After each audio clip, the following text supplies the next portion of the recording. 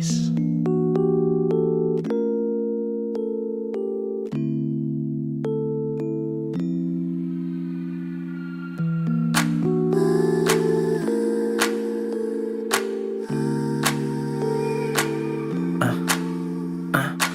eyes that look at the world in new ways. New eyes make contact, blue, green, and gray. New eyes I realized I never knew. When you realize feelings you trapped inside of you.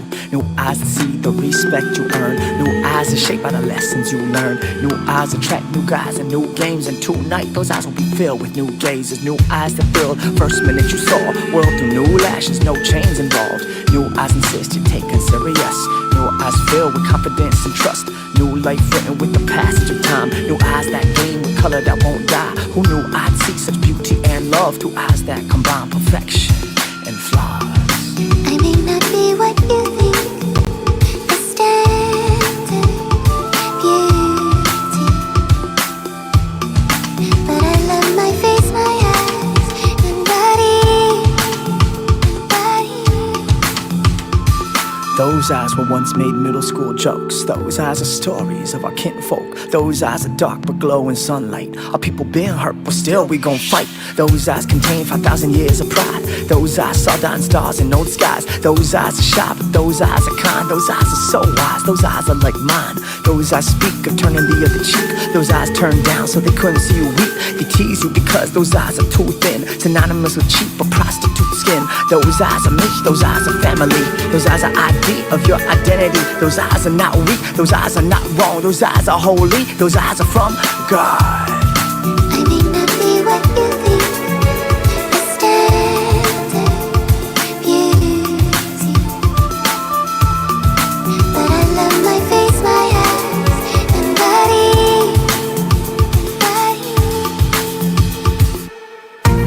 What's the price of confidence? What it costs to be happy in your own skin?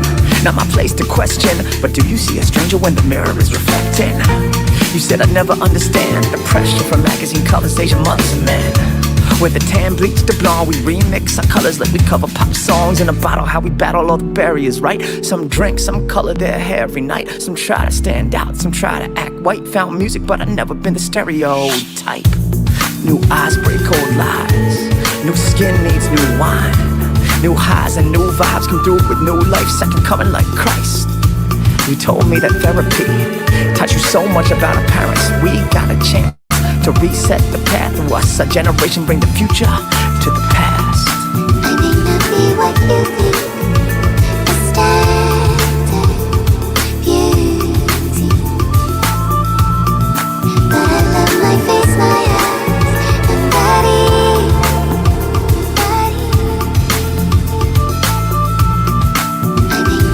What you think, the standard beauty, but I love my face, my eyes, and body.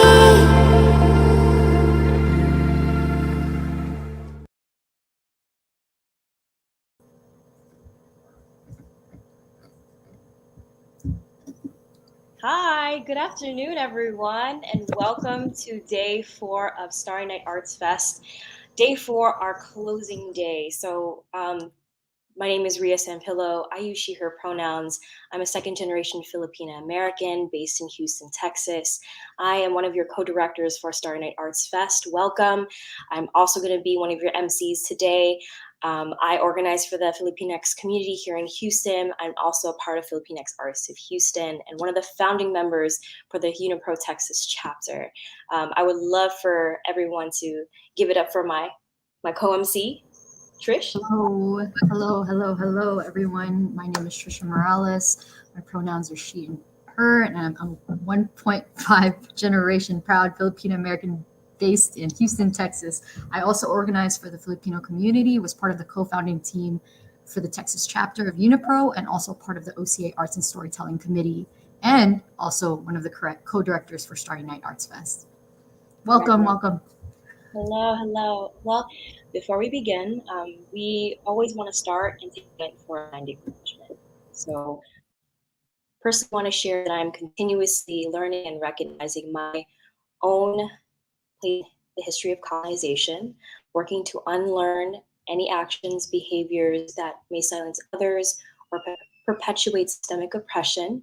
I want to take part and also encourage all of you to uplift and connect with the cultural legacies that existed and continue to exist here today. We acknowledge that we occupy stolen land. The lands that make up Texas are home to the Alabama Coshada tribe, the Kickapoo traditional tribe of Texas, the Isleta del Sur Pueblo, the Lipan Apache tribe, and the Texas Band of Yaqui Indians. There are many more groups in Texas that are not mentioned, which means they are excluded from financial aid and resources. We acknowledge that the many systemic erasure of these tribes and recognize they are still among us today. We acknowledge the peoples of these nations, their cultures, their communities, their elders, both past and present, as well as future generations.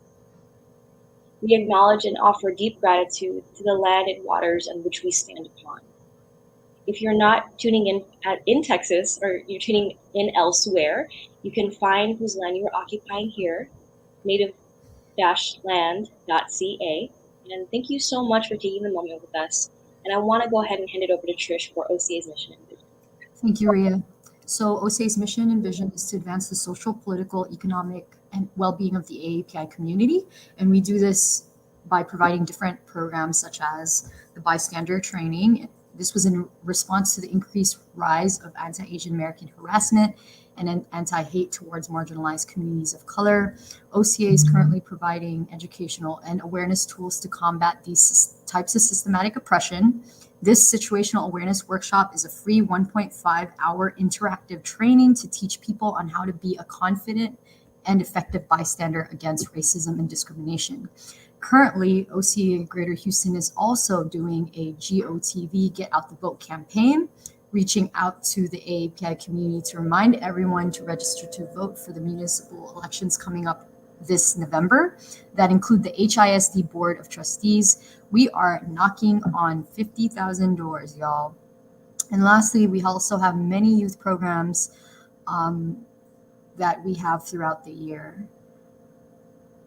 And this, you guys are currently tuning into OCA's Starry Night program. But before we talk about Starry Nite Arts Fest, I want to highlight the folks who are doing all the behind the scenes live stream production and behind the scenes work. Shout out to Abby, shout out to Albert, and especially shout out to Maria, who's doing the back end production of this entire festival. So welcome, Maria. I don't know if you're gonna pop up, but hi, hello, hello, hello. Thank you. And this event would not be possible without her and everyone that was mentioned. So moving forward, and let's talk a little bit about Starry Night's mission and vision. So Starry Night Festival was created to highlight and celebrate the diversity of AAPI artists, culture, and community, and to share the untold AAPI experience for the Greater Houston metropolitan area through a shared AAPI community space. Organized by a dedicated team of volunteers to benefit community nonprofit organizations and AAPI artists, the mission of Starry Night Arts Festival is to promote AAPI artists, craftspeople, and entrepreneurs, and to create an AAPI community space that promotes civic engagement and Asiatown Houston as a cultural destination for the arts. So pre-COVID, we would all gather on Corporate Drive, and it was a night market with food, music, community artists, and performers. Last year, we had our first virtual festival. This year, right now, you guys are tuning into our second virtual festival. I'm going to pass it on to Ria to kind of talk about our theme this year and our specific initiatives that we're pushing for the upcoming year. Thanks, Trish. Yes, for sure. Like she mentioned, it is our second virtual festival. Last year, our theme was called Giving. So giving, and that was segmented to 4 pillars: giving back to the community, giving up old habits, because we all were called to look inward in ourselves during that time, giving space for unheard voices, and giving yourself time to heal. So those 4 pillars actually, funny enough, spelled busy, right? And so we wanted to use that festival to, take a step back and recognize all the work the community organizers were doing, the artists and performers, to support and uplift us during that time. And so we really wanted to use that as a foundation to, jumpstart this Starry Night, right? And so as Trish and I were just coming up with ideas for the theme, we really wanted to have connect it to the actual name of Starry Night. So, we ended up talking or confirming on community constellations. And so when you think about constellations and you think about stars in the night sky, like our ancestors use stars to navigate, to tell time and seasons, and of course constellations do have story and folklore. And so we were like, you know what, let's utilize this and encourage everyone to be the reflect the same. Let's call everyone to be a reflection of the same night sky. That's how I'll say. And so how we wanted to, and we, of course, we want to highlight those stories. And of course, our hope is the festival. We inspire attendees to know the power of their story lies within themselves and the community. And we use the imagery of the constellation as a movement of multitude of constellations to highlight that and recognize the realities that exist beyond what we see and what we currently know, right? And I also want to mention that aside from that, from our concept of constellations and connecting stories, this is a kickoff to the conversation surrounding Asian American studies in K through 12 schools, right? So in this upcoming year, June 2022, the School Board of Education is going to have the topic of Asian American studies in K through 12 schools. And we want to make sure our community knows the importance of that. And so we wanted to utilize this space to really amplify our stories and our voices. So that's a little bit about that. And beyond our festival, there is HCRE, so the Houston Collective Reimagining Education. Check out the website. So this is how we're going to continue this conversation beyond the festival. And so just to go over, what is happening or what has happened, right? The lineup today is REEM FARUQI. She's going to be in a closed Zoom at 1:30. So please go ahead and sign up for that. And so Anthony PABILLANO, he will be having a workshop called Creating Community Woven from Stories We Share, a demonstration of Philippine hand weaving. We are featuring an artist talk and live Q&A with BEILI Liu at 4:00. And then we are going to close out the whole festival with a Dear Asian Youth and Asian American Student Association roundtable. So throughout this whole festival, the youth has been involved and their voices matter. So we want to make sure their stories are heard because they are currently moving through our education system, right? Another thing that we want to emphasize is we are doing film screenings and you can definitely access that through our website. So we're featuring American Revolutionary, The Evolution of Grace Lee Boggs. So this documentary takes us into Boggs' lifetime of vital thinking and action, traversing major U.S. social movements of the last century, from labor to civil rights to Black power, feminism, the Asian American and environmental justice movements, and beyond. So that's going to be available it has been available until October 1st. And only featured this weekend, we have also Sea Drift. So a dispute over fishing territory erupts into violence and ignites a maelstrom of boat burnings, KKK intimidation, and other hostilities against Vietnamese refugees along the Gulf Coast. This feature documentary examines the circumstances that led up to the shooting and its dramatic aftermath and reveals the unexpected consequences that continue to reverberate today. So we are featuring Sea Drift only until this weekend. So yes, but we've actually had, a very interesting week so far. Go ahead and please check out our website if you missed anything. All of that has been recorded. So Yes, everything is accessible on the website. And as Ria had already mentioned, she mentioned the features already. So make sure to go to the website, starryniteartsfest.com/workshops to sign up for REEM FARUQI's closed workshop, which is literally in 15 minutes. So please sign up for that. And yeah, let's move on to the raffle. Ria, can you talk a little bit about the raffle? Sure. Today's raffle is Kalista Ogburn's poetry books, and I have them right here. So this is it. Oh, thank you, Trish. Actually, go ahead. You go ahead and show it. And we have A Splash of Yellow. So Kalista was one of our artists, authors, poet last year, and we have her books up for raffle. So go ahead and sign up now at starryniteartsfest.com/raffle. So we will be announcing the winner later on tonight. And Trish, did you want to actually feature our community partners? No, you go ahead. Okay, sure. Okay. So we throughout the festival, we feature our community partners. And today we want to highlight APAHA and Rias Kawali. So first, APAHA. The Asian Pacific American Heritage Association was formed in Houston in 1992 with the mission to recognize and promote awareness and increase understanding of Asian American and Pacific Islander culture, diversity, and accomplishments through education and celebration. And we're going to see their videos in a second. Rias Kawali performs the gripping music style called Kawali or Sufi music.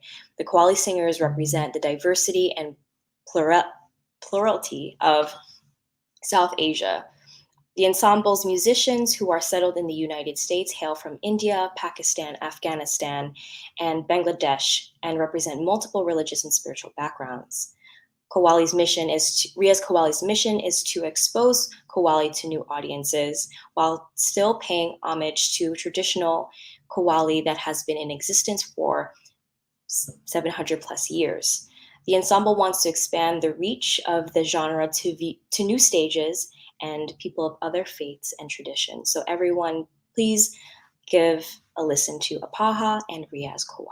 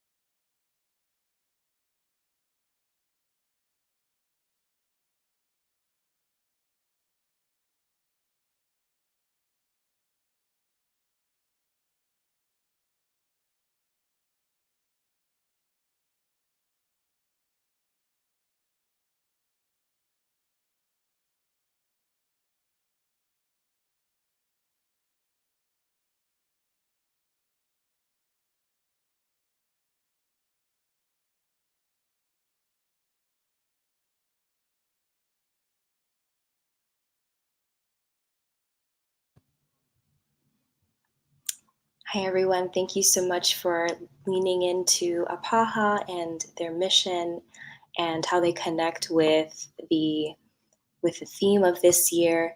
I do want to take a minute before we visit or view Rias Kawali to go ahead and register to REEM FARUQI's closed workshop, author talk and Q&A session that's happening at 1:30. So go ahead and take the time to do that. I'm going to reiterate one more time to check out our website. We do have like a lot of like wonderful folks that have been featured throughout the festival. And yes, so I think without further ado, we're going to view Rias Kawali's video.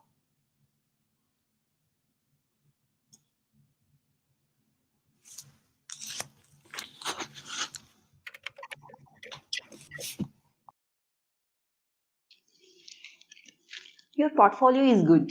Thank you. I hope it matches the job profile. Yes, it does. So if I ask you to join our company, when can you start?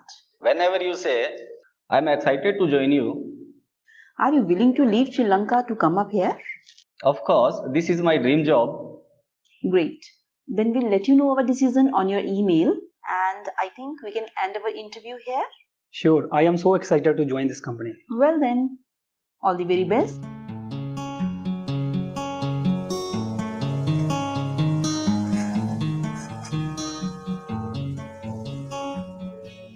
जिंदगी से बड़ी सजा ही नहीं, जिंदगी से बड़ी सजा ही नहीं, वो जिंदगी से बड़ी सजा ही नहीं, जिंदगी से बड़ी सजा ही नहीं,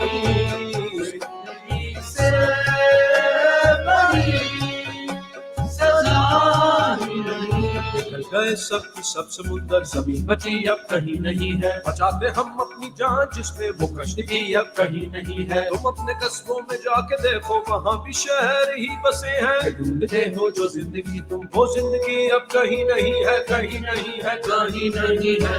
जिंदगी से बड़ी सजा ही नहीं, और क्या जुर्म है पता ही नहीं, और क्या जुर्म है पता ही नहीं। सच घटे या बढ़े तो सच न रहे, सच घटे या बढ़े, सच रोता रहा, सच रोता रहा, सच रोता रहा, सच रोता रहा, कल बाजार में बैठे, सच रोता रहा, कल बाजार में बैठे, झूठ हंसता है आज अखबार में बैठे, या बढ़े तो सच न रहे,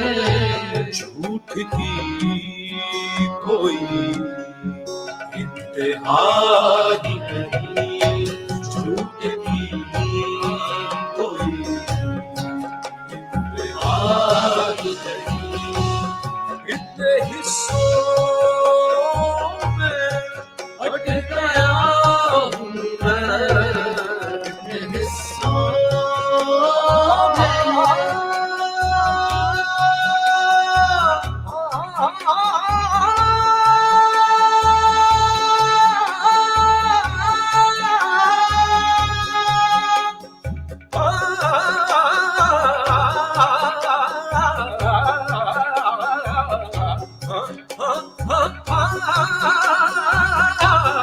इतने हिस्सों में बट गया हूँ मैं, मेरे हिस्से में कुछ बचा ही नहीं, मेरे हिस्से में कुछ बचा ही नहीं, जिसके कारण फसाद होते हैं, ऐसा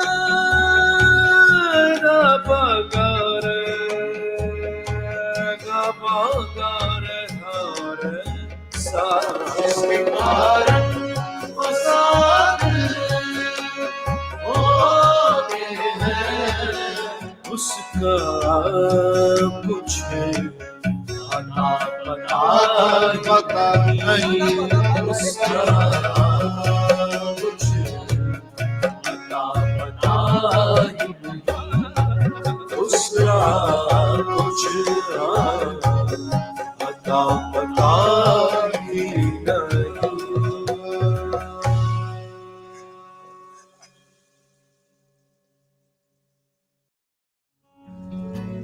जिंदगी Hi everyone, thank you for tuning in for Riaz Kawali's music video. We do want to play Apaha's video one more time for you, and then we can go ahead and feature Anthony as he will be doing an artist talk later on today. So everyone, apaha once more.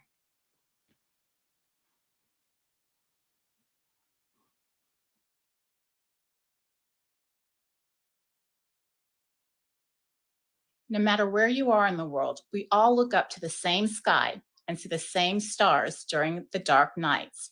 You might see a different section of it depending on your exact location, time, and season. Nevertheless, the stars have fascinated us across time and continents. Same stars, different constellations. Cultures have formed different stories and pieced together different constellations from the stars, even though everyone are looking at the same thing in the sky. The endless sky bringing us together. For almost 30 years, the Asian Pacific American Heritage Association has played a leading role in promoting awareness and increasing understanding of the Asian American Pacific Islander community, sharing culture, diversity, and accomplishments through education and celebration. It is more important now than ever before to recognize the generational importance our AAPI community has had in strengthening the City of Houston's reputation as the most diverse city in the nation. By showcasing the accomplishments and efforts of our fellow Asian Americans, we can fully understand how deeply ingrained we are in our city's cultural fabric and identity. It is our responsibility to tell the story of Houston Asian Americans so that we can continue to bring our communities closer together and celebrate our common strengths.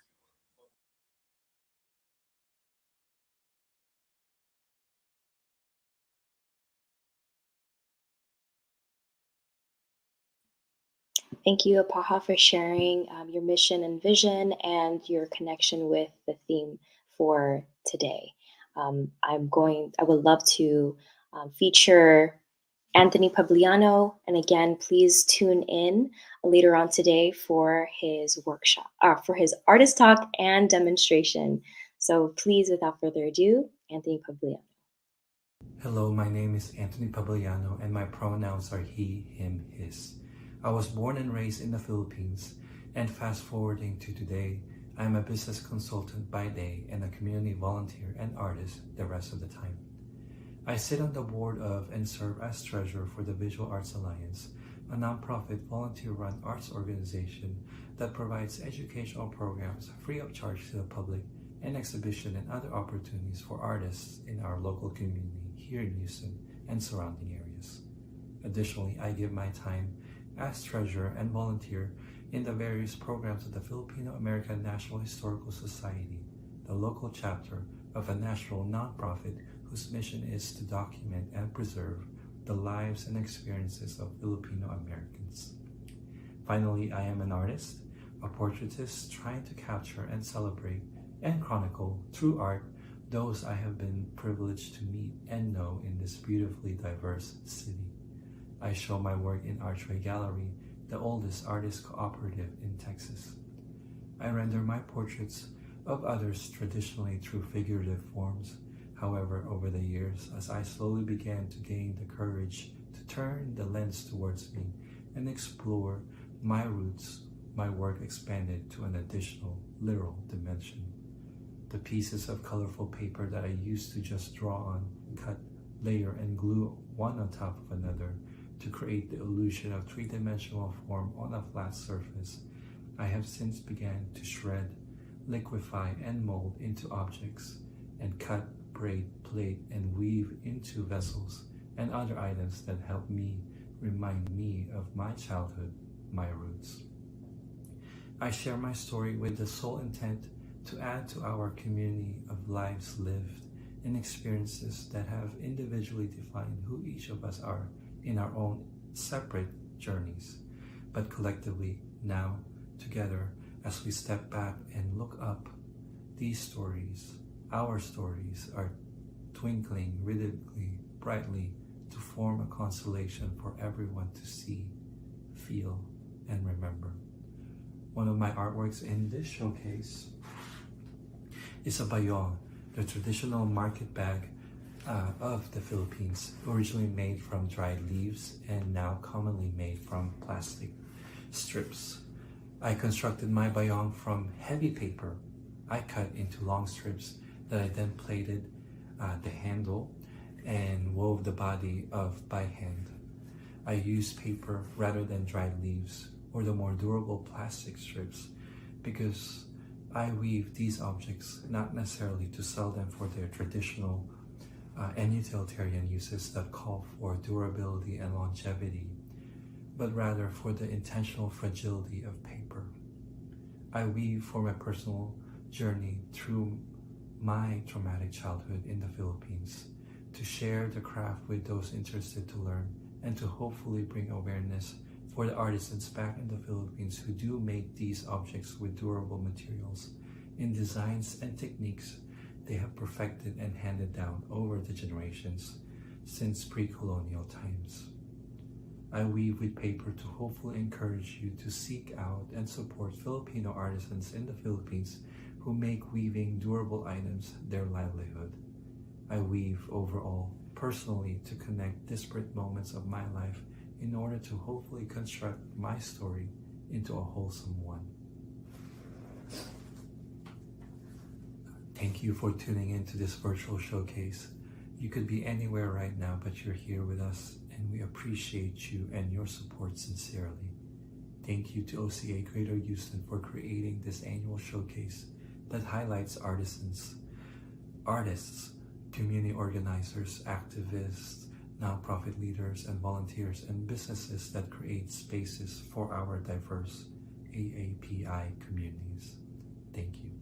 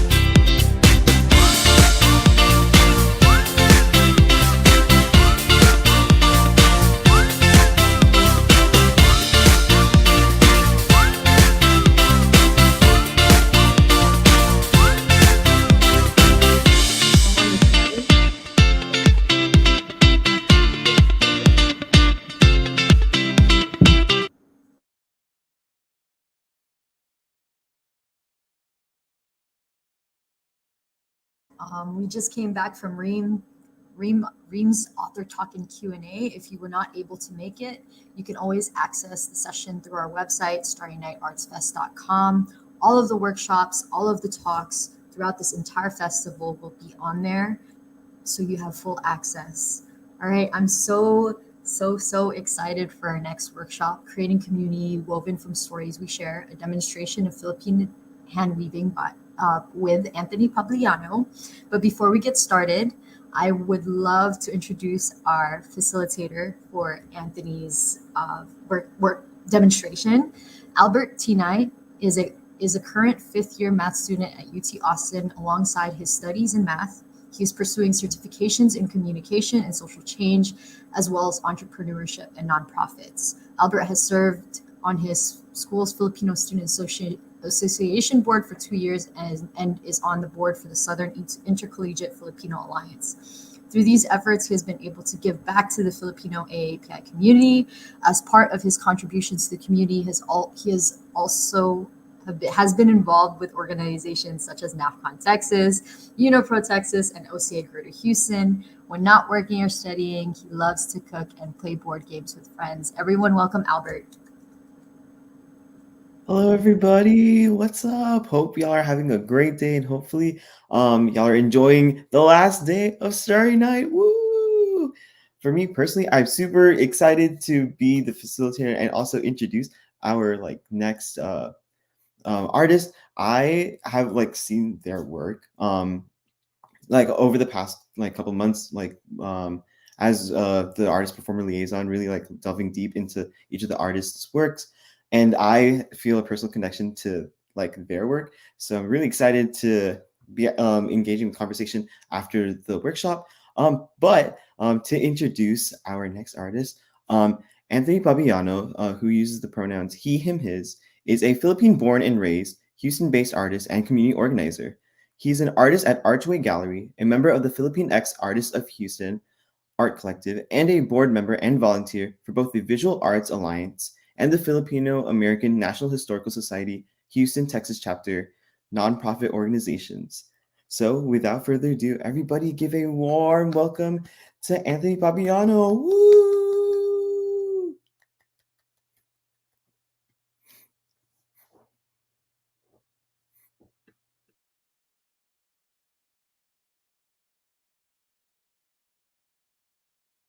Kuya Anthony, I think you're muted right now. Oh, apologies. I was on mute. Thank you. Well, I just want to say thank you for the warm introductions, Albert and Trish. And thank you to OCA Greater Houston for this opportunity. It's truly an honor for you to recognize my voice and for me to be able to share it with you all right now, today. So if we are ready, then I can start my presentation. Let me just share my screen.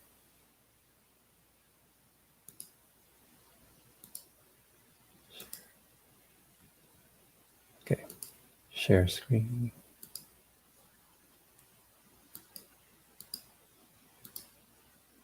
Okay, awesome, thank you. So now, so I'll just start off with providing a little bit of a background. So in Tagalog, rara is the term used for weaving mats. Just wanted to double check that everyone sees the full screen. Okay, perfect. And then, so the common functions of, mats are for sitting and sleeping on. And in the Philippines, sleeping mats specifically have a term because of the fact that they're so integral in the livelihoods, how people conduct themselves in the Philippines. So there's a specific term for sleeping mats, and that is banig. Other functions of mats are, as a doormat, placemats on tables, and as decorations on the walls. Okay, so these are just some weaving and origami terms that we would be utilizing in terms of the demonstration. You could always refer to this presentation later on in the recording in the OCA's YouTube channel. but I just wanted to quickly go over these. So for what I will be demonstrating this afternoon, it will be in a diagonal oblique fashion. So diagonal weaving is such that, the inner weaving are, in a 45-degree angle.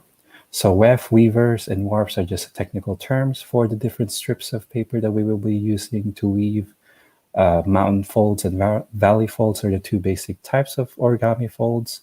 Valley fold is essentially folding the two sides of a material together, and the mountain fold is the opposite. And bind off is just a term to describe the weaving of loose ends together at the end. So in terms of materials, there's only one material that we would need, and it is paper. I'll explain later on why I choose paper as my medium. And in terms of tools, at the very basis, we need pencils, rulers, and scissors. And if you have these other optional tools and materials within reach, then they would be useful in terms of augmenting our weaving activities. So in terms of my personal knowledge of weaving banigs, I did not experience this firsthand when I lived in the Philippines, but I did very basic types of weavings growing up.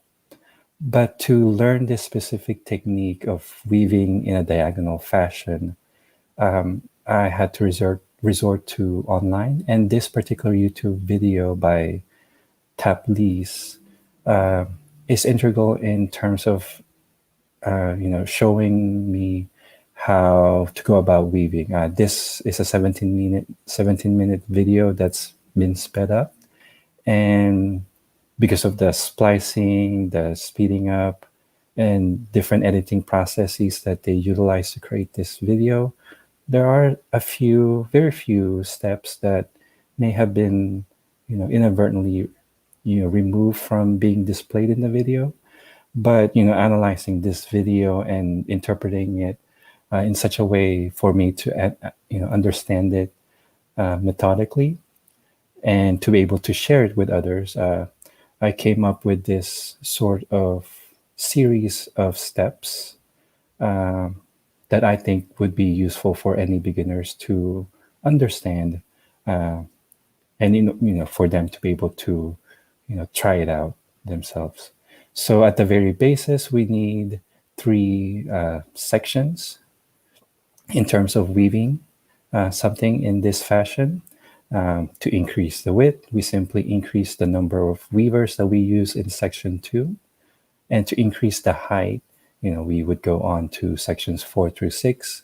And to increase beyond that, we go on to repeating sections 7 through 10 repeatedly as many times as we need. In terms of planning for, weaving, whether it be a full-on banig that's pretty large or a table placemat or something in between or something smaller, then I think it's useful for a person to, kind of plan out the number of weavers that they would need in order to achieve the width of the final product that they're thinking of. So I wanted to approach this kind of in a geometric, formulaic way. So, we could be efficient in terms of the materials that, we need. So I wanted to show this banig in progress. And if we zoom in at this particular spot, we see this right isosceles triangle that is the overlap of the 2 ends of this weaver once they have been folded in this valley fold form. And we see here, simple Pythagorean theorem application here of, the hypotenuse being the segment that is critical in terms of determining the length of the project that we're planning. So if we have the information related to the width of the little weavers that we are using, then we can determine the overall width of the whole project. And we also have to account for the gaps. So if I'm just going to flip over, uh, the gaps, even though they may seem insignificant, they are, you know, it's not so. They're very significant in terms of the overall length of the project, given that the more weavers that you use, the greater the impact of these little gaps have. So this portion is accounted for by the weavers, and then this portion is accounted for the gaps. So you can feel free to rewatch this video later on and read the different information that we have here. So in terms of dimensionalizing the length or the height of the final project, as we saw on the third to the current slide, it's just a matter of repeating steps 7 through 10 repeatedly as needed. So over time, the longer you weave vertically up, you would encounter, the weavers running to their ends, approaching the tails. So in that, whenever we are approaching the ends of a tail, then to extend it, we simply lay down a new weaver on top of it for a few, inches or centimeters, and then, continuing the weaving process on top of that. So at the microscopic level, the fibers in the papers are enough for them to stick together, the friction caused by that. And, the pinching or the effect that the weaving process is applying on the papers that are being laid on top of each other are enough to keep them in place. We don't need to have glue or staples or any other means to keep them to connect the two weavers, the old one and the new one. So for the demonstration, you have to spend a little bit of time in terms of, buying the roll of paper, whatever it is that you want to use, drawing your lines, and then, using scissors or a combination of blade and metal ruler to cut your strips. I personally use a metal ruler and a blade in terms of, being able to make these cuts much faster. So I wanted to, when I was planning for this demonstration, I wanted to create and demonstrate a banig, weaving of a banig. But because of the time constraint, I needed to whittle it down and shorten it and create something manageable within the time constraint. But I think that this project is still kind of useful in terms of, once we conduct ourselves in performing this, we would have some coasters at the end of the day. So we would be weaving 4x4 square piece, and let me now play that.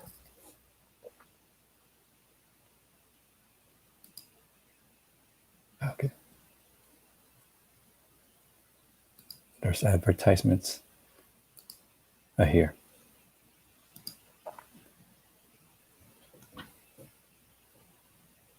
Oh, let me, the volume is, can you hear?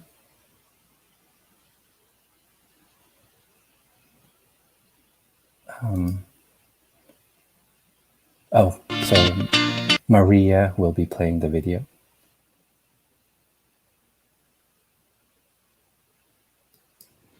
So now let's start. So in this demonstration, I will be showing you the steps I took in order to create this 4-inch by 4-inch square woven piece. This particular piece is a good size for your mugs, or in my case, my plants. This particular plant happens to be Sampaguita, the national flower of the Philippines. It's called jasmine in English, and its scientific Latin name is Jasminum sambac. So let's get started making this. In order to make this particular piece, we would need 5 strips of weavers, and I have them ready right here. This happens to be 1/2 inch in thickness and about 28-inch in length. And that should be more than enough for this particular piece. So we start off with the first strip of paper. We bring the two ends together. We make a slight crease in the center. So we could determine where the middle is. And we're going to make a crease in such a way that we form a right angle between this tail and then the other tail of this strip of paper. And then we take this, we flip it over, and then we make another 45-degree valley fold in order to bring this left hand tail to meet this other tail. And we're folding this in such a way that we have a slight gap in the middle.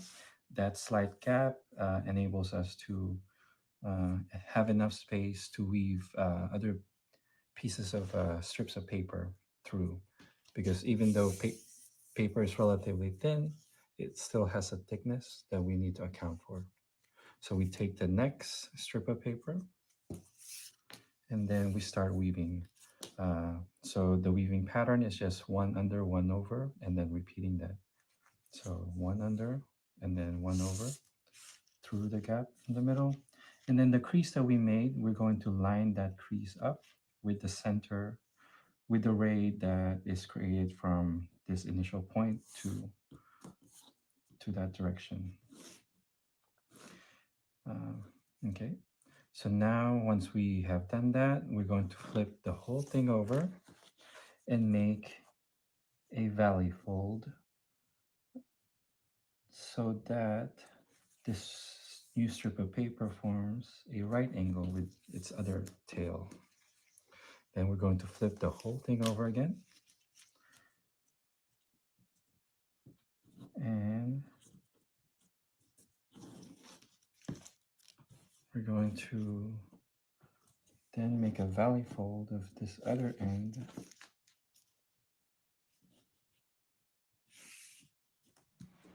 Like that. And then now we're ready for our third weaver. So we're going to bring the two ends together, make a slight crease in the middle, and then weave.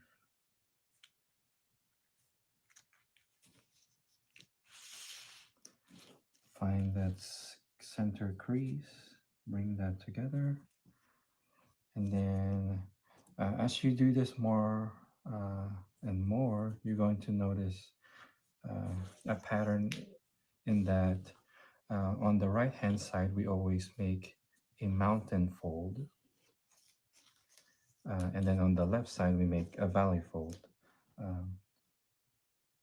I find it much easier to make valley folds. So on this particular right hand side, instead of making a valley fold from this point of view in terms of this side of the weaving project that we're mostly looking at, what I typically do is flip the whole thing over as I've done in the prior two weavers, and then make the opposing fold from this opposite side, which happens to be a valley fold. So we flip it back to this side, this predominant side that we're looking at.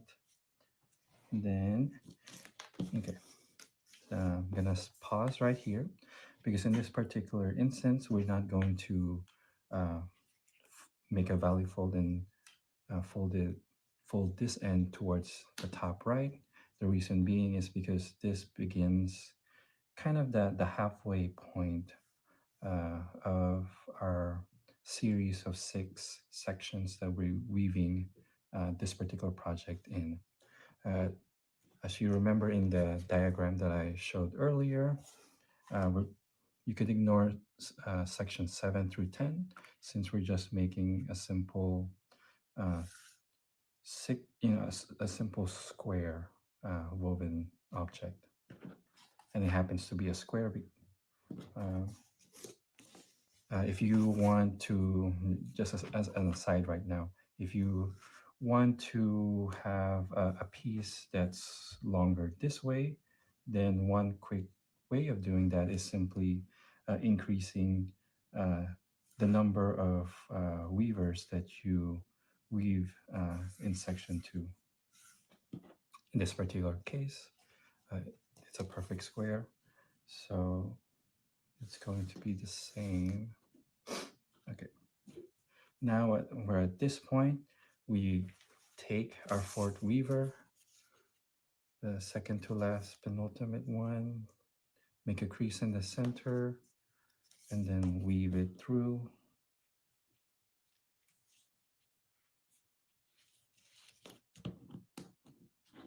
One under, one over. Find that crease, line that crease up with the center line, starting from this corner right here, this point.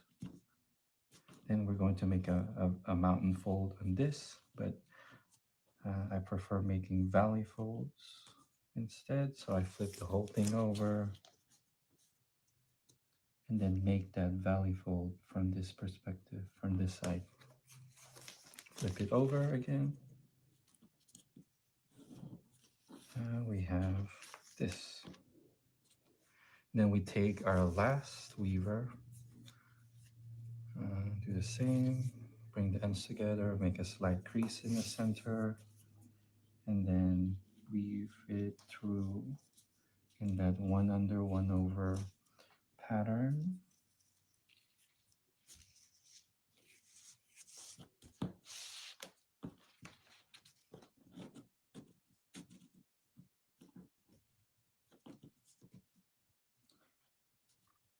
And then now I'm going to pause right here and we're going to just look at what we have right now so far. So I just want to point out, given that we're making a perfect square, you know, all the sides are of equal length. The number 3 will be a recurring number in this project because of the fact that 3 is the height of section 1 triangle that we established earlier, 1, 2, 3. And then we're going to see that number repeat by the first instance of the repetition is right here. There's 3 unwoven weavers that are pointing to the top left. Then now, let's continue weaving. Okay, for that, so now we have used up all the 5 weavers that we established as being necessary to create this particular square piece. So this is the bottom left corner, and then now we have to fold this tail in such a way that we form the corner on this side. So first we flip the whole thing over, make a valley fold, and then while we're at this side, I'm gonna rotate the woven project right now slightly to make it easier. And then we're going to make another valley fold on this tail to bring it to line up with its other tail. And then now if we flip the whole thing over, we can see that we have established, we have that corner over there. And then I'm just going to take this, I'm going to, it has been creased, but I'm just going to temporarily bring it over here because we're going to be weaving this towards the top left. We are now on section 3. Section 2, I did not necessarily point out, but section 2 are these 2 weavers right here that form that parallelogram. So now we're on to weaving section 3, using this as the weft, and these are the warps if we want to be technical. So we're going to bring this, take this one, and then the rest of these over, bring this underneath, weave it through.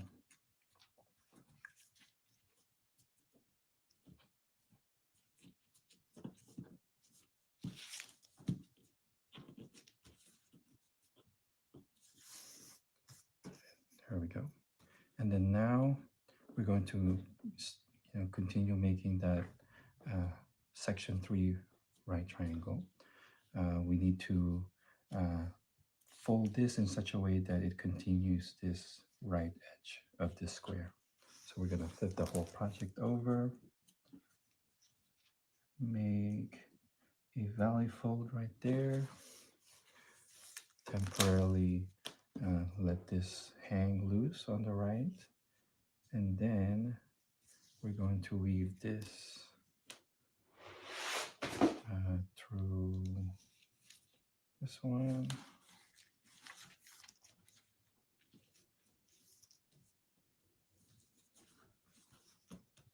and now the last weaver for section 3 is this one. I'm going to continue what we just did. Make a valley fold from the other side, temporarily unfold that, let it hang loose on the right side, and then weave it through this.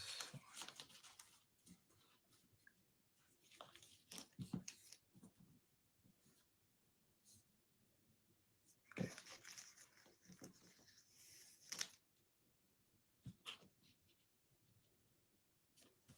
And then now we're done with section 3.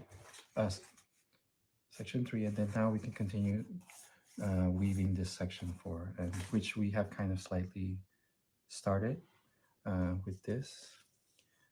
So to do that, we're going to be weaving these remaining 3 tails through these. So we're going to work with this one first.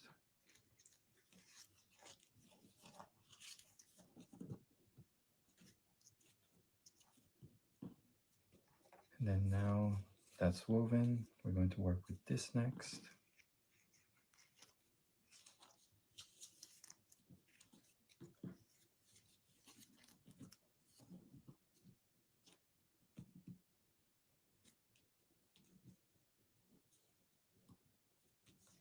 And then we're going to weave this next.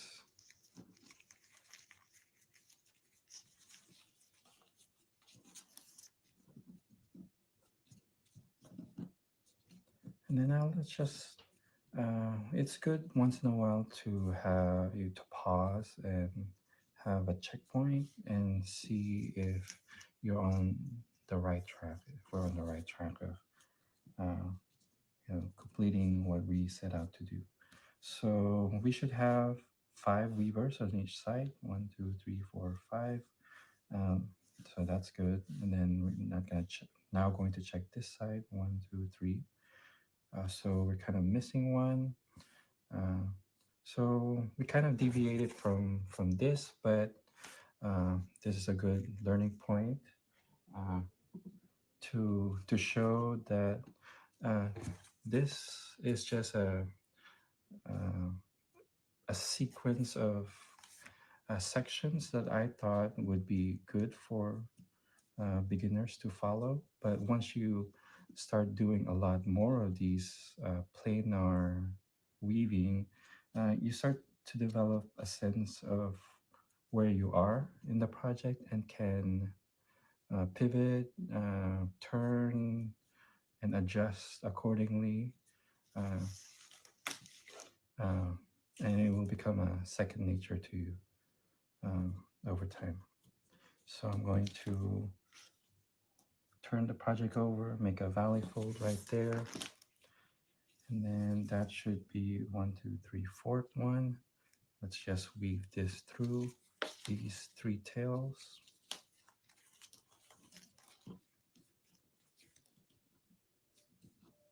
And we should do one more in order to make that perfect square. Flip the whole project over, make a valley fold right there. And then weave this accordingly.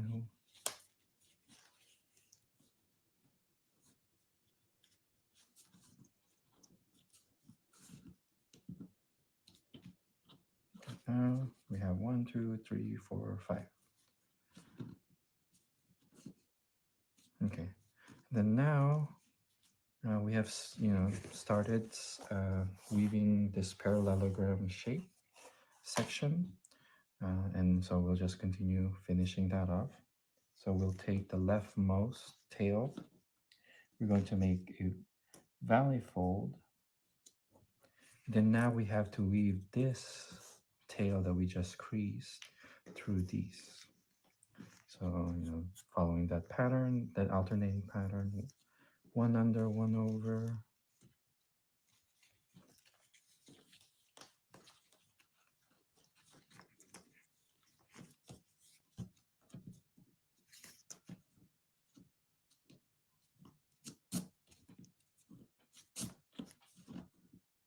Okay. And then now, let's just count how many we have on this side. 1, 2, 3. So let's do the 4th one.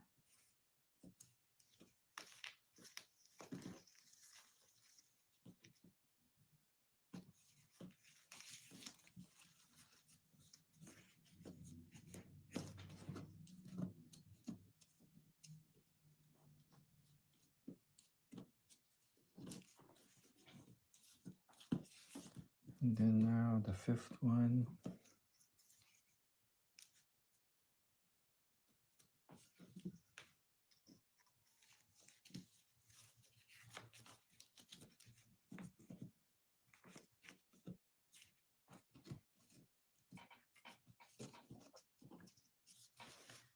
And now we can see the square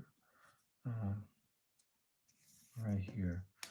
And then now, since we're going to just make a square, we can now proceed to the bind off phase of weaving these loose ends into the project and hiding them, and then trimming off the excess.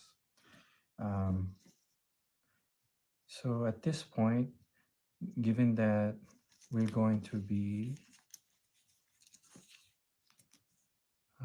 binding off,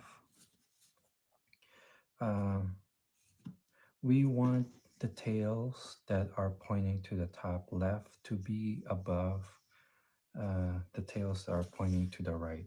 In this case, the tails that are pointing to the top right are above these. So we need to bring these over on top of these. So we can just simply do that one at a time.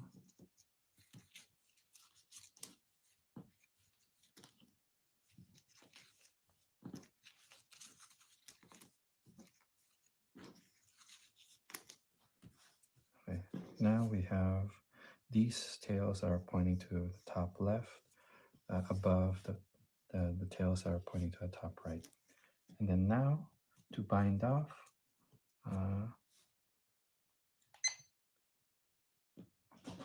I will be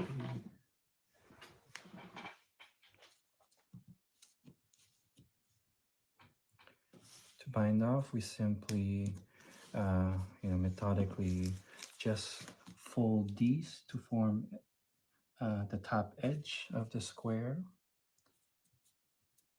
and then weaving this through in an alternating fashion, and repeating that series of steps until you bind off all the tails. Just wanted to mention that before you start binding off, you might want to miter these ends off a 45-degree angle. This 45-degree angle cut just makes it a little bit easier and assist in pushing these tails through and under these weavers that have been woven and that you're weaving these tails underneath of. So once you have completed that, you will get something like this. And you can extrapolate this by increasing the number of weavers that you're using, increasing the length of this, for instance, in order to have a wider piece, and then repeating section 7 through 10 multiple times in order to have a piece that are of a higher height. So that's how we weave in a planar 45-degree kind of fashion. Let me just show you some other examples of things that I've woven. So this larger square, this rectangle that basically I repeated section 7 through 10 twice in order to have two squares. I have a larger mat right here that's in a square fashion that has very tight weave, very small gaps in between. And then another one at the same size, but I wove this somewhat looser, and there's bigger gaps in between. So thank you for tuning in.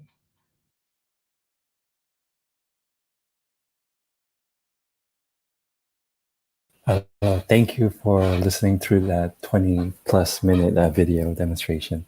So at the end of the day, we will have these coasters after following those steps. I hope that you give it a try in your own time, and you might even go extrapolate this technique into larger pieces. So I just wanted to quickly talk about the benefits of diagonal weaving. As we can see in the images here, if we just perform a simple weave versus a diagonal weave like this, we have just one edge that we need to bind off versus 4 edges that we need to bind off if we were to do this simple weave. Because of this advantage, there's less of a chance of the piece unraveling, and there's a stronger unified piece. And in terms of the time that you devote to doing this, you're, in my opinion, a lot more efficient if you were to do this sort of method. And because of that 45-degree angle, and mechanically, there's a lot less of the pieces unraveling because of this 45-degree oblique orientation. And also, lastly, performing that kind of weave is somewhat, in my opinion, an honor to the elders that came before us. So it's just something nice. And then in terms of my projects of making a banig, I have two. So sorry. I have two that are in progress right now. I'm going to take my time, sourcing the materials and cutting the strips of paper, and just undertaking this process in the future as my way of escaping the real world for a bit. It's my form of meditation. So once you master weaving in the 2-dimension, maybe challenge yourself into taking that process of weaving diagonally into the 3rd dimension. This is an example of a bayong that I made. A bayong is the market grocery bag that is used in the Philippines. And yes. So in terms of, if you want to, learn more, see more examples of weaving in the 2-dimension, I have these 3 other videos available on my channel. My channel is just under my name. And if you are wondering why I chose paper as the medium that I'm using instead of using dried leaves or currently in the present day plastic strips, I chose paper because it's accessible, it's an inexpensive, relatively material. And also personally, I wanted to purposely, intentionally lower the durability of my ending final products, because at the end of the day, I'm making these for myself to remember my roots, not necessarily making these to compete with artisans in the Philippines or here in the States who depend on selling their crafts of making banigs or bayongs as their livelihoods. So that's not my intention. So making them out of paper is my way of, doing that. And personally, I have a personal connection to paper. It's a medium that that I've used in other practices of mine in the arts. Also, why banigs and why bayongs and why make other potentially, other items potentially in the future. I'm engaging myself in doing these because it's a personal journey for me back in time. Uh, and because of the childhood that I had, I want to go back in time, not necessarily to remember the specific events in my life, but to go back in time in a way that is a little bit more ameliorated or lessened the impact of. So one way I'm thinking of doing that, and that has worked for me, is remembering my past through the items, through the objects that were meaningful to me back then. And I wanted to root myself back into the past, the first third of my life that I purposely forgot. In the latter 2/3 of my life until recently, when I started getting more courage to remember. And remembering and going forward, having these physical items as something that I could touch, I could feel, is I think would enable me to move forward a little bit easier. So in terms of the theme of OCA this year, community constellation, it's this balance of weaving's metaphors and the simplicity in the materials and tools that inspire me to showcase this type of weaving. So the theme of community constellation piqued in me a wonder to answer the question of how it could be created. So the act of taking disparate, separate pieces and weaving them in such a way as the pieces support each other, and the fact that the combination as a whole of all the pieces is much greater than the sum of all the individual pieces separately, individually. That kind of painted in my mind a constellation of interconnected stars, and the simplicity of the material and the tools gave me a sense of assurance that there are lower barriers or impediments to participate, and a higher chance, and this higher chance of increased participation could lead to a larger community of interconnected, interwoven constellation of stars, of bodies, of human beings, of us. So that's kind of the image that got painted into my mind, and that's why I decided to showcase weaving. So now I think we're ready for Q&A with Albert.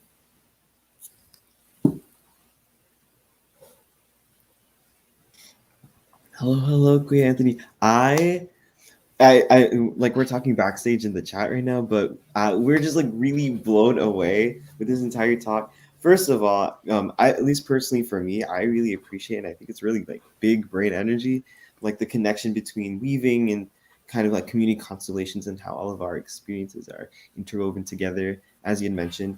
And I know, as I mentioned, like backstage, the staff, we were really enjoying that paper coaster weaving video. Really, y'all, just in the chat, like, everybody give props to Great Anthony. Most soothing voice, I think. But as kind of like a little icebreaker question for you, what has been your favorite talks, workshop, or performance throughout Starry Night, and how has it been for you, like, this entire event in general? I would say it's hard for me to choose one, but I would say the overall image that got painted right before our eyes by all the different workshops and all the different artist talks that we heard these past 4 days. I enjoyed every single one of them. In some of them, I didn't get to see live, but I went at night to rewatch the ones that I missed, and every single one has been amazing. And it really drives into me the sense of appreciation and honor that you guys have given me to share my story, to be included in this group this year. Thank you. I'd be blushing a little bit, Queen Anthony. For me, I like you. I've also kind of been like going back and watching the videos, especially the ones that like I missed, like to like pop out for like other reasons. And I think whenever like I watch all the videos, or like even the ones that I'm like a part of, like moderating like yours or the panel from like day two, what I really enjoyed is learning about different people's experiences. And as like you mentioned with community constellations, how they like weave together specifically in like expressing things creatively. So I know you mentioned during your presentation that you were personally connected to paper and wanted to know if there were any defining or influential memories that you have that got you interested in crafting and weaving using paper. Oh, okay. Yeah, so I think, like in terms of the memories that I completely remember, because I live those memories here in America. Paper was initially a substrate, where I learned, to write, where I continue to learn to write in English. And then, I learned to draw on paper. And then in high school, starting in high school, I started to get an appreciation of how paper could be elevated from being just a simple substrate to being the actual medium to create a piece of work. So in terms of my relationship to paper in the past 2/3 of my life, I attribute my love of paper for the journey that I went through personally as a human being, and specifically as an artist with paper. And recently, as I try to remember, and memories come flooding in of my childhood in the Philippines, I do have specific memories connected to paper in terms of they call it band paper. I don't know how to spell it. I need to research that. But I remember going to class and then being required to have band paper or colored paper, and going to the store and because I forget the price, but they did cost, and you buy each one a piece. So buying a colored sheet of paper or just a plain paper individually was kind of expensive in terms of the amount of funds that we had. So I guess it's also pivotal in terms of that and other aspects in my life that I learned to save, to maximize everything that I have. So, and having those pieces of paper costing a lot as a young kid, and maximizing it to the fullest, has, I guess, molded me to be the person that I am in terms of valuing everything that I have, not being wasteful, and saving.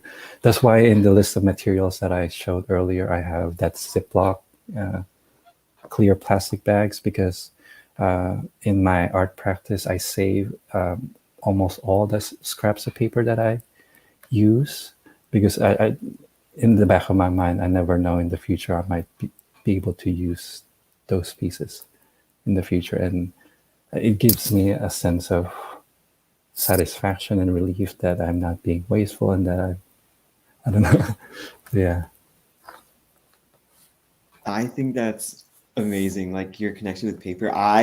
This is probably like not related at all, but whenever you were talking about like paper and like your connection with it, I realized like paper is also like a blank canvas, right? And so I was watching The Office the other day. I don't know if you've watched it before, but it's like a paper company, right? And so like it's a what is it called? A sitcom or something, where like all the characters are like working in a paper office or whatever. And one of the things that I like saw on Twitter the other day was how like you kind of grow with the characters, and it all is based on like paper. Like they all start off as like blank canvases, and you kind of grow with them and get really attached to the characters. And I thought, I don't know if that connects at all, Oh, but I just wow. thought it was really like cool, just like connecting, That paper and like is. personal experiences. So kind of like off of like talking about our personal experiences and stuff, also kind of like interweaving like culture and history.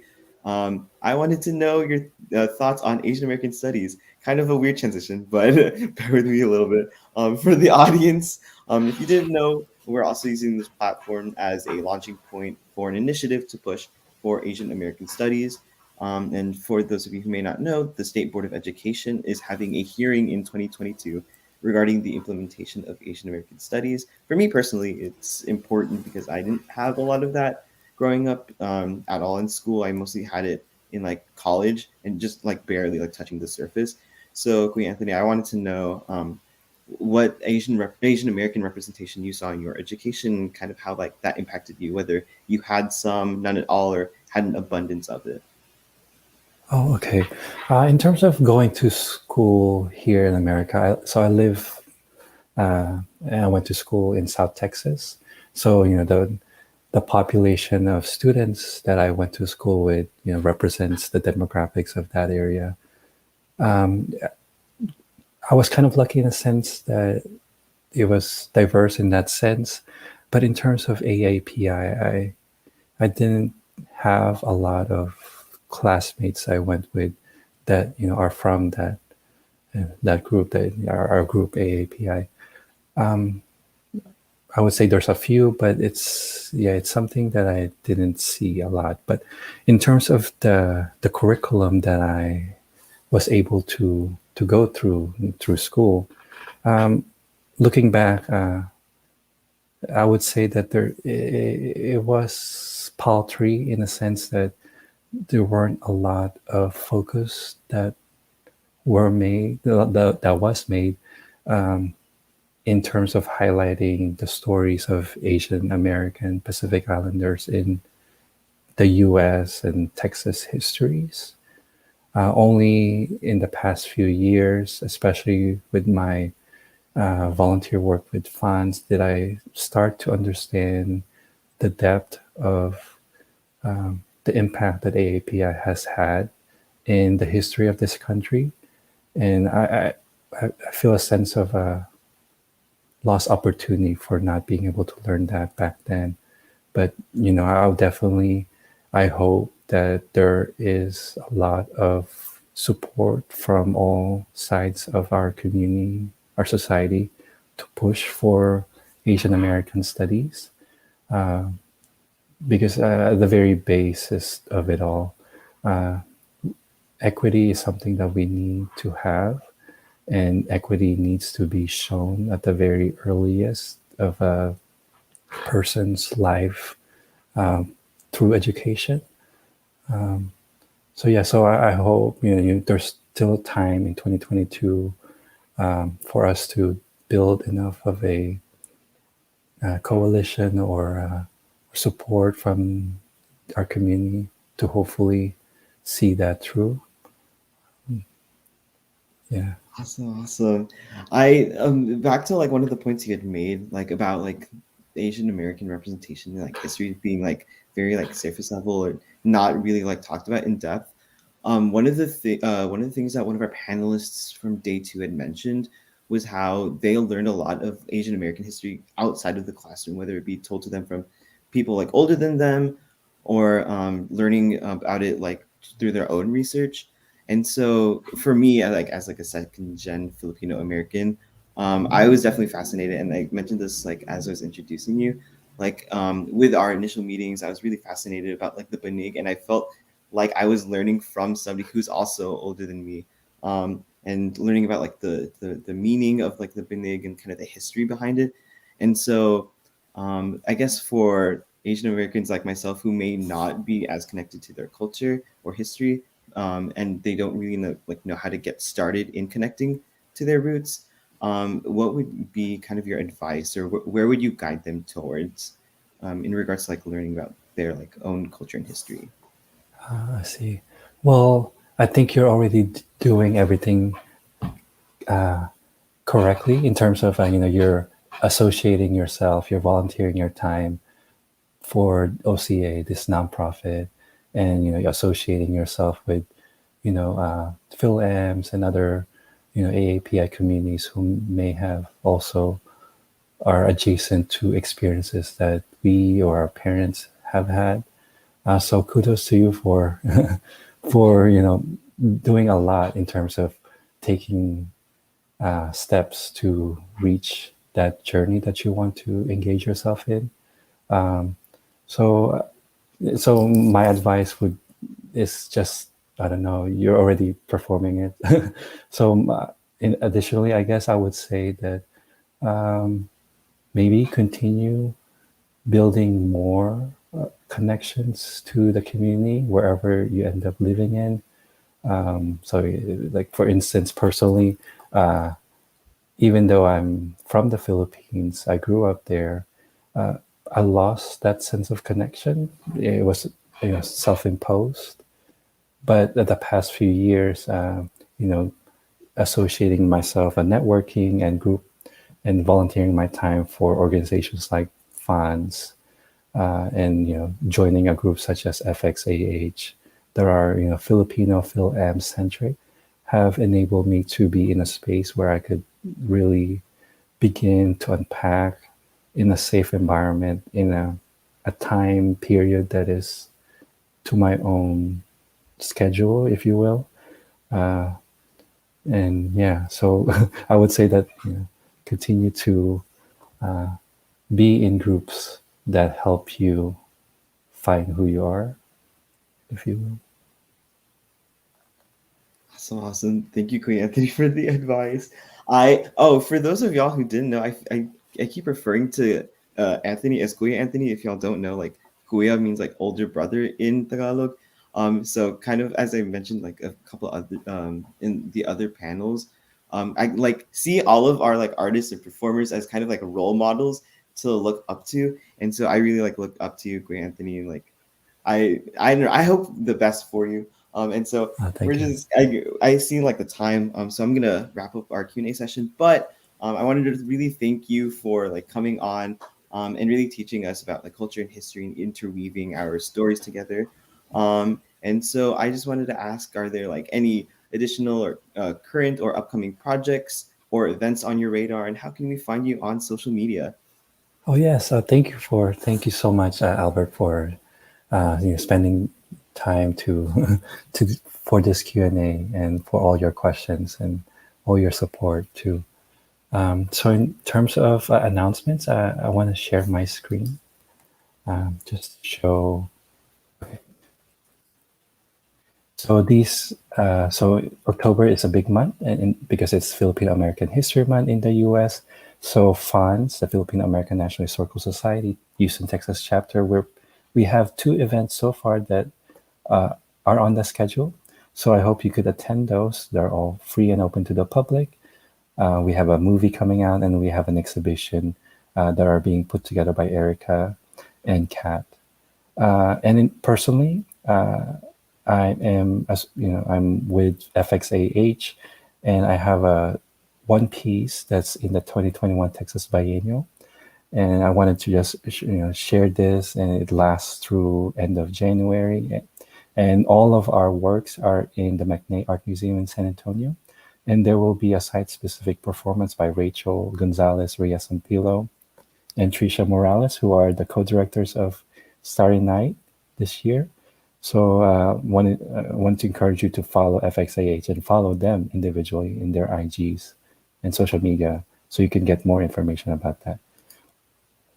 And so I just wanted to reiterate, thank you for everyone for your time, for the time that you spent listening to me and to us, and I really appreciate it. Could be anywhere, but you decided to listen in. I appreciate that. Personally, these are my contact information. And the contact information of the organizations that I'm involved in the community are right here. So thank you. Thank you, Kuya Anthony. Woo! Thank Everybody give you. a big round of applause. Ah. Appreciate. Thank you all.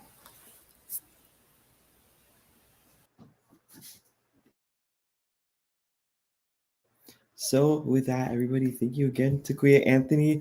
I'm going to pass it off to Aterea to give us more information about our upcoming artist talks and the rest of our schedule. Everybody, welcome Aterea. Woo!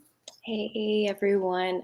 Anthony, thank you so much for your artist talk and your demonstration. And of course, Albert, for facilitating that wonderful conversation. Anthony, you are such a wonderful, beautiful person. Thank you for sharing your story. And again, moving us like through your entire weaving process. It was very meditative for me personally, looking or just observing how you're so methodical, you're so precise, and I love the ASMR sounds that came with your demo. So I was really excited. We really enjoyed like your connection to our theme, community constellations, and of course like your viewpoint on the importance of sharing our AAPI experiences within and outside our formal education. But I just cannot wait. Another amazing, wonderful, phenomenal artist we have on deck today is BEILI Liu. A little bit about BEILI, like she creates environments that resonate with the experience of migration and cultural memory. Her journey from the East to the West has shaped her work and fuels the ongoing desire to examine the lived experiences of those who navigate on the margin. And so her works cover topics of like the diaspora, assimilation, and the ultimate question of otherness versus belonging. They're at the center of her work. So I'm going to actually introduce Abby again once more into the call or into the broadcast as she's going to be facilitating Bailey's conversation. So formal introductions for Abby. So Abby, pronoun she, her, hers. She is MFB and OCA youth organizer. So Abby is the joint youth organizer working to continue to grow the Young Emerging Leaders and Scholars, or YELS program of the OCA Greater Houston and Mi Familia Vota. She holds a Bachelor's of Science degree in Communication Studies and with a personal focus on cross-cultural interaction from UT Austin. She has a strong passion for listening to other people's stories and working together to find not a compromise, but a collaboration. Being an immigrant from the Philippines, Abby never thought she'd have the opportunity to intern in Japan or to be celebrated for her Filipino American identity as she balanced the constantly changing cultural norms during her childhood. Throughout her journey, Abby has become an advocate for building bridges between people of all backgrounds and a voice that promotes diversity and cultural appreciation. And again, in her free time, Abby enjoys cooking. Yes, she's an amazing cook. I've tasted her food, wonderful. Dancing. I also take class with you, girl, so you're a wonderful dancer. And finding her next workcation getaway with her closest friends. Without further ado, Abby Trina. Hi. Thank you so much for the warm welcome, Ateria. It's great to be here again on our final day for Starry Nite Arts Festival, and I am looking forward to meeting our next artist. And she, honestly, just reading about her looks so amazing. But I will go ahead and formally introduce her. Our next artist is BEILI Liu, who is a visual artist who creates material and process driven site responsive installations, working with commonplace materials and elements such as thread, scissors, paper, stone, wax, and water. Liu manipulates their intrinsic qualities to extrapolate complex cultural narratives. As Kate Whitney wrote about Liu's work in Sculpture magazine, Liu's installations leap from obsession and repetition to something profound and expansive, merging the personal with the political. Wow. Her work has been exhibited in Asia, Europe, and across the US. She has held solo exhibitions at venues such as the Crow Museum of Asian Art, the Norwegian National Art and Culture Center, the Hall Gallery, London, UK, and so many more. And the Chinese Culture Foundation in San Francisco as well. Liu's work has been showcased in group exhibitions at the National Museum for Women in the Arts in Washington, D.C., the New Orleans Museum of Art, Art Place, the Hamburg Art Week in Germany, and even the 23rd and 25th New York Textile International Contemporary Fiber Art exhibitions in Italy, among many others. She's born in Jilin, China, and she now lives in and works in Austin, Texas, which is a city that is very near and dear to me. She received her MFA from the University of Michigan Ann Arbor and is the holder of the Leslie Wagner Endowed Professorship in the Fine Arts at the University of Texas at Austin, Hookham. And now it is my pleasure to introduce and for y'all all to say hi to BEILI Liu. Hello. I think you are muted.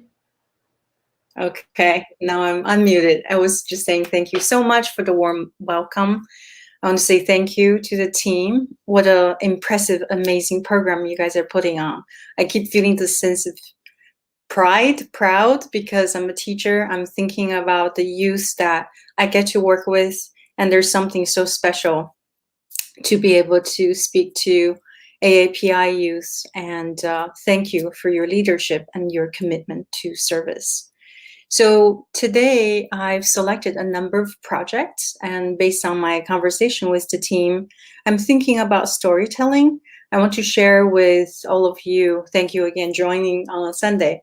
Hopefully it's an interesting story for you to see where I started, how I came here, and to answer some questions that people might have, and to also share perspective as an Asian American artist, a mother, an immigrant, and looking at the future of where we're going as a community. So I'm going to start to share screen. Let's see. Share.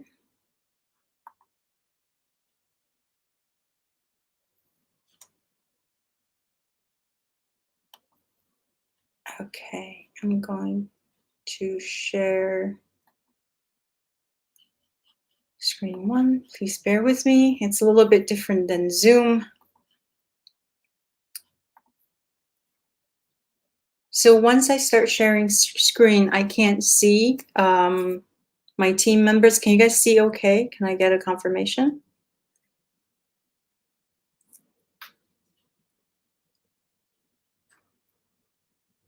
Okay, I can now see text, so I'm going to assume that everything's functional. And I will start with a very early project that I did now almost 20 years ago, which was right after my graduate study at the University of Michigan, Ann Arbor. I came to the US in my early 20s to pursue my education. I studied Chinese literature before I came to the US, and my art career really started in this country. So after graduate study, I had this amazing opportunity to do an artist residency at Art Farm in Nebraska. This is the view that you probably see as really familiar to think about the open land of the Great Plains of this wonderful country we live in. There's an image in the residency brochure that says we have 350 tons of free clay for artists to use. And as a young artist, then I thought, I must make use of this wonderful free material to do something really substantial that I wouldn't have a chance to do elsewhere. This is the piece I did. It's titled The Little House Stands on the Prairie. It is a replica of my parents' handmade adobe home in the northern rural Chinese village. I was born in a little house like this. It's a really humble existence. There was no indoor plumbing. The electricity comes in. It's really basic wiring. We had one single light bulb that shines through the different spaces in the little house. So to think about my origin, where I came from, and the journey I took, the path, the people I encountered, and the culture I'm trying to understand and to fit in. This idea of otherness is a central theme in my work, and is also trying to process to understand how to cultivate a sense of belonging. So this is an image I took some years later of what a real house like this look like in the Chinese rural village. The little house I made is about half the scale of a real house. So I see this little house as almost like an autobiographical piece. It's like a self-portrait. As a young artist, I'm trying to start my life and career here in a foreign land. And this little house is standing on this foreign land as the symbol of beginning to have a house of my own. This is a really special sketch. It's from my father. Obviously, I didn't know how to make a house, so I called him up and I said, I have this crazy idea. I want to make a house. How did you make the house that we lived in the Chinese village where I was born? So he sent me the sketch. He gave me all the notes on how the structure got put together and what everything is called. It brings back both memory but also new connection. As someone who left home, at that time, I left China already. It's been 10 years. So to be able to connect with my father in this way, it was really special. And he showed me the formula of how to make adobe bricks. We took the clay from the site and we got the sand from nearby river. We harvested the grass on our farm property to make these bricks. It was extremely labor-intensive piece. It's a sense of commitment to that labor, to that will and wish to want to have an anchor, even though I could only have it maybe for, during this time I'm here at Art Farm. So I learned a lot. One thing I want to mention to the listeners and viewers is that we don't necessarily know everything we want to do. To allow your vision to guide you, to know that you can learn through the process is a really empowering thing. I didn't know masonry. I didn't know carpentry. I didn't know how to build a house. I didn't know if this project's even possible. Along the way, the trust and the encouragement from the people at Art Farm and my fellow artists and community members was so important during the making of this house. The side of the house is called the mountain wall because of the form of the house suggests the peak of the mountain is also the Chinese character of mountain. And it's the really difficult part to lay adobe bricks. Everything needs to be cut and puzzled in. And you also get a sense of scale. So the interior of the little house, I pasted American newspaper article about China back then in 2004. And that moment of memory, that moment of time, how China's being seen in the US is in a way preserved in the little house. So that sense of remembering, the sense of, making an anchor along this path, it becomes this moment of record. And then, of course, we travel on.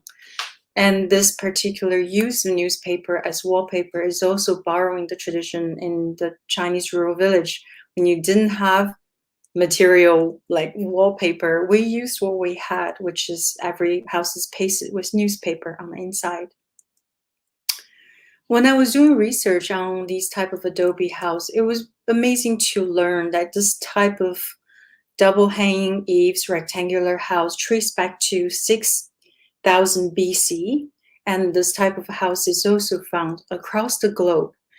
And this is a project that really made me understand why I make what I make and what my work is about, which is perhaps looking for those very fundamental human desires and needs, regardless of our differences.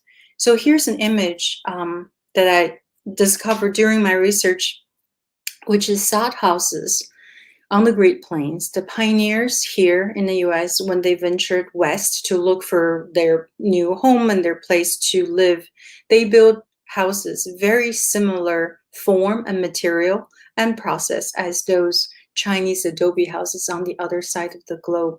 So that's a moment, it's like there's the click. I'm like, oh, in some ways, we're not that different, even though our time and life and energy is so much focused on how different we are.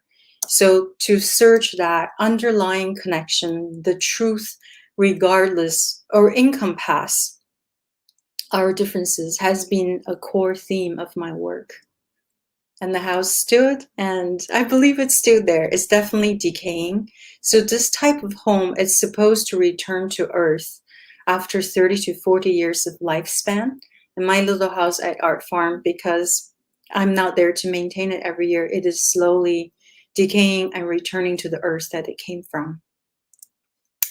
2 years later, I went to Jurassic Foundation for a different artist residency. For those of you who are interested in pursuing an artistic career, artist residencies are really amazing because they provide you this time and space to, in a way, clear your mind, to provide you an interesting, very unusual site and access to material like the clay for the house. And in this case, at Jurassic Foundation, I discovered this barn. It's from the 1800s. It's abandoned. It's used to house cattle. They renovated the inside, but what I really appreciate is they left the roof the way it is. You see all the rafter and how there are these damaged parts. The holes, they project amazing, almost magical dots on the ground. And throughout the day, these dots will shift from one side of the space to the other. There's this sense of magic in this hollowed space. It used to be industrial use, and now it's awaiting for something. And I created this installation titled Recall, clearly referring back to this memory of my birthplace, that rectangular house that stands as an icon and a symbol of home, the longing of the beginning. But in this case, the material I used is 100% paraffin wax. So here's an image for you to see what it looks like. I didn't have a video in this presentation, but I can try to quickly describe. In my studio practice, I play a lot. I explore different materials. So I had wax in my studio, and I decided to pour molten wax in water just because I want to see what happens. So as I put it in water, it floats, and I'm like, okay, I'm not sure if anything's happening.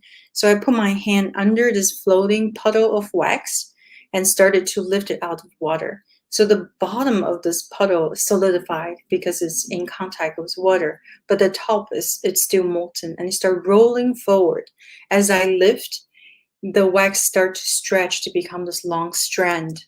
And you can see this is where that puddle of wax touching water. As I stretch, it become one single drop as it departs water. It becomes a really delicate, long piece. And I held onto this idea. I'm like, okay, interesting, extremely fragile. It shatters to a touch. I'm not sure what to use it for. So when I saw the barn at Jurassic Foundation, that idea of the wax came like, whoa, I know what I want to do. This image, almost this vision of the house become the core, the essence, or maybe the spirit of this hallowed and forgotten space came. And then I produced these strands at the residency and created Recall. The rectangular home is referring to the longing of home, but is also this desire that's not tangible, that when you touch, it shatters. So here's an image that really shows the materiality of these strands. At the end of the installation, we burned the top of the lines that's holding these wax strands. As they drop onto the ground, they just break like glass. So it's that desire that we can never reach, that the sense of thinking about home, but also you cannot touch, that sense of comfort or protection. The piece traveled a couple of times, and also it's a really interesting way how an artwork could exist. Obviously, it cannot move from one side to another. So this piece traveled to Italy, and then this is an image to Norway. And I had to remake each strand on site. It's a very site-specific piece, even though the form of the home is echoing to the very beginning of the little house, to the very beginning of my birthplace, and then it travels on, but through this extremely fragile material. In this particular composition, I decided to bring in the single light bulb that I mentioned, and it cast a dramatic shadow in this very darkened barn space. And here is an image of what that light bulb looks like in those traditional Chinese adobe farmhouses, where the light bulb is situated usually in an interior window. So when you turn a light on, the light is shining on both sides of the space.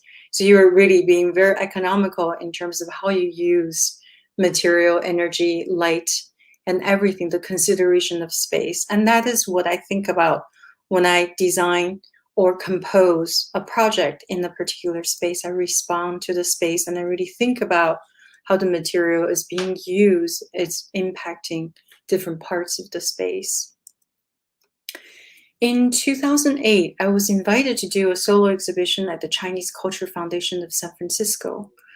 And I thought the first thing I really wanted to do is to offer something to the immediate community of the Chinese Culture Foundation, which is situated right between Chinatown and the financial district in San Francisco, the skyscrapers.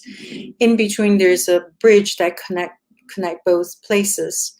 So thinking about people who lived in Chinatown and that divide, I'm thinking something about connection would be really poignant and relevant for this particular site. And the legend of the red thread came to mind.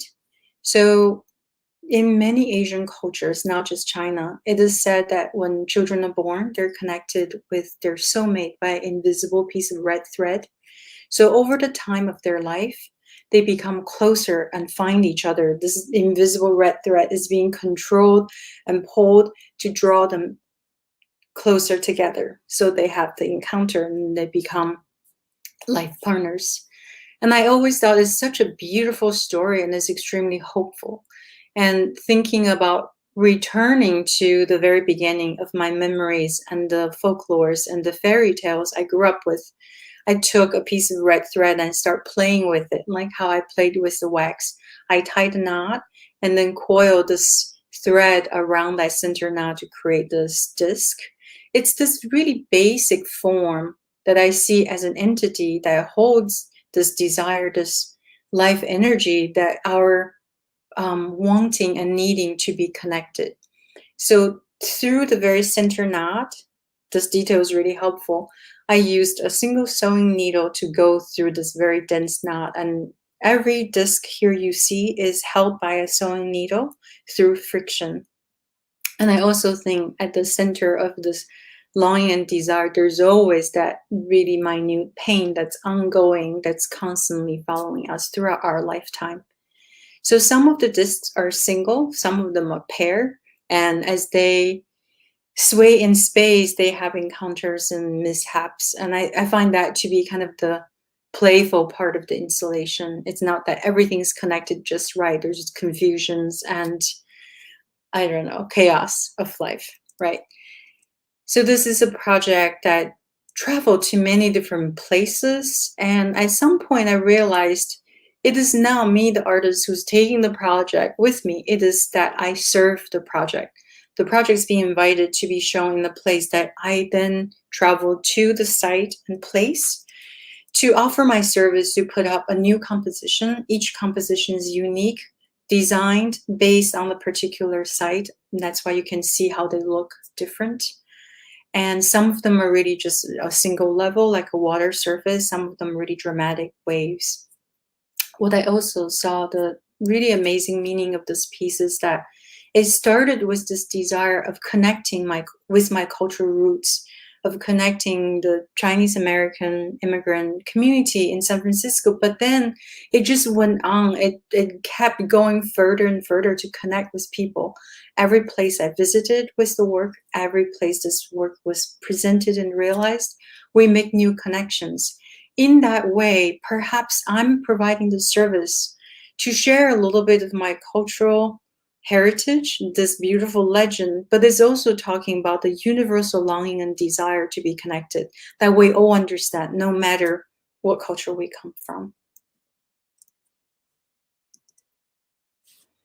Moving on, having worked with needles and threads for a number of projects, I really wanted to work with scissors.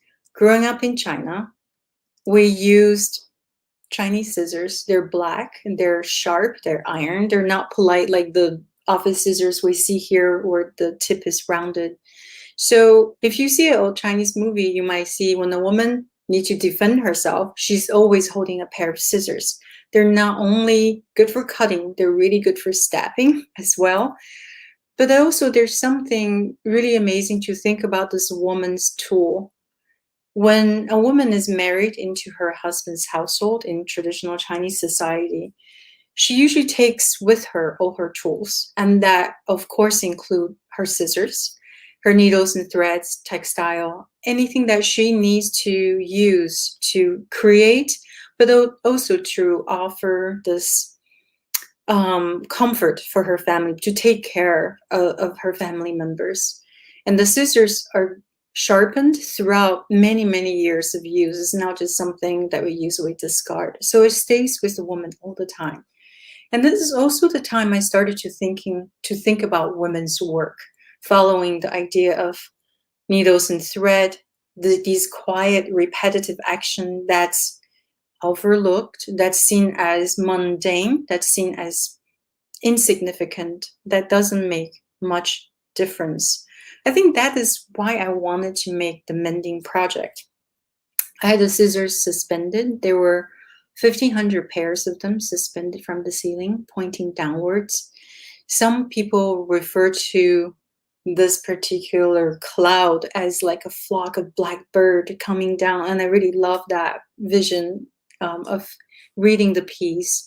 There's immense tension in the piece.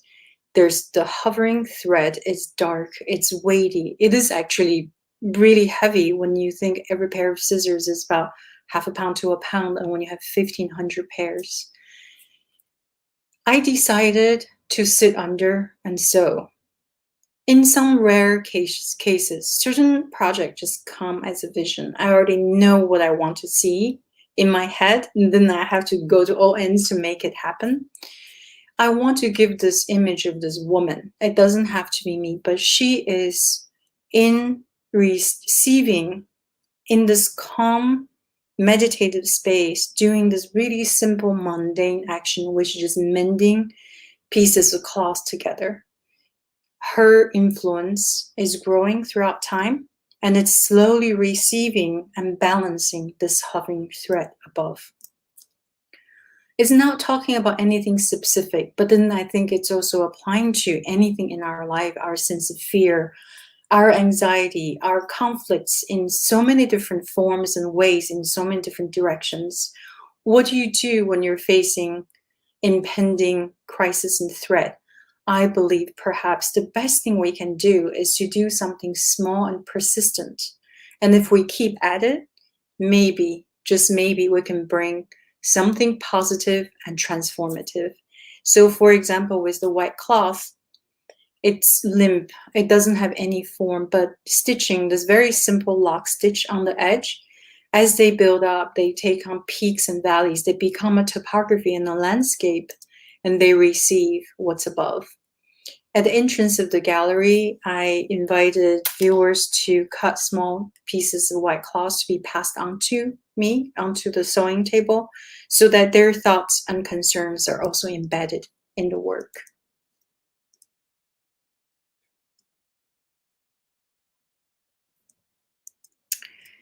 I'm going to move a little bit faster. In 2013, I created my very first piece, I would say, collaborative public art project that's really large scale. It's entitled Thirst, and it's looking at the multi-year drought that we experienced here in Texas between 2011 to 2013. It is said between 300 to 500 million trees died in the drought. When I was researching on water, this is a project that Women Their Work Gallery here in Austin, Texas invited me to do. And they said, let's work on water. And based on this invitation, when I looked into water, I discovered the extreme impact of the drought we were literally in. And as a citizen of the state, I was stunned. I'm like, I didn't even know how many trees died. And that is what we need to talk about. So we identified a native cedar elm tree that's killed by the drought, and we excavated it from the ground because we want to preserve the root to talk about this desire to reach towards the water. And that was a really interesting technical challenge. We got to use an 18-wheeler to take the tree. It was on a barge and then moving down the Lady Bird Lake. And this will be another moment I want to echo what I said earlier. If you ask me, can I plant a tree in the lake? I would say no. There's no way, never. I would never, ever be able to do something like this. But allow your dream, your vision to lead you. If you have the right team, the right support, in the end, this project was realized and the tree was installed 20 feet into the limestone under the lake so that it's safe and it's minimal. There's no additional structure. The structural engineer did magic with this. This is also the first project that I got to work with all the team, the structural engineer and so on. So one single artist can have the vision, but it really takes the team to make something like this happen. It was extremely gratifying piece. And of course, the tree was on display for 3 months and we got flooded twice. In some ways, people are saying that the project worked. This prayer for rain actually came to us. But I do want to emphasize to trust yourself and then also to try as hard as you can, just let things come and make it happen. And never shut yourself down to say, this is too crazy of an idea. Let's move on to something more reasonable. Because at the beginning of the project, I did literally say, it's an idea to just mention, but I don't think we can do it. So accompanying the tree, we had a prayer flag project. We had 14,000 prayer flags, borrowing the Tibetan prayer flag tradition, where we suspended these strands of flags to loop around Lady Bird Lake hiking and biking trail, 2.5 miles. So if you start from the tree and walk all the way around, the prayer flag will lead you back through the 2.5 mile circle. In a way, it's a walking meditation, thinking about the trees in our life, the loss of these trees. I want to show this project because that brings us to the present day. This was actually 2020, spring of 2020. It's an impossible time that we shared such amazingly similar yet different challenges. When the COVID-19 pandemic came to our society, school shut down, my daughter came back, I was homeschooling, I wasn't teaching at the university, we're trying to figure out how to Zoom. It felt that everything was in shift, in flux, in chaos, and I wanted to do something that brings me down to the ground, that can be of help.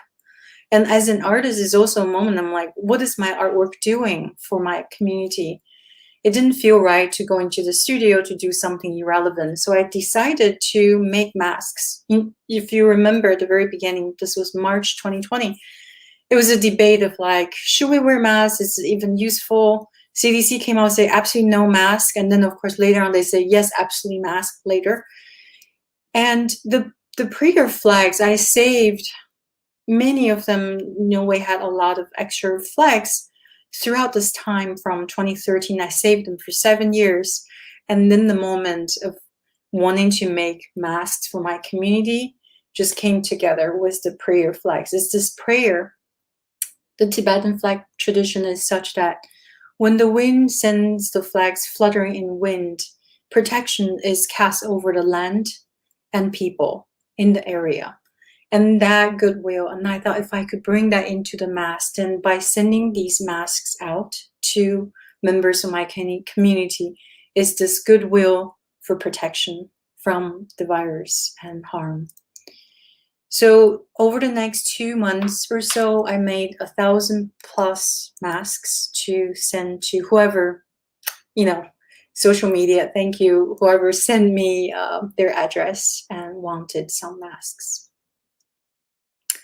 And during my long remote teaching time, I was able to meet my students once outside. So I decided to give every student of mine a mask as well. And it was just a beautiful day. And it was great to think about this protection going to them. Moving on a more heavy note, I'm skipping one project that I used cement and children's clothing to talk about the migrant children being separated from their parents and loved ones at the southern border of our country.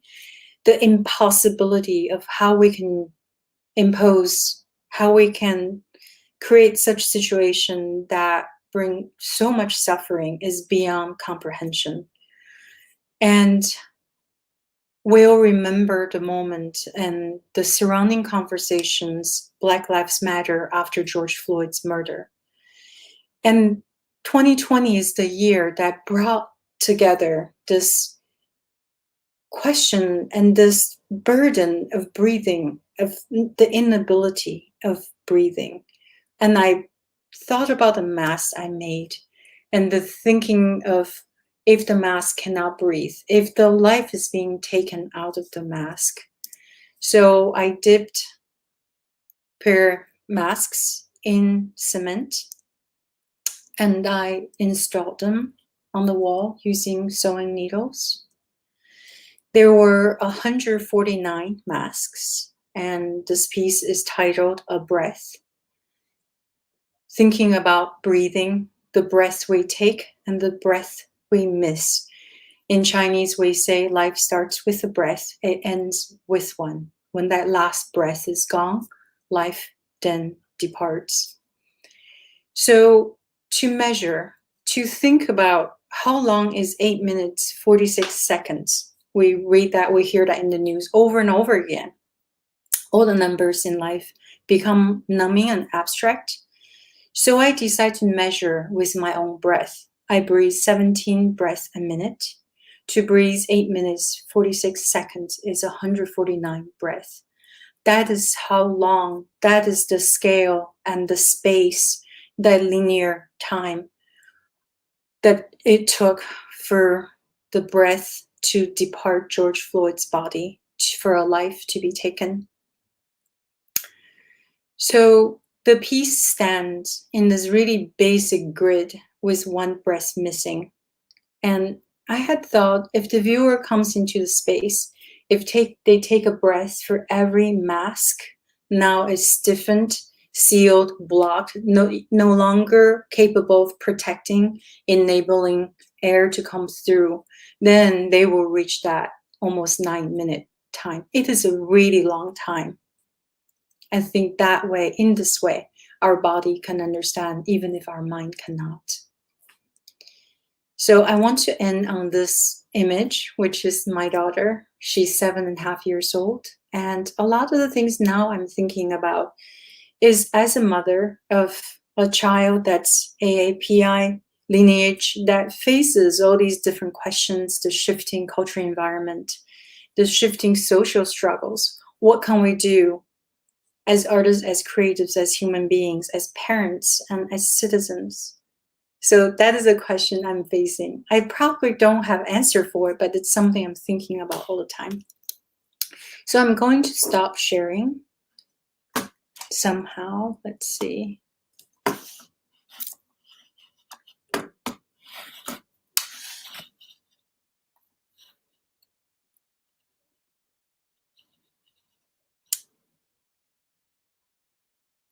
I don't see stop sharing. Stop screen. Okay. Okay. Did that was it okay? Because I wasn't sure if it was shared okay, but that was okay. No, it was great. It was captivating just watching, like, going through your art pieces and then the final one that you shared and like how you spoke about it. Um, I got chills and I was like, oh no, I have makeup on. I don't need to cry right now. It was beautiful. Thank you so much for for sharing your work with us. And just watching the images when you were screen sharing, it was just so like just from the get-go, you can kind of feel the power like resonating just off of my computer screen. And that was beautiful. My goodness, wow. But as they mentioned earlier, hello, my name's Abby, and I'm looking forward to just asking you some questions about you and about your work, and for any of the viewers at home.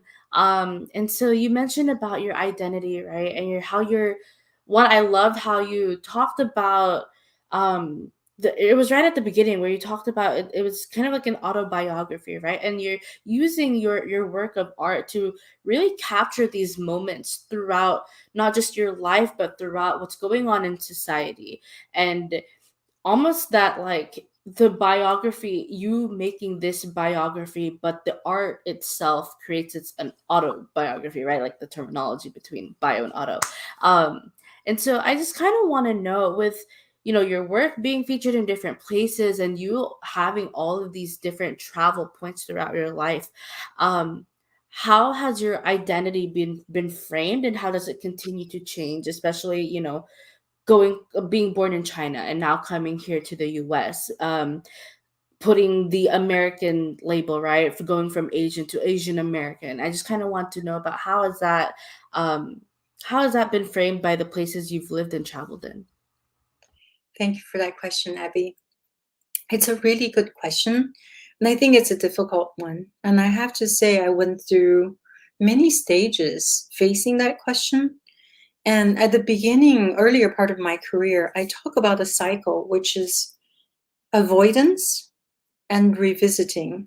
Avoidance and revisiting. So there are periods of time I need to step away. I wanted to make work that's not focused, laser focused on cultural identity, cultural differences, especially. And I think before the little house, I made a lot of work with salt and water. It's about time and transformation. It's about recrystallization. There's something really poetic and extremely rich in terms of what I can work with. I needed that to be able to come back to the house and say, with this space and time and material, I want to take this time to look at the beginning. But I think I will be exhausted, and every one of us too, if we're constantly looking at examining where I'm from, all these difficulties, all the burdens and challenges. So I step away, then I come back. I, in fact, think artistically, it's a healthy rhythm to be able to gain distance. Therefore, when I come back, I have a new perspective, a new understanding, so that I'm making work more relevant. Earlier on, I was also concerned about, am I taking advantage of my cultural heritage? Because it immediately has certain keywords attached to it. It immediately gets attention. I wanted to be very thoughtful about that. And I think these days I want to make work that's really thoughtful in a different way. Earlier on, I think the concerns are different. I do think the year 2020 is a year of reckoning for so many groups of people. And I feel that myself included, there's this heightened sense of awareness and understanding of racial injustice. This idea of responsibility start to enter into my making and practice as an artist, much more so now than ever before. Like when I was making the house, I was thinking about this path that's leading me to the unknown, and how do I survive? Really, it's the idea of belonging. But now I realize I have a voice. I have this ability to say something to support and empower my community. And that's why, I'm really honored to be here today, especially talking to young people, and to say, don't let your fear stop you to do what you do, even if it's so scary. Because in the end, you look back, you're like, how did that happen? I don't know. But if I stopped before I did it, then it just wouldn't have a chance. So give yourself a chance. Yes. Right. Thank I you. hope that Wow. answered. I'm gonna cry. It's so beautiful, and I like how you talked about, taking that space, right? A lot, because as we said in your bio, Kay Needs talked about merging personal and political, right? And unfortunately, like, our personal life does become political at some point, especially with the climate of what happened, even starting at the end of 2019, and how it just catalyzed throughout 2020, right? I was actually still a student at UT Austin during 2020, and I remember when the quarantine happened, and that was one issue, and then George Floyd, and it was just a lot going on, right? Exactly. And it starts taking over social media, and it came to a point where there was a time I was sitting at the on my bathroom floor, and I'm like, is this how life has always been, or do I just have my eyes open to it now, right? And it almost becomes a depressing moment of just like, if this is how life has always been, what is there to look forward to? And you have to take a step back and say, these things happen, but there's also change that can happen. And as a youth organizer, that is just something that we have to, tell the students and say, like, hey, change is possible, and you have a voice, and to empower them, right?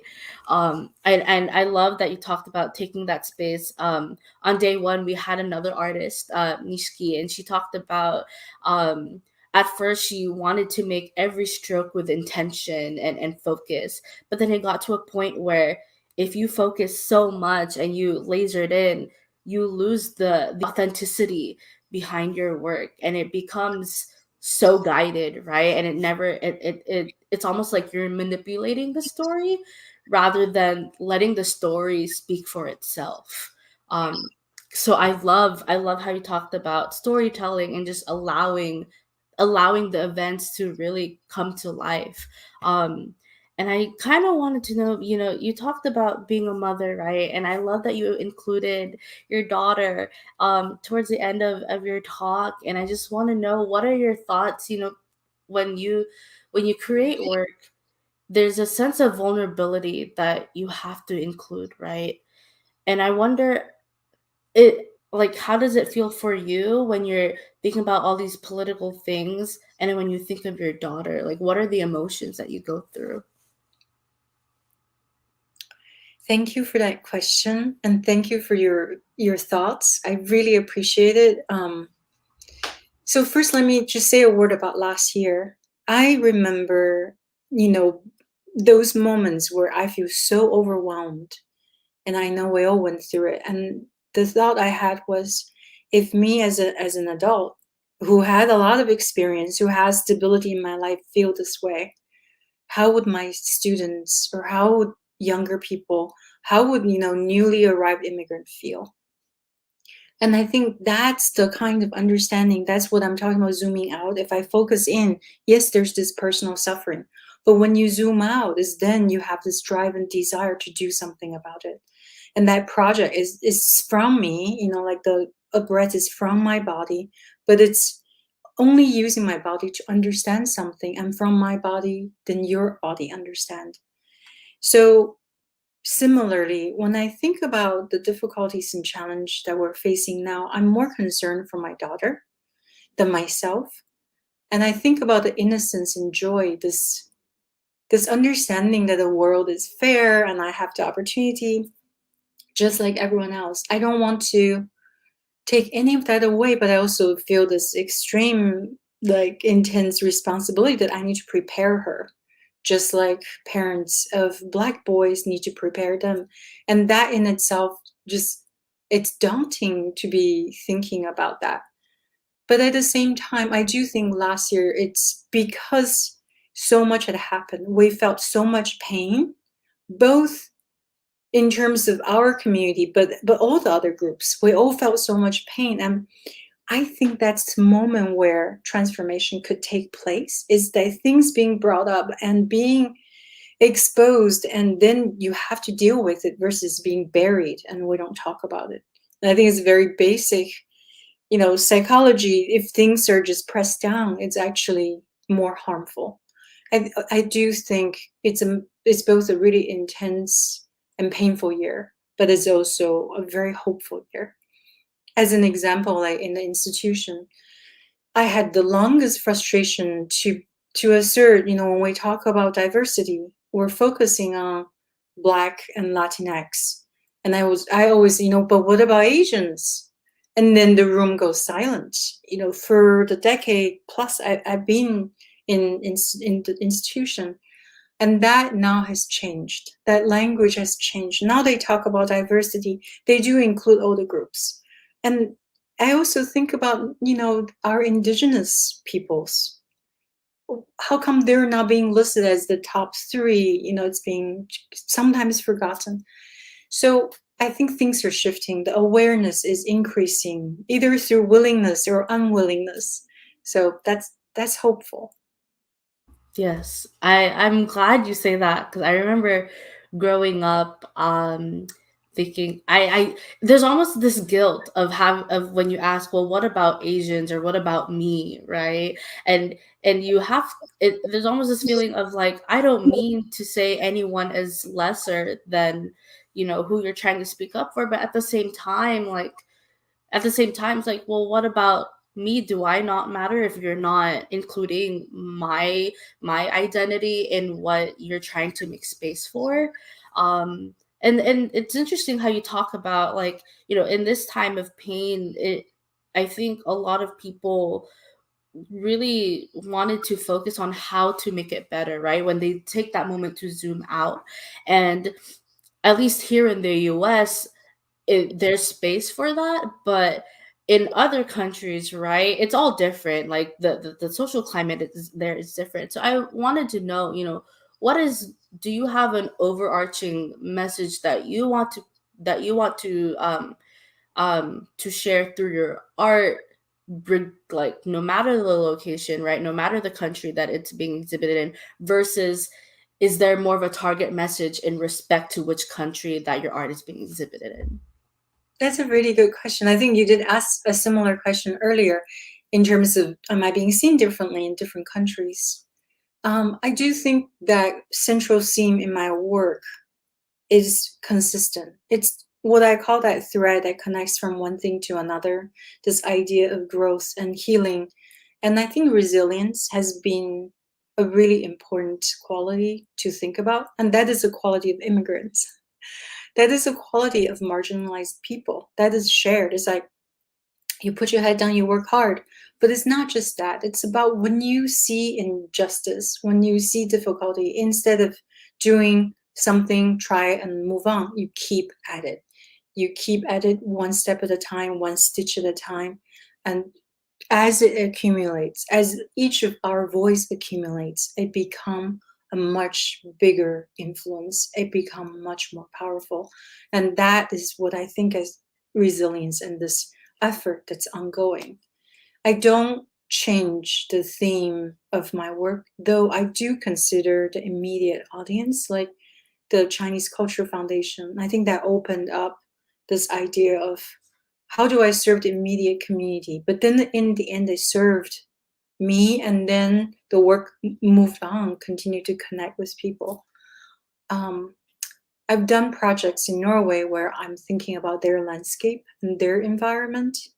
So there is this consideration or thoughtfulness that's needed to connect with the people that will be coming to see the work. But I think the central theme is constant.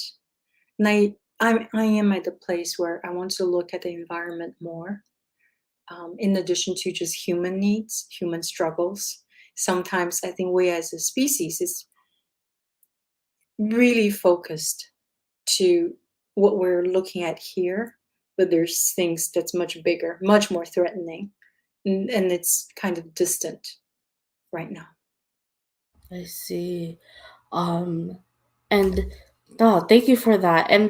And I do have another question. It's kind of a little bit different, but I kind of want to bring it back to who you are, as an educator, as an Asian American woman, and also as a mother. So I'm not sure if you're too familiar with this, but something that we've been mentioning throughout our festival is that we are a part of this statewide effort in pushing for API ethnic studies. There will be an opportunity, right, to go to the State Board of Education in June 2022 and to really push for that. Other states, I believe Illinois, have already gotten that have gotten that into motion. And so I just kind of wanted to know, growing up, we didn't really have that, or at least for me, it wasn't. Even now, I get surprised whenever I walk through the children's section of Barnes and Noble and seeing POC on the book cover. Yes. Like that is not something I saw when I was 5-6 years old. And so I kind of want to know, obviously the learning experience is going to be different for the next generation if that is passed. And I wanted to know, how do you think that journey of self-cultural exploration will change if students are provided this curriculum, right, compared to your journey? And also, what do you think about that, for your daughter who's growing up as well? Yeah, that's an excellent question, and I'm actually very excited to learn about that. It's one of many things that our curriculum is lacking. I grew up in China, and we studied world history ever since in elementary school, world geography. So we understand at least the major events of every country, right? But when I came here and I look at the curriculum, I'm like, but where's the study of other people? I think the struggle or the limit is not just about racial limitations. It's also about worldview and this openness of other culture. So to have this AIPI curriculum to be brought in, I think it will only help. It's the positive step of something that should have been done long ago, but there's a lot more to be done. And I think it's great. If I can vote and go speak up, I would, if there's events I can talk about or participate and somehow contribute. So my daughter is in a public elementary school that has a Mandarin immersion program. So they started 3 years ago now, and she's second grade. No, they started 4 years ago. So I think there is this movement where people are interested in reaching to a broader, open, more inclusive space. Parents are interested in having their children to learn other language.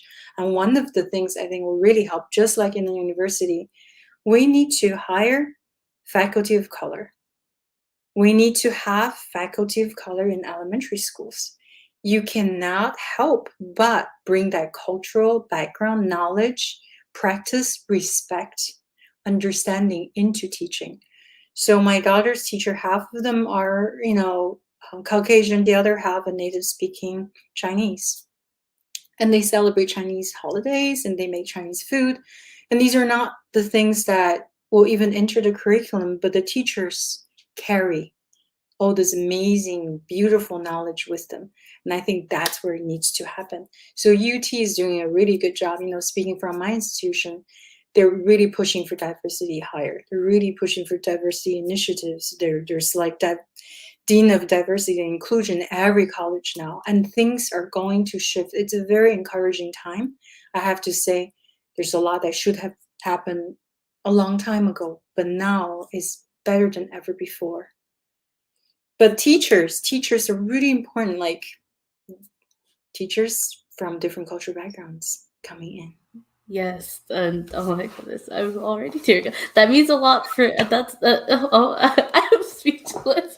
But everything you say is just so powerful, and I cannot agree more. I mean, that's actually why.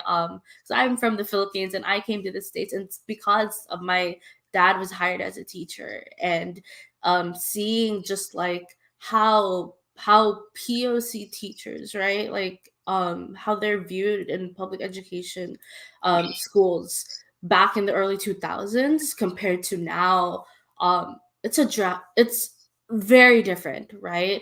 But also with the different climates that change. But that's correct. But I mean, yes. Wow, I'm so speechless. Yeah. And I do want to ask my last and final question before I ask, where we can find you, is that what would be your advice for young students, especially, Asian American students who want to pursue either art or want to create change but do not feel seen or heard at the moment, especially because of their age? What would you say to them? I think to be seen and to be heard, we first need to present ourselves and we need to speak up. And that is something, and I'm not saying this just like speak up. That's something I am actively working on. I'm probably the quietest in faculty meetings, for example. There's this thing, you can call it, stereotypical Asian quality, but I realized that I could have spoken up a lot more. And I am going to work towards that. To be heard, I have to first speak. And then to trust your voice will be heard, even if sometimes it's not. If you keep going, it's again coming back to the resilience and persistence, to know there is relevance, there is meaning, there is significance of your voice, to continue with it. Your perspective matters.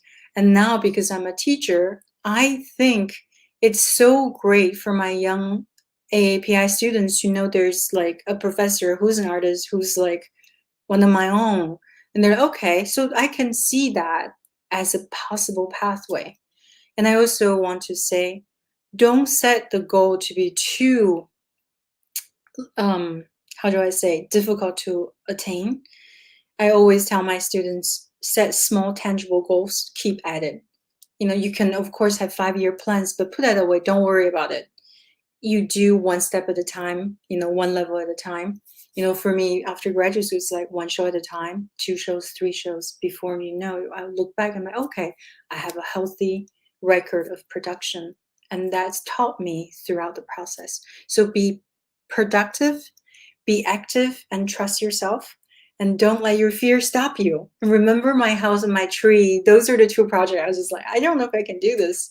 And you were like, oh, come on, let's talk about it. Let's see. And it was extremely difficult to make everything happen. But then it happened. And that's because we tried. Wow. That's I really wish I took your class. It's so good. No, I remember when we were interested, considering different artists, right, for our lineup. And then I saw your name and I thought, why does she their name looks familiar? And then I read, that you're a professor, and I think I've actually seen some of your work before. And I love that your work was just so captivating, right? And so mesmerizing. And for me, like art, like I did not know that there's so many fields, like so many pathways in art, and it's very hard. Some people just have to have an eye for it, and it's always been hard to connect. But I remember looking at your pieces and looking at what you've done, and I thought, oh, this hits close. Like this is very, I felt that link right away, and I was so touched. So thank you so much for the work that you do, and thank you so much, just making it known that it's important to keep going for us to stay resilient. And while it is tough, right, there's grace and space to take a break. But obviously we can't help ourselves, or we can't help other people until we are okay, right? And when we are at our best, that is when change can really start going, right? And fear is normal. We all experience it. Rejection is normal. We all get them. It doesn't matter how successful someone is. I do want to say one last thing. When you think about art, think also art education. We need art teachers. We need art teachers of color. So it's a great pathway. You're working with students, and it's wonderful. You get to practice. You get to be creative. You get to work with students. So art education, instead of like being a commercial artist and go sell paintings, I think that is a really meaningful, impactful pathway for the community, for students and future generations. Yes. Thank you so much for your wise words. And just for the viewers at home, could you tell us where we can find you and where we could follow you and your journey and your work? Yes. So My name is BEILI Liu. My handle just BEILI Liu, all lowercase. I'm on Instagram, and that's also my website, beililiu.com. Feel free to visit and send me an email if you have questions. Thank you again for having me. You guys are doing amazing work. I am so proud. I keep saying that because I think I can say that. I'm like a generation. Thank you. Keep up the good work. And if I can help in the future in some way, do reach out and let me know. Awesome. I know a lot of our youth would love to probably ask if you could guest speak at their club events, but thank you so much. And yeah, thank you everybody for tuning in, and I hope you go to her website. And it's just been that was, oh my goodness, I probably need to process all of this because of the, oh my gosh. But that was an amazing artist talk, and just honestly getting to learn so much from her, and feeling such a personal connection with her story. So thank you again, BEILI Liu. The next event that we have going on actually is going to be our roundtable, and there it is up on the screen. And I kind of want to talk a little bit first about our roundtable. So this is going to be a group of high school students, a majority of them from a specific district here in Texas, here in Houston, Texas. And I got connected with them, just always in search of different students who are wanting to join our efforts to make a change, right, with our youth program. So just to remind you that my name is Abby, and I am a youth organizer at OCA Greater Houston, and I'm one of the youth organizers with Mi Familia Vota. And between OCA and MFV is a beautiful partnership and collaboration that creates our youth program called Young Emerging Leaders and Scholars, or for short, YELS. And in that program, we have monthly trainings that talk about voter education and access to democracy, and things that a lot of students think that they have to be US citizens or have to be 18 and older to be a part of. But honestly, no, it's just what matters is being empowered and empowering others, and knowing that no matter what age you are, civics is for everyone, and there is always something that you can do to help the community, whether it's volunteering, or even if you can't vote, just letting other people know how important it is to vote, or just as our current efforts right now, pushing for API ethnic studies. A lot of our students are a part of that, and it's just let me tell you, just joining them and learning alongside them has been such an amazing experience, and it's just been so rewarding to see all the change and all the growth from all of the students. But without further ado, I'm actually going to go ahead and start introducing our moderator for tonight's panel. She's amazing and a superstar, and has actually been a part of our festival throughout this weekend, and that is a queen, our queen, Miss An Nguyen. An is a second generation Vietnamese American based in Houston, Texas, and she is currently a senior at Katy High School. She pursues joy-based activism through the digital space and organizations like the Asian Articles, Dear Asian Youth Houston, and yours truly, OCA Greater Houston, while she hopes to pursue environmental and climate activism by engaging in work in green spaces. She also enjoys being able to create, connect, and collaborate with a growing network of Pan-Asian youth. And hello, thank you so much for all the work you've done this year. And you've actually, within the past few months, have already created a new club at your high school as well, right? We talked a bit about that. So if you could talk a little bit more about it, and I'll go ahead and pass it all to you. Yeah, I'm so excited for tonight's roundtable. I'm shaking with, I'm not shaking, but I'm really excited to talk to these amazing youth leaders that we have in, the backstage area right now. And a little bit about, Katy High School's organization. We have just started the Katy High School Student Alliance for Asian Americans, and so that's headed by myself and a few other officers. And we're really excited to be spreading knowledge about Asian American history, advocating for Asian Americans in Katy High School. And yeah, So now I'm going to be introducing you all to our amazing youth panelists tonight. And first, I will be starting off with Jessica Langan, the president of Cypress Lakes High School's Asian American Pacific Islander Association. She is a senior and first-generation Vietnamese American. Her goals as the president of APIA are to promote Asian American pride within her school and educate others and herself about the diverse cultures of Asia. Langan hopes to pursue a career in pediatrics after graduation. So everyone, warm welcome to Jessica. And then we also have Justin Trin, he, him pronouns. He is a 17-year-old Vietnamese Asian American representing his first generation in Houston, Texas. He currently attends Cypress French High School as a senior with a passion for becoming the first doctor in his family. He is the founder and president of Cypress Branch Asian Student Association and pursues joy-based activism through organizations such as OCA Greater Houston to help his community and the Asian community around him, as well as TAM Talk and Mend to spread mental health awareness to every sort of generation by sharing his life stories. With many activities that he does, he also has a passion to make content on TikTok with a following of 409,000 followers and 16,400,000 likes, which that's incredible.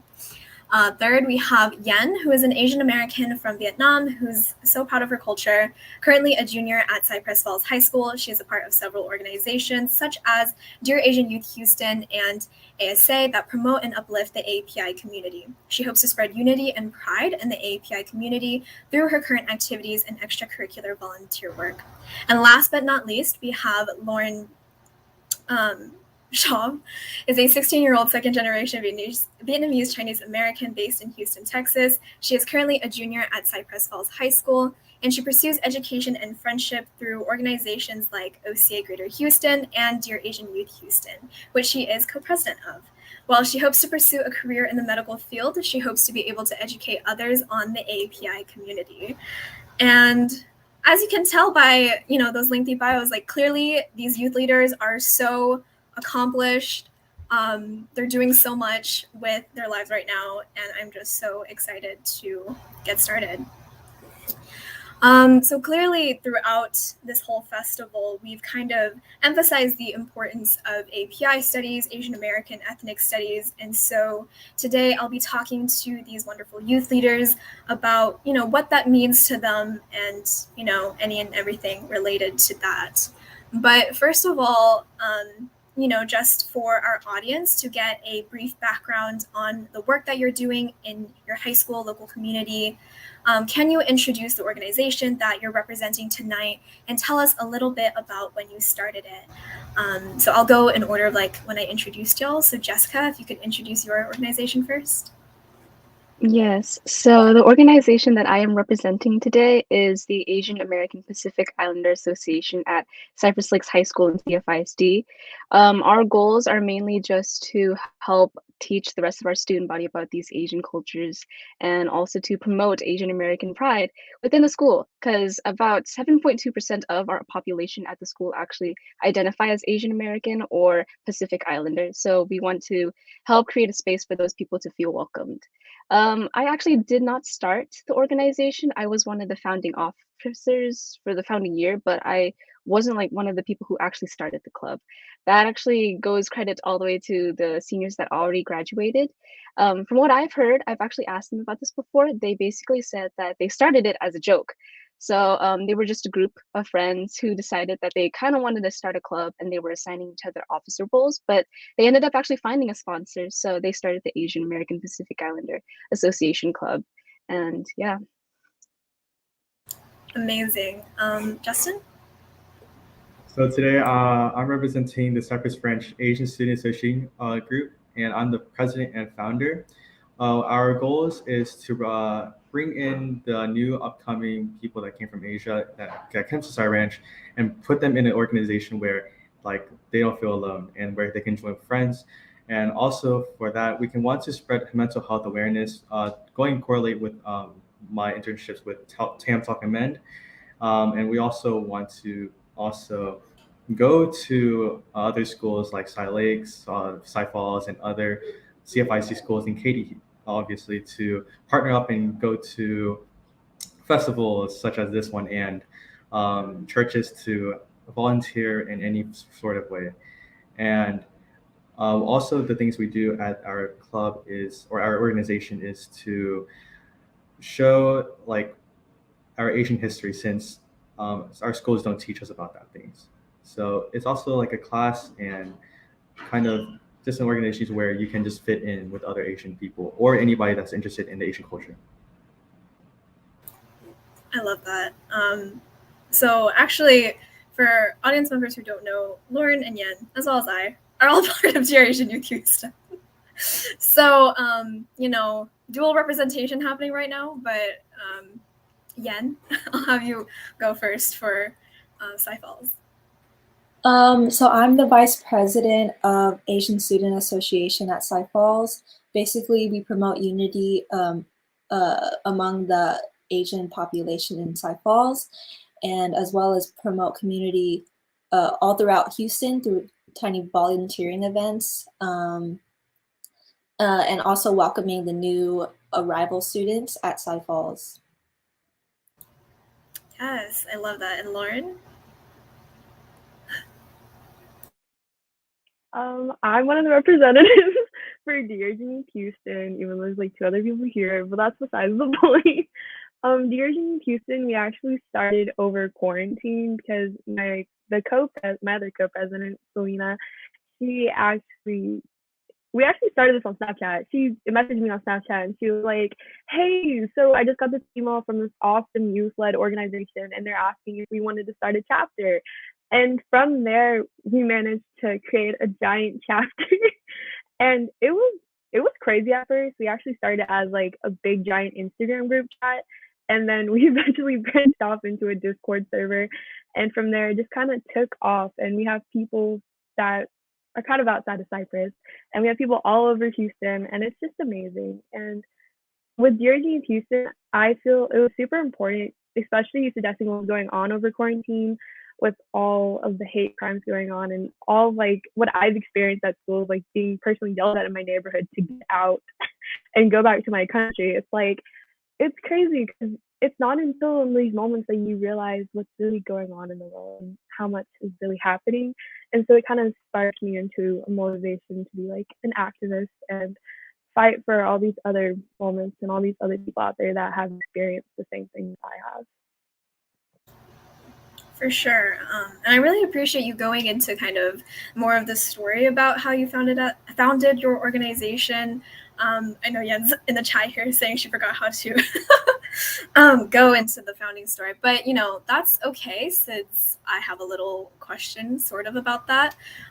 We're actually going to dive into, you know, API or Asian American identity development here. And personally, I believe that each of us, we kind of all have our own stories about, you know, how over the course of our lives so far we've developed our Asian American identity, or rather, you know, our environment and not being able to develop that in the way that we want to, like being surrounded by other Asian Americans, etc. So my question is, how do you believe the development of your Asian American identity influenced your want to kind of start or take a part of either an ASA, APIA, etc.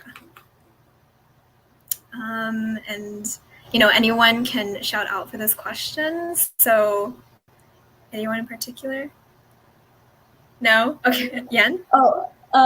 Around elementary school and like up to middle school, I never thought that being Asian or like talking about my struggles was normal. I always thought it was like an unspoken rule to just like keep it to yourself, like stay quiet and just do whatever you need to do. However, but once I came into middle school and basically I went from a diverse kind of environment to a very predominantly white environment, I just felt that shift and I felt more alone in my struggles. And it was just like I had to shut myself out so much because every time I heard someone complaining about how they're being treated because of their culture, whether it's because they're Asian or like whatever race they are, I saw people getting shamed for it, and I thought that I should keep my head low and like not complain about it. But actually one of my friends, one of my now friends, she was the one who taught me that it could be talked about. I remember her complaining to another group of friends, or not complaining, like just voicing her opinions on how she was treated in a different school and how she's treated in this school, because she was Asian. And I then realized that it was okay. And through that, I got to talk about my struggles as an Asian to her, and I got to bond with other people who have the same issues. And through that, I developed, I looked into other like people who experiences this too. And so that's how I came to find, I was more into activism. I looked more into issues surrounding Asians and other people around the world. And that's how I found, oh, actually, around that time, Abby invited me to the group chat that Lauren and Selena had started. And I was like, oh my gosh, this could not come at a better time. Because yes, like I did get into the activism, but I just wasn't like super confident in voicing it. And this was a way that I could. So thank you for starting that group chat. And then through Dear Asian Youth, I felt even more okay to talk about it. And so I based ASA on the same ideas. And I wanted other people to feel the same kind of freedom to express their culture in ASA. And so that's how we started as well. I absolutely love that. And I think, you all, and not, are kind of part of this effort, inspiring other, younger Asian Americans, because I know we're all like juniors, seniors, kind of inspiring them to put their first like foot forward into diving into this like path. And so, either Justin or Jessica, either one of y'all can like unmute and maybe expand on your own Asian American identity development and how that relates. I can go if Justin's fine with that, but let's see. So I actually grew up very proud of my Asian American identity.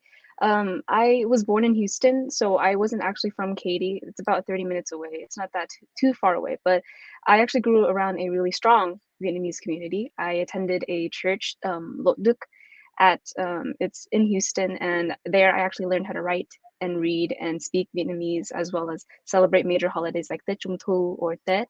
So I actually had a really strong identity growing up, but it kind of mainly changed whenever I moved here in 5th grade. So moving here, it was kind of a hard experience just in general, simply because I've been surrounded by the same people for about 10, 15, no, 10, definitely not 15, 10 to 12 years with all my friends. And I expected to actually go to high school with them, but moving from Spring Branch ISD all the way to CF ISD was a really big change for me. And I found myself really isolating as well, similar to what Yen had said. But throughout 5th grade, all the way up until 8th grade, middle school, I didn't really have any Asian friends at all. That wasn't necessarily because there were a lack of Asians. In fact, I'd say that Spring Branch ISD has way fewer Asian people at the school versus CF ISD. There was tons of people I could have become friends with. It was just, I didn't really see a need for it. I didn't feel a need to go and reach out with people who were similar to myself or go and learn more about how they felt with their community. I ended up stopping taking Vietnamese classes altogether after I stopped attending the church that I went to when I was younger. So I currently am not fluent in Vietnamese, sadly. But yeah, I really isolated myself from my roots until about high school, whenever I entered. High school is a very big setting. It's about 3,000 students that you haven't met yet. And all of my middle school friends that I had previously made ended up going to Cy Park instead of Cy Lakes. So I was kind of thrown into a setting where I needed to make new friends anyways. And I noticed that there was actually a very large community of Asian American students at my school. So it kind of took a little bit of effort on my hand simply because I'm so introverted. I'm not really an extroverted person, but I threw myself out there, especially during sophomore year, and I got into communication with a whole bunch of other Asian students that were in my grade level, and they're actually the ones who pushed me to apply for this AAPI leadership position. If it wasn't for them, I honestly probably wouldn't have actually applied to become the leader, and then I wouldn't have become the president. So I really have to thank all of my friends that I surround myself with, and my push for the way I pushed myself back into learning more about my own culture. Justin? So I started growing up in an Asian household where we appreciate our culture and who we are, our identity. But as soon as I went to school, it seems like my appreciation come dwell.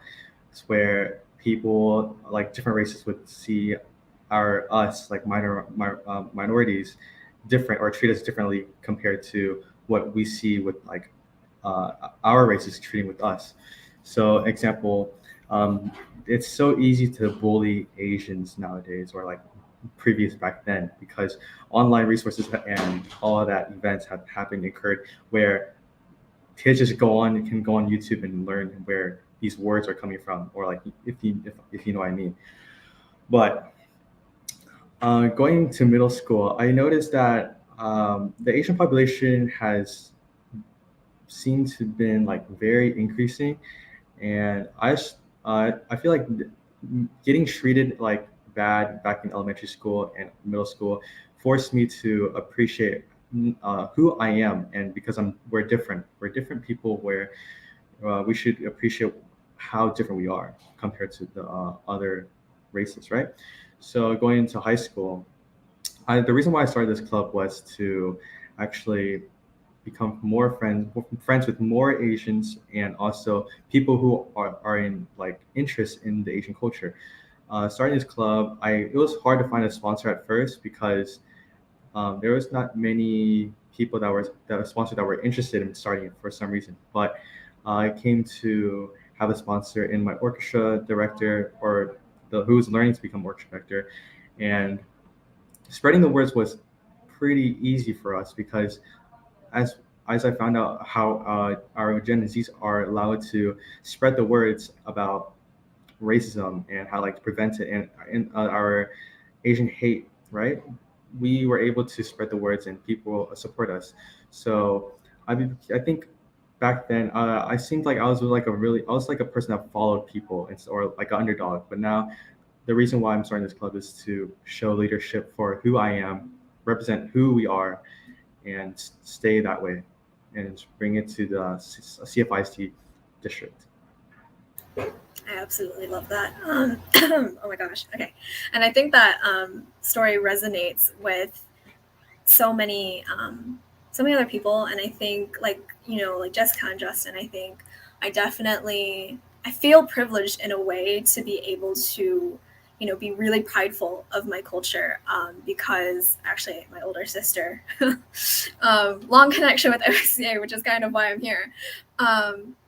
I think having those connections within my own household really kind of cemented my own Asian American identity, which is why I've kind of found myself in this whole world of pushing for Asian American ethnic studies and pushing for Asian American advocacy and things like that. So I definitely relate to all of your stories.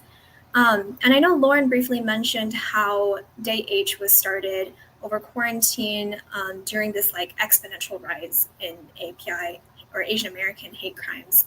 And now I want to ask, some of your organizations might be newer, some a little bit more established, but how do you feel, since the increased exposure of and the rise of anti-Asian hate crimes, how do you feel like your role as an Asian American youth organization has changed a little bit compared to what it might have been had you established it a few years ago? Lauren, since I kind of mentioned you, do you want to go first on that? Yeah, I'll go. I feel, especially witnessing all this, especially with social media, it's so easy to know what's going on around the world and what's happening. And me, myself, whenever I first originally saw it, I was really like, oh my God, there's no way to describe how you truly feel whenever you see someone that could have easily been you or you're someone you know. And it's just, you're just so mind boggled by it. And especially having the resources of a youth-led organization that is API, you're kind of just it feels more of it feels kind of like a destiny kind of thing. Like you're so obligated in your head to be like, I need to speak out about this because like if not, then what else am I supposed to speak about? Because it's like if I'm truly trying to be an activist and I'm truly trying to show the world that this is what's happening in the world and we need to take awareness and we need to fight for this because it's like this is not right at all in any sort of way, that it's like as an organization, it's like our duty to kind of take charge and take that responsibility and say, you need to be aware, you need to look at this, and we're going to be spreading our message as hard as we can, as fast as we can, so that everybody is aware of the factual information and what we're seeing and how we're feeling as youth. Because I feel, especially as youth too, sometimes that we tend to get overlooked in a way because some people kind of look at us and they're like, well, they're just kids. Like, how are they supposed to know? It's not like they actually watch the news or something, but it's like, no, we're keeping informed. We're researching these topics. We're dedicating our time and energy into this to be aware and spread this awareness and make sure that people like our age, we're spreading on this whole chain of being like, we're aware, you need to be aware too, because you have to understand this big issue that it's not just going to stop if everybody just kind of ignores it. So, yeah. Snaps to that. I mean, seriously, I felt, you know, how passionate you were, you know, speaking about, yeah, like making sure that other people are aware and, you know, making sure that, you know, because we are Gen Z, like we're not overlooked as, you know, the younger generation. Jessica, Justin, or Yen, is there anything that you wanted to add to that? I could, sorry, Yen. Well, first thing I wanted to say was for anybody in the Sci Lakes that's watching right now, the first statement that I was going to say was that I moved here in 5th grade. So if you're doing the form right now, first statement is moving to 5th grade. Second statement right now is I'm going to say it. I actually feel very privileged with my upbringing. I haven't actually, there have been small minor instances where I, of course, have dealt with everything that everyone else has been dealt with. Chinese, Japanese, Vietnamese, and all those name callings and stuff, but I have never actually dealt with anything hands-on that has been violent or physical. And I'm extremely happy that I grew up in like a community that has helped me feel better about being different. But yeah, during the Asian hate crimes that were occurring during COVID, I wasn't afraid for my well-being. I knew that at my school it was very welcoming and I wasn't afraid for myself. However, of course, I do have grandparents who came over from Vietnam about maybe 4 or 3 years ago. So they constantly back in Vietnam, the thing is everything is local and it's very convenient. They like walking everywhere. The local shop is like 5 miles down the block and you can just walk over. So my grandparents actually really love walking down the streets to go to Walmart or going to the gas stations. And they had been hearing about the news when the Asian hate crimes were actually rising.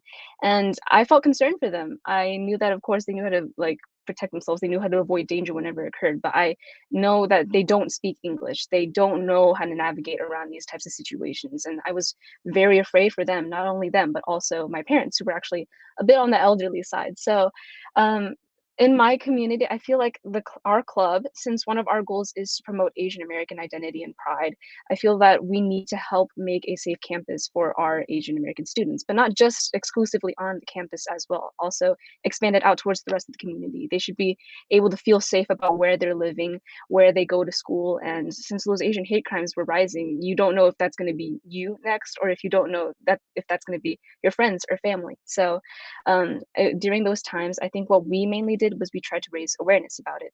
Our single club can't stop every single hate crime that is occurring across the US or across the entire globe, but we can definitely try to raise awareness within our own community so that people can see and understand the situations that were happening during that time.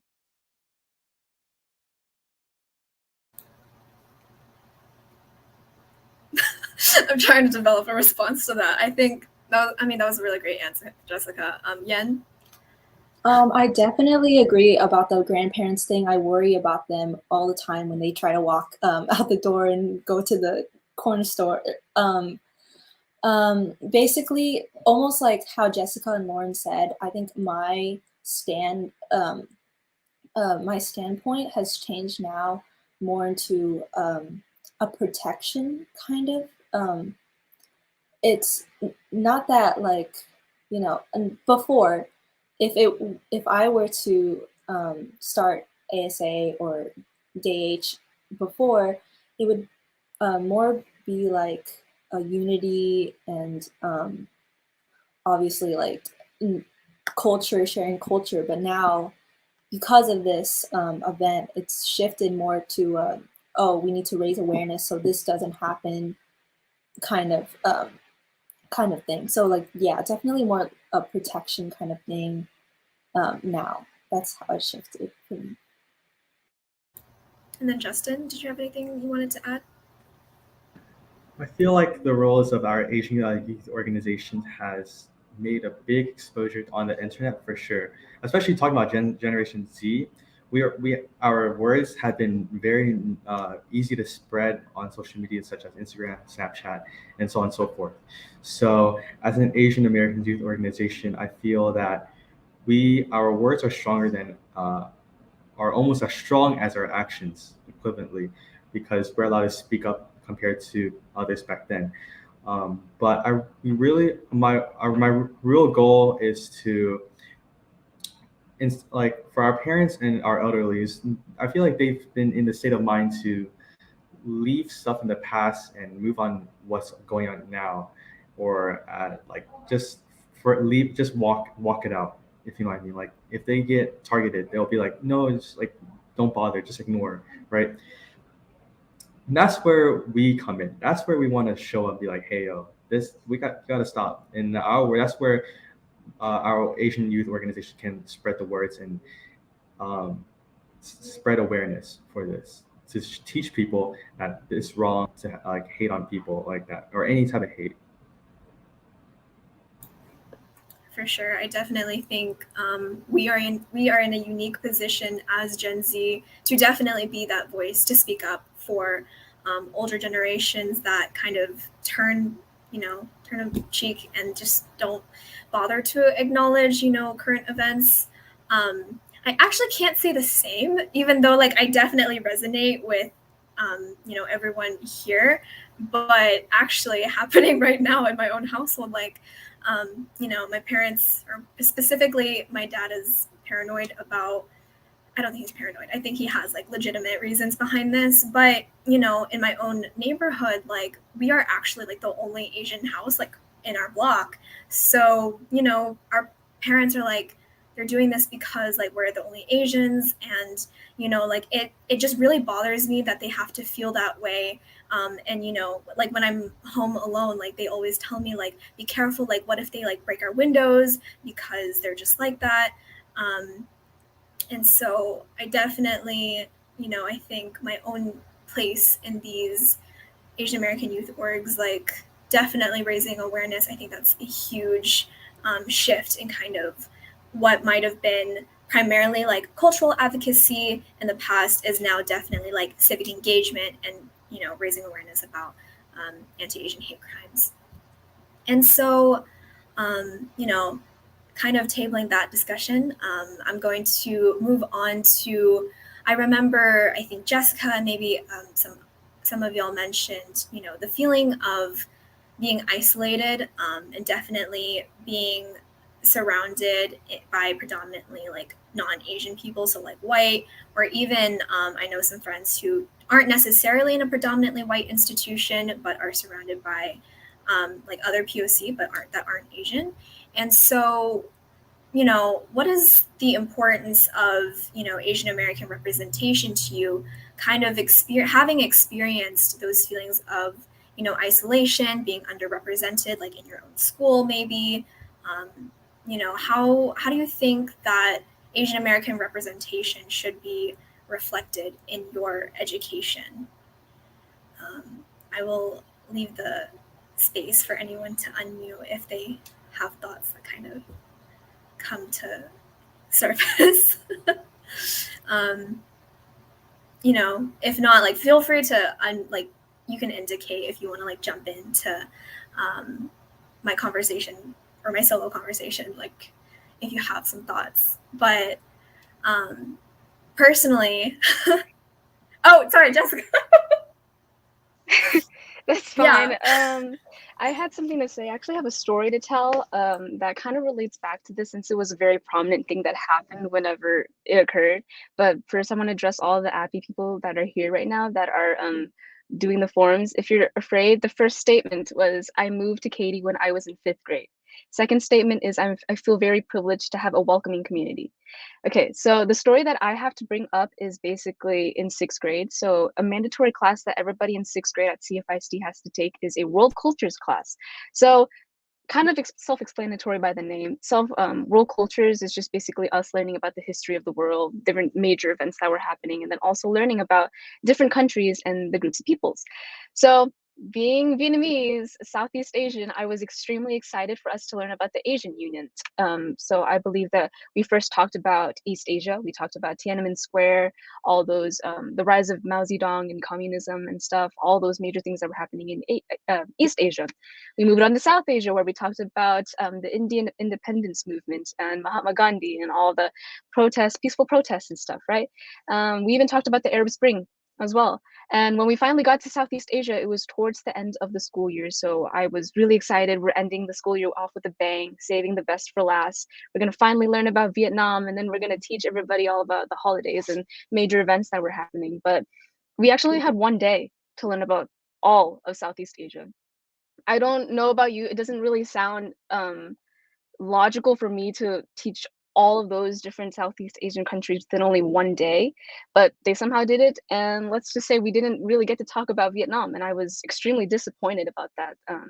That memory just completely stuck with me for the rest of my entire life. Basically, I just can't get over the fact that we completely skipped a whole entire region of Asia. And the only times I've honestly ever heard about Vietnam in any of my social studies or history classes is just basically when we're talking about the Vietnam War. Even in those instances, it's only through the American POV. We don't get to hear about the stories of the people within the actual countries. I have parents who actually suffered through the war. My dad was a war refugee who came over from Vietnam through boats. He had to sail across the whole entire Pacific Ocean in order to come to America and for me to have the education that I currently have. But we don't even get to hear his story or anybody who was similar to him or all those people that my parents, my grandparents, my parents' friends talk about, like all of their experiences with the war. And I just feel like that's something that should be represented within our school system. Like for people, there's plenty Vietnamese Americans who actually go to my school. To not have our stories be talked about or even offer up a class that can specifically talk about those classes. I think at SciLix we currently have an African American studies class. To offer up one just for specifically Asian American cultures would be completely fine as well, because there are people who are interested in learning about that specific point of history.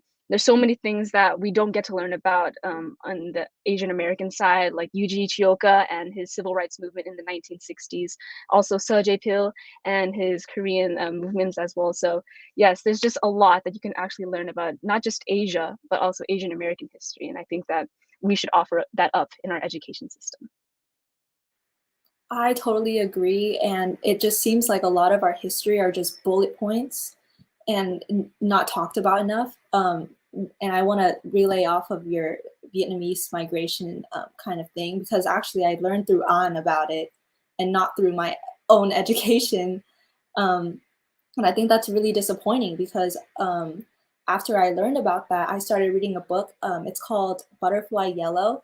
And I really yeah, it's really good. I really liked it, and it had some messages about my own childhood that I also experienced. Like they said, they sang a nursery song. It was like Gong Boom Yang, like something like that, and I cried because I was like, oh my gosh, like that's something that I experienced, and I started crying because like I resonated with that a lot, and her story was so amazing. I can't believe we didn't talk about that because it was so beautiful, but it was also so tragic. And I can't believe in world history, all I wrote for that was that the Vietnamese came over, pirates attacked. Like that's all I wrote for that. And I was like, I was just so surprised. And then Anne actually, she did an amazing project about it, and I just got so upset because I can't believe we didn't talk about that. So I don't think it's, not only do I think that it's important to have these cultural studies, I think that there should be the same depth as we put in world history, where we talked about the complexities and how the point of views changed because of this one person who said it. I think it shouldn't just be there. It should be, should have a developed curriculum. Because I hear in Cy Falls, we also have like an African American studies, and I talked to the people who actually took that class, and they're like, oh, like all we do is watch videos and take notes, and it was very surface level. So I just think it's really important to also like really go into depth with it. Just don't do it just because people want you to do it, you know? Oh, I also have something to add about the Yellow Butterfly book that you had previously mentioned. I also read and did a project on it, and it was so sad because it was very similar to the story of my grandmother, actually. So, my grandmother had a younger brother who was, I believe, a teen whenever he tried to cross over from Vietnam to America through the boats. If you don't know about the boat people, you should definitely do research about that. It's very interesting. But basically, she had to stay in Vietnam because they couldn't afford enough money to get both of them onto the boats. So only my grandmother's younger brother, and we actually don't know if he's alive. We don't know if he actually finished the journey or if he actually died at sea. But it's similar to the plot of the story, actually. So the grandmother, I believe the main character and her younger brother were split up during the war, and her brother came over to America, and she's basically coming over from Vietnam to go and find her younger brother. And I loved how there was like a correlation and a parallel between my own family versus that book. And yes, I just love that book so much. I'm so glad. I'm so glad. Thank you, Jessica Yen, for sharing your, like, I was captivated by that. There's lots of snapping happening in the backstage comments. I definitely resonated with that so much. Justin and Lauren. I'll say something.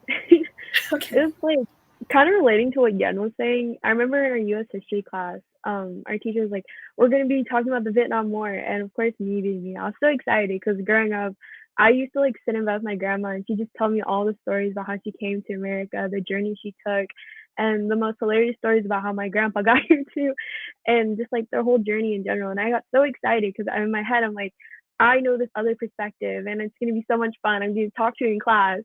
Well, that was a lie. It turned out to be a homework assignment of how we learned the Vietnam War. It was like a 3 PowerPoint slide, and it had like 2 videos on it. And I was so disappointed because like, I had to fill a worksheet with like 10 questions on it. I was like, this is the biggest letdown in my life.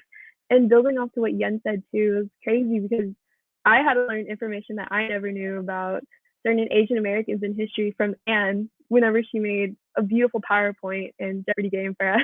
And I was like, I never knew these people even existed.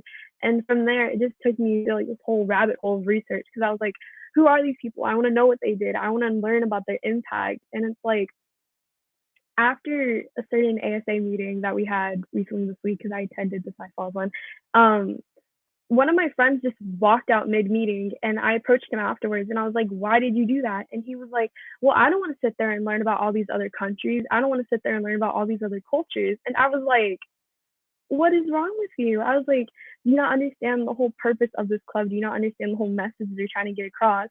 And they're like, I don't even know what AAPI studies are. And I was like, you're Asian. And I was like, how do you not know?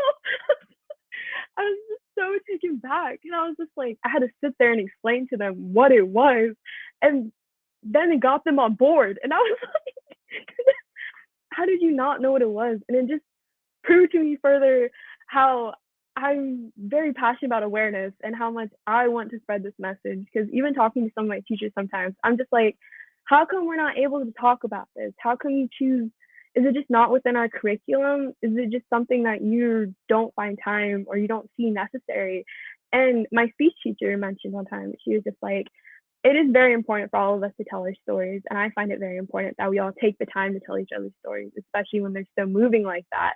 But then she got further into CRT and how at a certain CFIC meeting that there are certain people just going constantly again saying that CRT and CFIC is not okay, even though CFIC does not even teach CRT. But that is besides the point. But it just showed me how people don't know what their studies are. And even myself, I didn't even know these certain wonderful historical people that I feel like I should know, but then Anne teaches me and I'm like, yay. And so it's like at some point, it's like there should be a way for us to learn that's not having to hear it from our friends. There should really be a class that's dedicated to this in high school, especially when we have to learn about the US. I mean, I understand we live in the US, but there should also be more options further out, something more in depth. If you're going to have all these other classes that we have to take, why not make these elective classes that are already so possible to have? Like, it's not like we don't have the resources. It's just you don't want you you just don't think kids are interested in it, but they don't know what it is yet.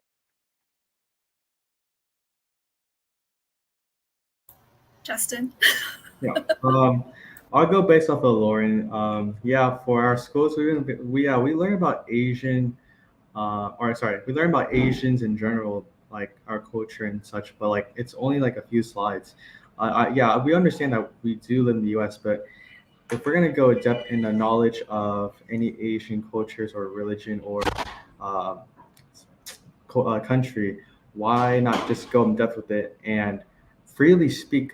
Like, why are we are able to speak up, but it shows like the American view on it, not our view on it. So I remember in U.S. history class, yeah, we talked about the Vietnam War, but it was based off their perspective, as in the Americans' perspective. Oh, we brought troops for people backed away because they didn't want the Americans to die. We didn't want to go into war, right? But for our view, like, yeah, we appreciate those helps, but we were also, they didn't mention like how they didn't mention death, the North and the South, and they did not mention about the argument that we went against of the separating boundaries. So I just wish that later on in the future, we do have studies for like African American studies or something like that. I don't know, but I just hope later on in the future we have a study for Asians because, as I think Jessica or Lauren said, we do have resources for that stuff. We have research. We literally have internet. We can search all these things and teach others about the Asian culture, country, whatnot. For sure. And, kind of taking everything that you guys have said, kind of combining them, and I'm going to talk about like my own perspective on this. I think it was really interesting. And I guess if the audience hasn't guessed, I think we're all Vietnamese or partly Vietnamese here. So you'll probably hear a lot of mentions about comparisons, about hearing like the different perspectives of like the Vietnam War, which is like such a central topic when history tends to cover Vietnam. And one thing that really popped into my head while I was hearing all of you guys talk was in my own US history class, we also covered the Vietnam War and we also covered the American side. But, surprisingly, there was just the tiniest bit of mention about the Vietnamese side. But, this was like the one day in my class where it wasn't my actual teacher teaching it. It was the other teacher, and it was through a video because I was online. So what really shocked me was like the way the curriculum was formed. And it was just one specific slide that was like really triggering to me as a Vietnamese American who has parents that are literally boat people.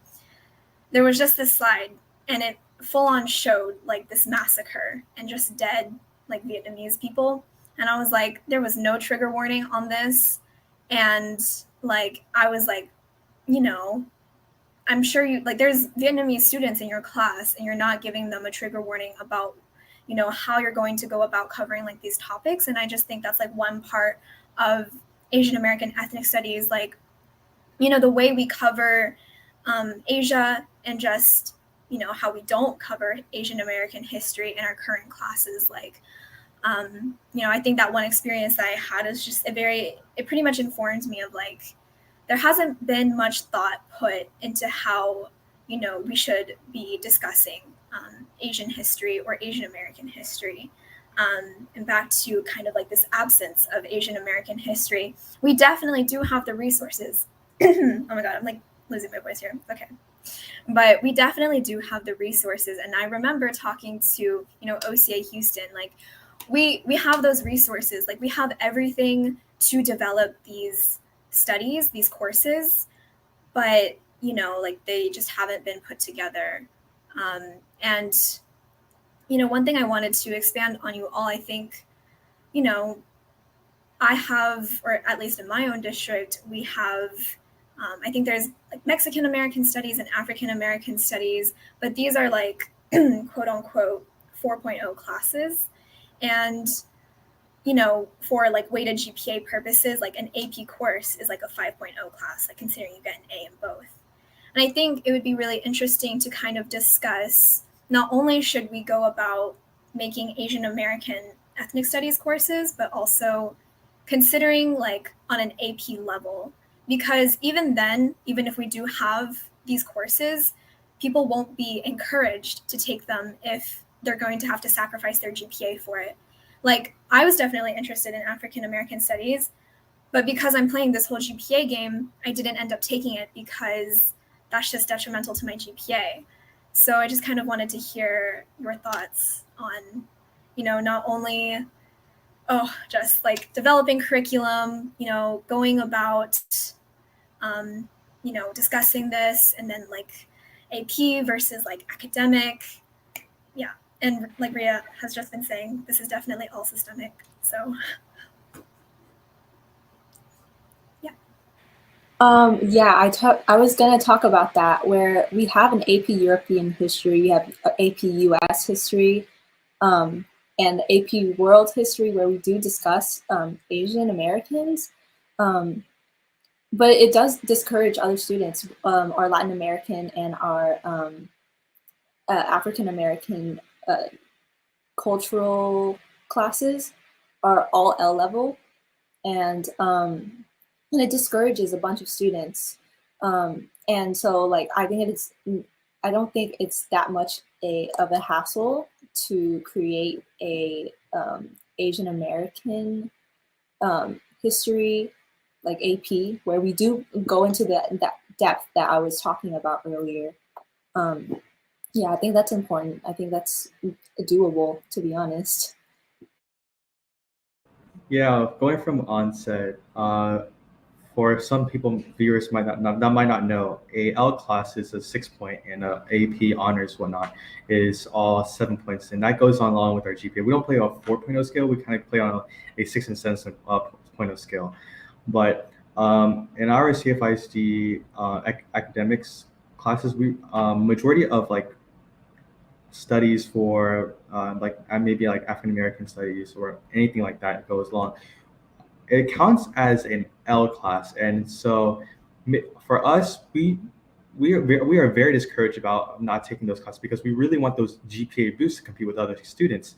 So I think in the future, hopefully, we can exchange that to become a AP class, or maybe just a regular class, or not regular, but like a K class, which is the same thing as honors and the same point average. So yeah.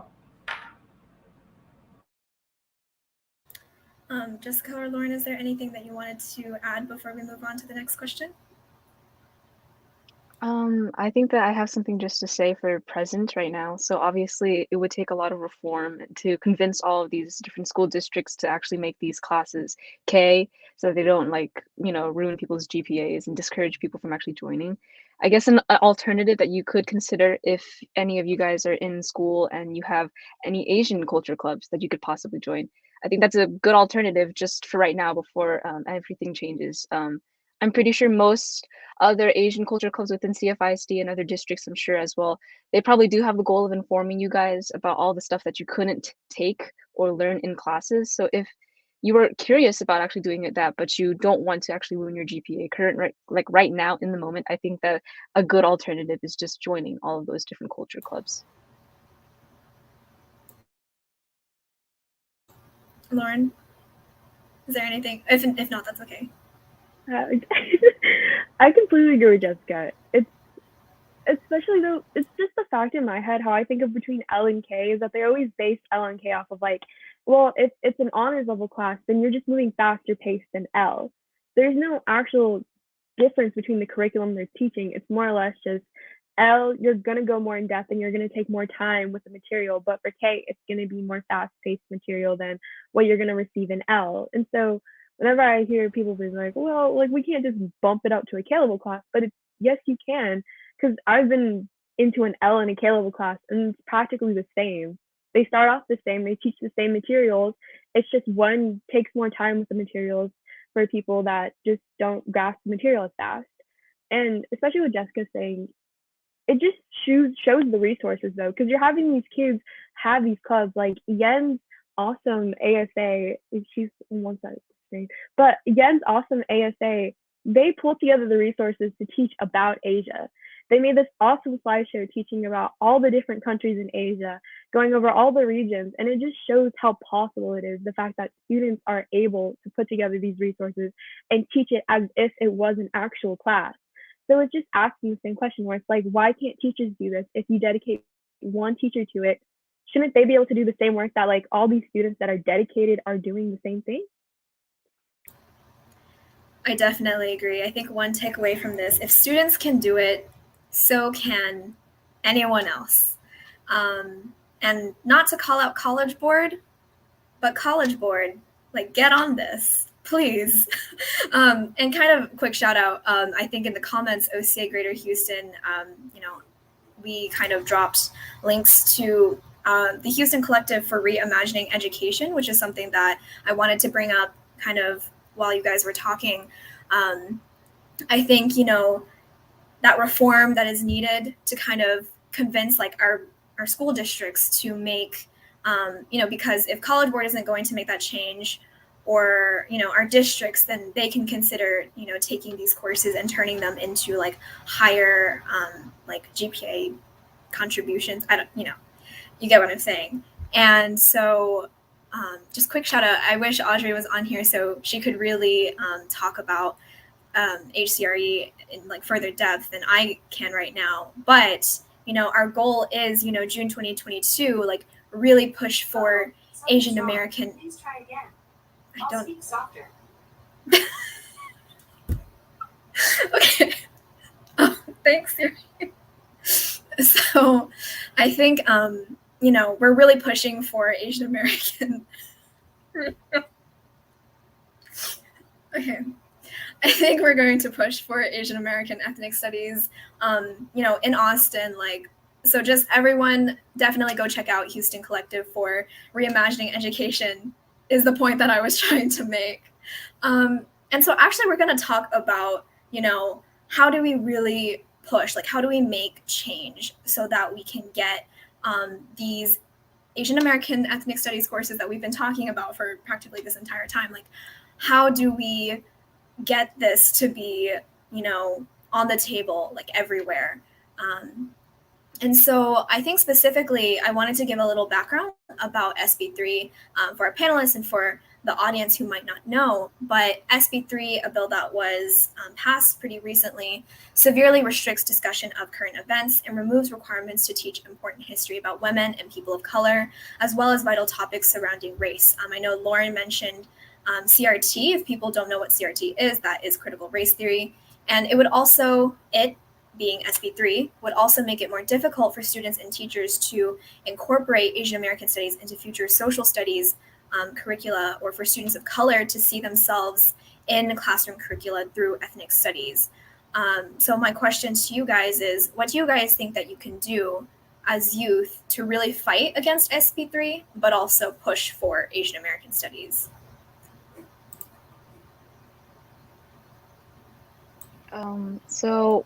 Two resources that I would recommend for anybody who's actually really interested in doing this. Reach out to OCA Greater Houston. They have a youth program that they try to promote. I believe right now they actually have a campaign and a Discord server if you decide to actually join and find out more information about that. They're currently trying to actually push and spread awareness about this SB3 bill. And a second option that I would actually recommend as well is the Dear Asian Youth Houston chapter. If you're not in Houston, then the Dear Asian Youth Fort Bend. So yeah, I think that both of those organizations, for anybody who is seeking to further themselves and help advocate for Asian American studies and trying to go against the SB3 bill. I think that you can definitely go and do your own research, probably join those organizations if you're really that strong and thinking about like actually advocating. But those are two resources that can come to mind like immediately right now.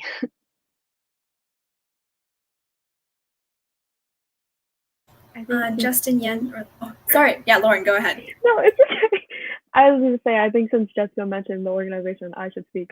For me personally, especially speaking on like advocacy part, I am like, I try to be as transparent with my teachers as much as I can to like explain to them what I think and what I believe, and explain to them like, well, if it ever comes up in a conversation, then you know you should also bring it up and show them that you have passionate students out there that really do care about these things, and like we feel the need that we need to learn it and we want to learn it. It's not like we're choosing that, oh, you know, we don't want to learn it. It's not like some boring topic that nobody wants to talk about. It's something that we want to talk about. The fact that there's so many youth organizations starting out in the world now, especially with Dear Asian Youth, it just shows as there's chapters global. Like it just shows that we want to talk about this and we want to learn about this. And the fact that like SB3 is kind of preventing us, it really does aggravate us a bit because it's like we want to learn. You're just preventing us. Like I had this one talk with my teacher and he was like, well, Lauren, well, I understand the organization, but like, what's the purpose? Like, what are you really going to do with it in life? And I'm like, first of all, the way you worded that, it's kind of aggravating me, but I was like, I myself, I'm taking this as an opportunity to spread things that I'm passionate about, spread awareness about all these things going on in the world, and just show that there's other ways to educate yourself other than going to school and learning about it. Because clearly, my school, we're not learning about it. And by providing this outlet for all these other kids to be able to learn by attending our meetings and our events, and for them to learn about all the other different cultures, all the different things going on in the world. Like, I learned stuff from Anne. Like, with the student on student learning, it really just shows that everything is possible, and we should definitely be trying to fight for this with our advocacy. Like you should be able to go and talk to your teachers and be like, especially your history teachers, and just explain the importance that this has to you as a student by trying to hear your own stories, having your own representation, learning about these new people out there. It really just, it shows a lot. And even if you don't like talking to your teachers, there's always a teacher out there that's willing to listen to your stories and willing to hear what you think and what you believe. Oh, and like having conversations with other youth, I'm sorry, Anne, definitely like deepens your understanding. I think that's really good to have other conversations with people your age too. All right. And actually we, you know, before this discussion about, you know, SB3 and things like that, we actually had an audience question from Muhammad. Do you think Asian American studies will be taught with proper perspectives, or will the history be misrepresented? And, you know, I think this is kind of a question for the future. Like when, you know, Asian American studies slowly makes its way into our curricula and things like that, you know, do we think they will be taught properly, like how the Asian American community wants them to be taught? And if not, you know, how do we ensure that it is to our standards? I don't mind going start off on this one, but I feel like it depends on the teacher who teaches it. But overall, if we have to follow based off on the school system and what curriculums they give us to study about the Asian American history or Asian history, sorry, I feel like it will be misinterpreted in a lot of ways because or misrepresented in many ways because as looking back into U.S. history, Vietnam War was looking at the Americans' view, not our view, right? So it really depends on it really depends on who's the teacher is because I mean if she's Vietnamese then it will show like what they literally saw or how it affected their life and I just think that overall it would just be misrepresented because a lot of you can teach many curriculums in many ways, correct? But there's so many ways that you can interpret.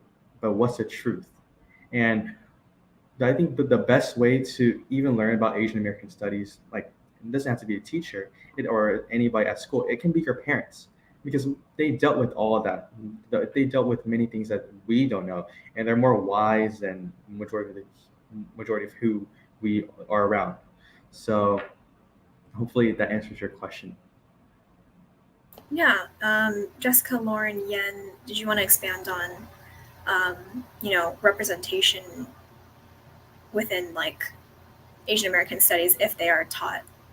Yeah, so I actually have as optimistic as I would hope to be, or as like as much as I would love for them to actually accurately represent all of our histories, I highly doubt that they actually will. Simply because there's just so many different countries and so many perspectives that could be taught about. There's about like 48 countries in Asia, according to the United Nations.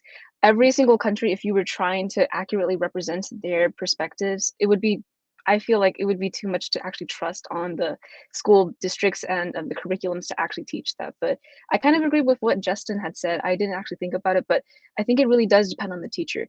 It doesn't necessarily have to be obviously that specific Asian teacher that's teaching about that class for them to be passionate. I have a art history teacher that was extremely passionate about this one unit we were doing in art history where we were learning about South Asian architecture and Southeast Asian temples and stuff for like Hindu and Buddhist temples. He was so passionate about learning about it. He did his own research. He traveled to all these different countries, and he actually studied in, I think, what is it?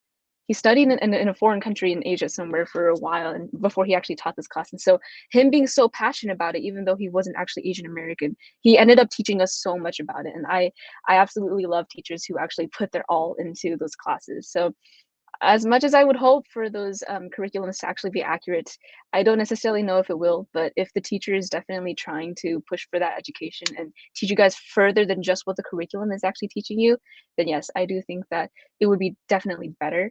I mean, colleges have done it successfully. At UT, there's an array of different types of actual like studies. They have specific ones for specific regions as well. There's like one just for East Asia, there's one just for Asian Americans, there's one just for South Asians, and then even religion specifically, like Hindu religion. And then yeah, so I think that it definitely would be possible if those higher educations have actually developed those different curriculums. But on the high school level, we can only hope.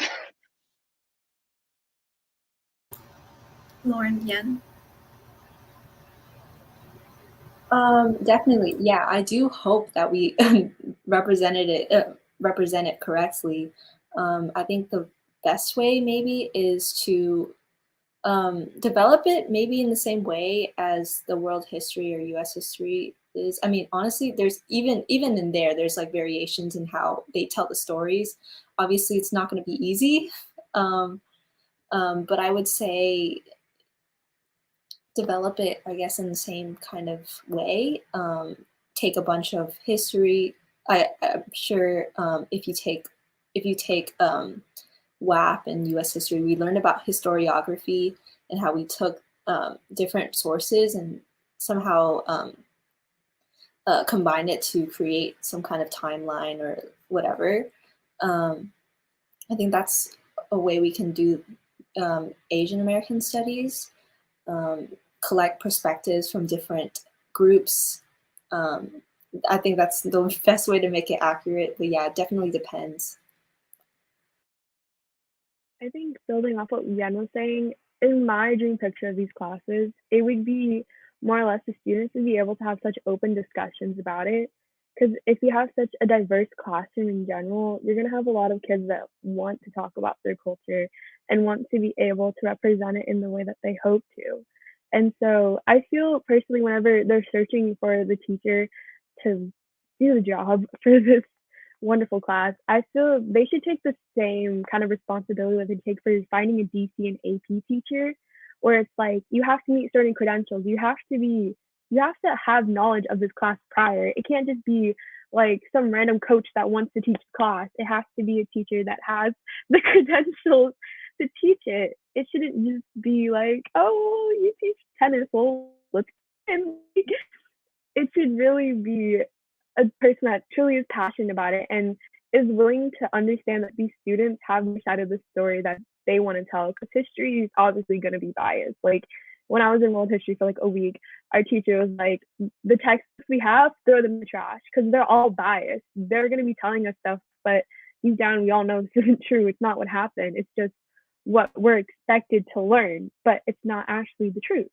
And so I feel in these classes that, yes, they're going to have to meet a certain curriculum, but I feel like the dream teacher would have to be open to the discussion that these students are going to fight against it, especially when it comes to telling stories of the Vietnam War or certain other events in other Asian countries. There has to be the open discussion among the student table. Like, I feel like there should be the collaboration at some point with an ASA or between the youth-led organizations around the area to understand the youth's point of view on it, because we grew up hearing from our parents and our grandparents their stories, and we grew up around their culture, and it's very apparent to us what we think is right and how we grew up in the area. And so I feel that they should have more of an open discussion kind of class rather than here's the material, learn it. It's kind of more like everything's more open-ended.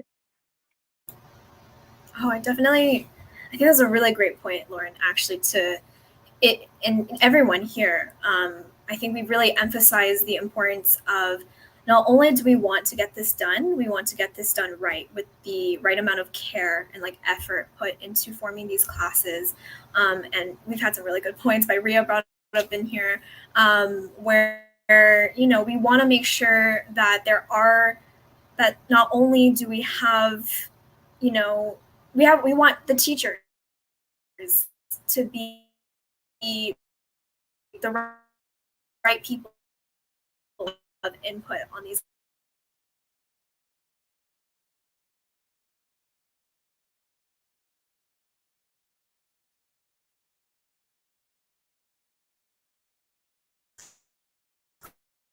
classes, because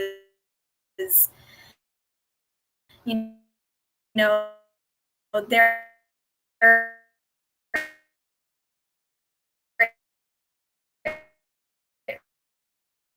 there's going to be multiple points of view, and it can't be like history courses in the past, and maybe even now, that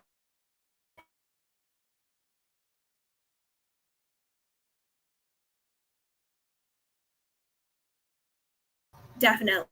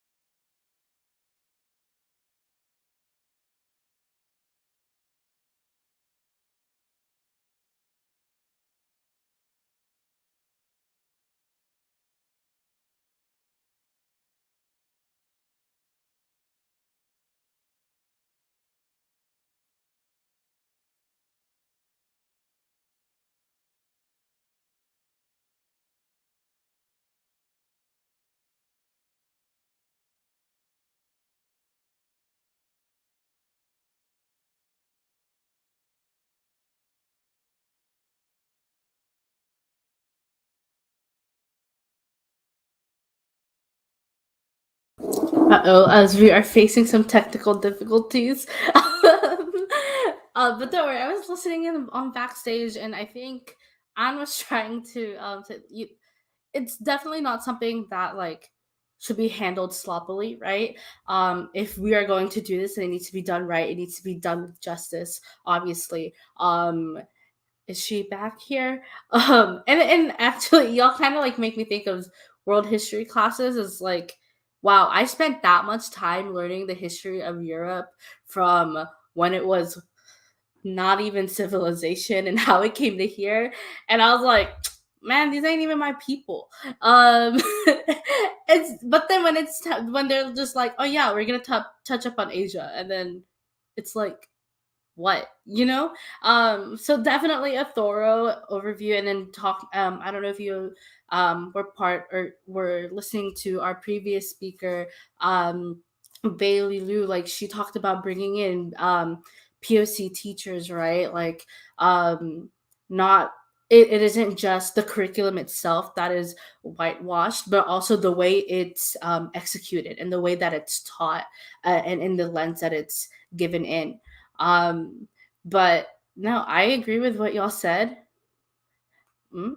I agree with what y'all said, and I'm very excited for all of you. You know, y'all have been doing amazing work before we even got to know y'all, and then the fact that you're continuing to do great work, and that we've already been in communication as well for like future partnerships. I'm super excited, and I think we have Anne back. Hello, I'm. Anne, I know you were going off, so please, I hate to ask you this, but can you repeat, you know, the queen stuff you were talking about? I But was. go ahead. My Wi-Fi really failed me, so it's okay. Your Wi-Fi was praying for your downfall. Like, they're really working against us. I swear. But go ahead. Yeah. Yes. I really wanted to emphasize something that I had seen in the chat earlier while we were wrapping up, and also thank you so much, Abby, for doing a great job of filling in for me. But you know, taking the care to establish these Asian American ethnic studies courses, I think we've, in our conversation, we've really pointed out kind of all these different parts of education that kind of need to go under like a lot of care to make sure that we go about things in the proper way. And Ria in chat had mentioned pay, emotional labor, and training. And I think those are like three really important items to keep in mind when it comes to establishing Asian American ethnic studies. Pay, because obviously no one wants to do that labor for free, and we are not going to make them do it for free. And so we really need to point out to, you know, the system that it's important to pour, you know, money into this because it is important. And again, there's so much emotional labor that goes into teaching these courses, because whether or not the teacher is Asian American, you know, there's still a level of like, there's still a level of emotional labor that has to be put into this to be able to facilitate those safe spaces for these conversations to be had. And again, Ria bringing up some great things about collabing with, you know, artists, performers, like everyone, you know, just tying in those like personal connections, like bringing people in and not just having the teacher themselves like teaching it. I think that would also be a really good way of establishing Asian American studies, and training, of course. Like, yes, pay them to get trained, because again, you know, capitalist society, like money, we're not trying to have people do things for free. So I think I got my point across there. But yeah, as we are, you know, wrapping up our whole conversation about, you know, the importance of representation in history, the importance of Asian American ethnic studies, is there anything that you guys wanted to, you know, is there something that you guys have to say that you think the audience should take away about this topic, something that you think would resonate with them? So I just wanted to say that I hope that everyone had a good time hearing about our personal stories and stuff. I don't know if it came across, but I hope that everyone, you know, knows more about the SB3 bill that's being passed, and how all these different organizations are working in order to make it better for Asian studies to take place. I do want to say right before we do end that for the API people, this is the third and final little fact quote that you guys need to take down in order for the form. Muzamil said it in the comments. Mr. Lane is the GOAT. That is our third phrase. So first phrase, I moved when I was in 5th grade. 2 is I am very happy to have the privilege that I have. And then 3 is that Mr. Lane is the GOAT. But yeah, that's for all of our API people that are attending for this event.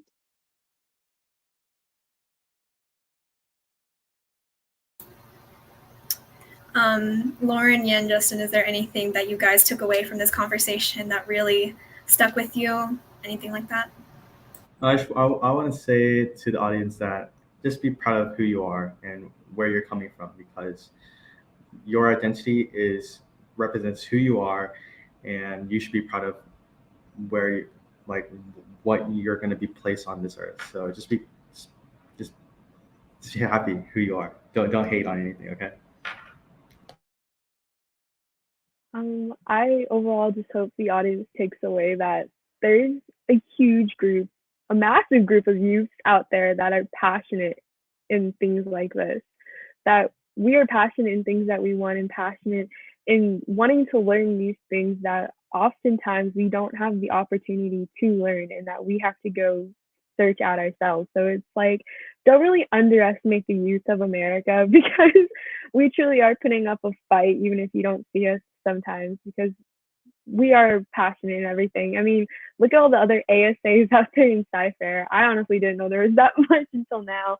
And it truly is amazing. And I really hope that especially people who feel isolated, like how we said in our stories growing up, because for me, Dear Asian Youth has really opened up so many doors to me because in general, being able to meet people like this and hear their stories, it really makes me feel less lonely from when I was growing up and at the lunch table getting made fun of for my food because it stinks or something. Like it truly does make me happy and warm inside because I'm just like, oh, there's people that relate to my level. So if you ever feel lonely out there, isolated like that, just know that there's these youth organizations and clubs at your school that are willing to provide that safe environment for you to make friends and feel connected with people. Last but not least, Yen. I definitely agree with Lauren. If you're passionate about your your Asian American identity, there's people who are like you. Going from a person who would hide their, I don't know, their spring rolls in their backpack because they didn't want to eat it in front of their other friends, to now going and advocating for the studies of their history. I definitely agree. There's a lot of ways that you can reach out, and Dear Asian Youth can help you. Your ASA can help you. If you're passionate, just reach out. Don't be afraid. Yes. And one final word that I have as we now close up this roundtable. It's not only important to, as Maria has been saying here, to build coalitions with other youth because, like Rhea and Trish, shout out, Youth of America, seriously, we are change makers. We are powerful as youth. And not only to younger people watching this or people our age watching this, like, yes, get out there, be active because there are other youth willing to support you. But also I cannot stress enough the importance of, other people who might not be Gen Z.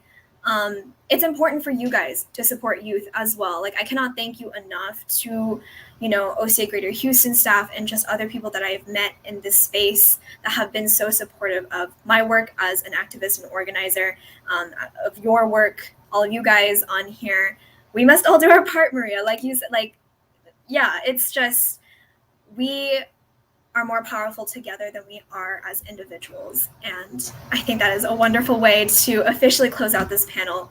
So virtual round of applause or real round of applause to, this entire panel. Thank you so much. You guys are powerful people. And links, if you guys want to promote real quickly all of your organizations, this is the time to do that. Go and follow Abby at our account. Yes, so we have Sci-Falls here, we had Dear Asian Youth Houston, Sci Lakes APIA. Just go follow all those things. Oh, and there's also Katy High School's Student Alliance for Asian Americans. We're all going to be doing some great work, especially in conjunction with OCA Greater Houston because they've been great, advocates for youth. And yeah, thank you so much to OCA Greater Houston for letting, youth kind of close out the night in this roundtable, or I think there's like more programming, something like that. So yes, thank you so much. And yeah. Oh my goodness. Thank you. And thank you so much for all the amazing work that you've done. Thank you for moderating such a great panel. I remember when I met with Athitrish and Atheria about having possibly doing this panel, we were like, all right, who would moderate it? And we were like, and no brainer, obviously. But thank you so much. I'm gonna go ahead and pass it on to Atheria. for closing? Yes, no, absolutely. I mean, everyone tuning in, that roundtable was phenomenal. I mean, my heart's pounding, my heart's racing, so I have to can we all take a community breath really quick? Because I'm so charged up right now. The closing day was just, I'm speechless as well. I know Abby's been saying that the lineup, the entire festival. So everyone, please join me in a big community breath. Ready? Inhale, and then exhale. Day 4 done, technically, but everyone in this call right now, any thoughts on our youth? Way too close, way too really, I'm so hopeful and I'm so excited for them. Their leadership, their voices, they spoke up. Everyone tuning in, they're here, right? We're here. Trish, Abby, Albert, has something to say? I can go first, I guess. So whenever I really started the OCA internship, I was surprised that I was the oldest one there because for me it signified that there are younger people, people in high school, even middle school, really advocating for justice in our education, civil liberties, stuff like that. And so I think, like you mentioned, Atherea, it's really heartwarming to see. And I hope that this next generation, if I can call that, I might also be part of the generation. I don't know, but that the generation that's upcoming really pushes for justice and equity in our communities. So yeah. I think tying back to this festival with the intention of the community constellation, I'm brought back to when Win, who had created the flyer for this actual festival, and he had paid homage to the Third World Liberation Front, which was headed by students in California to push ethnic studies in the university system, right? And to see these students in Houston, yes, Ria? No, on Buoy. Yeah. Oh, sorry, on Buoy. Oh my gosh, yes, on Buoy. On buoyart.com, check out his work. They are amazing. But yeah, he paid. So okay, hold on. Let me get back into my thought process. He had, if you guys saw the picture up top, there were folks, pushing for ethnic studies, and that was in the 1960s, right? And this is another history repeating itself here in Houston and Texas. So what is that going to look like, right? But we are the forefront of that, y'all. The students, Yen, Jessica, Justin, An, and Lauren, you are all the, I'm just so excited to see you all just fired up and being brave and vulnerable on sharing your own stories. I think that's where it starts. That's the connecting factor and the bridge between not just Asian Americans, but Asian Americans and Latino and Black. And that's how the Third World Liberation Front actually happened. It was everyone involved. It wasn't just one group or the other. Okay, I'm gonna give space to Abby. No, Professor Trish, please go off. Would love. I don't know, the past. I don't know where my expectations were. Right, I was like, oh yeah, Starry Night, second year. It's gonna I knew it was gonna be powerful because last year was great, but when I got to actually sit down, especially and be a part of some of the conversations, I cried during some of them. And then seeing the youth involvement, I think that's honestly what I was the most proudest of. The youth just never failed to really amaze me, honestly. And granted, as youth organizer, right, part of my responsibility is okay, make sure to corral the youth in this and blah blah blah, right? But really, y'all be doing the thing.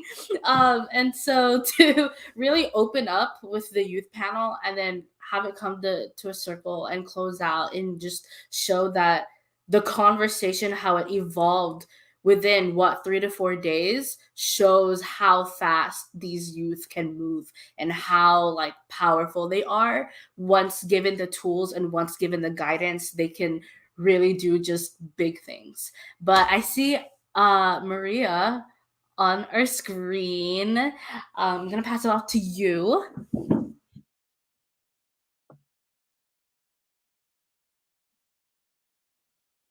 I can't hear you. I can't hear you.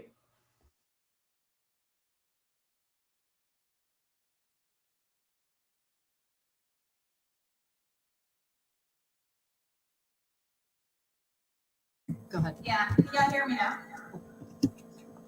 Okay. No, so being here in the back end, I mean, I get to really like listen and tune into to everything that's going on, and I have said this for a while. Youth are powerful. Our youth are making changes. They know what they want. They are willing to like be vocal. They're willing to get things moving, and it's just beautiful to see that. And so this is only my third Starry Night. Once before we went virtual, and I think that I don't know. There was this energy, this year with just everything that everybody spoke about regarding ethnic studies, regarding the importance of representation, like elevating their voice on what they want to see in the classrooms, also the encouragement to other youth to get out there and make changes and, like just create the world that they want. It is so powerful. And, I'm involved in a lot of things. Outside of OCA, I'm involved in a lot of things. And some of the discussions that I've had with a lot of people who I might have friction with, at the end, I always end with, you know what? At the end of the day, youth are doing what maybe we're not doing to change the world. And so it was just beautiful to see that, the conversation today, and actually the way that we started, the way that things started here for the festival and the way that they're ending, it's a conversation, or it proves the point that youth are stepping up and they are creating change, and it's just beautiful. So I'm very excited that to end on this note. I mean, I like seriously couldn't be prouder, and I think that from my end, I just have to keep on emphasizing and reminding everybody, like we all have a voice, but we also all need to work together. And so, like An was saying, older generations, like myself, where I'm kind of like the first part of millennials, even older, Gen Z, Gen X, boomers, etc. Like baby boomers, like we all need to work together and really like provide space for all the different voices. And it was just beautiful to see that actually this was created here at Starry Night. I mean, like today, whenever Professor BEILI, with everything that she was saying, I mean, it was just awesome that she understands that and she sees that for her daughter, and so it's just, we have to continue that, and we have to just really have to like continue that. So as a team, y'all are amazing, and I'm just really proud to be part of this, and be part of the conversation and get to participate in some way, because this is just beautiful. Yeah, I mean, like, it's going to be a lot to say on my end, but yeah. Yeah, I mean, like, again, I want to reiterate, like, the conversation does not stop here. Like, this is just the start, and of course, like you said, Abby, like, and Maria, it's like it's a full circle, and again, youth are at the center of that, right? We really want, and the fact that is like the reason why we highlighted these authors, these artists, these performers is because there are folks like intergenerationally doing the work. So this is the time. This is the time to connect. This is the time to weave. This is the time to thread all of these like resources and narratives together. And that is like, again, this reflection that we have, like this, I'm gonna use our word, like this is Kapwa, right? This is seeing myself in you. This is seeing our stories. This is seeing all of our stories, right? And how like a struggle, the joys, like our ancestors, right? They like the connection between past, present, future, and what is to come is important. And as long as y'all know, so a saying that was, that was mentioned in the festival is like, no history, meaning N-O, no history, no self. But to know history is to know yourself, right? So that's something that I feel like that was brought to the fore as we move through day 1, day 2, day 3, and day 4. And so I actually wanted to do like a really quick recap of all those days and how that, again, came full circle with the loud voices of the youth, with powerful like energy that they've just like laid on the table for us, right? And just excited to see the collaborations that will come forth after this festival. Yeah. So again, with Dear Asian Youth, with all the the API or the student associations here that are tuning in, like they're here for you. Like Professor BEILI, she has so much knowledge to drop. Anthony, the authors, they're here for you, right? Like they're telling their stories in their own way and through their craft and through through their through the education system too, right? And through the we navigating through these institutions. So but yes, just an overview from like day 1, like we really opened up with Nishiki Sugawara Bella. Abby, I know that you moderated for her, like, can you just tell us a little bit about like your conversations with her, just a highlight how amazing she is. Yeah, like in her bio, she talked about how she really explored her culture, her heritage, right? And her being Japanese. And we talked a little bit about her journey as she became Japanese American. And we talked about, I believe she called it sumi, which was the material that she used, for the ink. But what I really liked was how one of her colleagues or her mentors told her, you can only paint what you know, right? And it goes back to, you can only tell the story that's your story. And that was something that really hit. And then it was started when she first started her talk, it was like everything with intention and everything knowing like I mean this stroke, this is what I'm going to do, right? But then as she went along, there were moments of uncertainty, and as is life, right? And then now she goes to more of, if this is what's going to happen, then this is what I'm going to embrace. And by doing so, it's knowing, again, knowing the history, knowing what I want to do, and then letting life take me there, and making sure that in that process comes the authenticity and the genuine sincerity. And I think for her, like it was very powerful, and I love that that's what we opened up with. I don't know, Albert and Trish, if you want to weigh in more on Nishiki, but like I just wanted to, when you said Abby, like embracing, like really embracing things. Oh, thank you, Maria, for popping that up.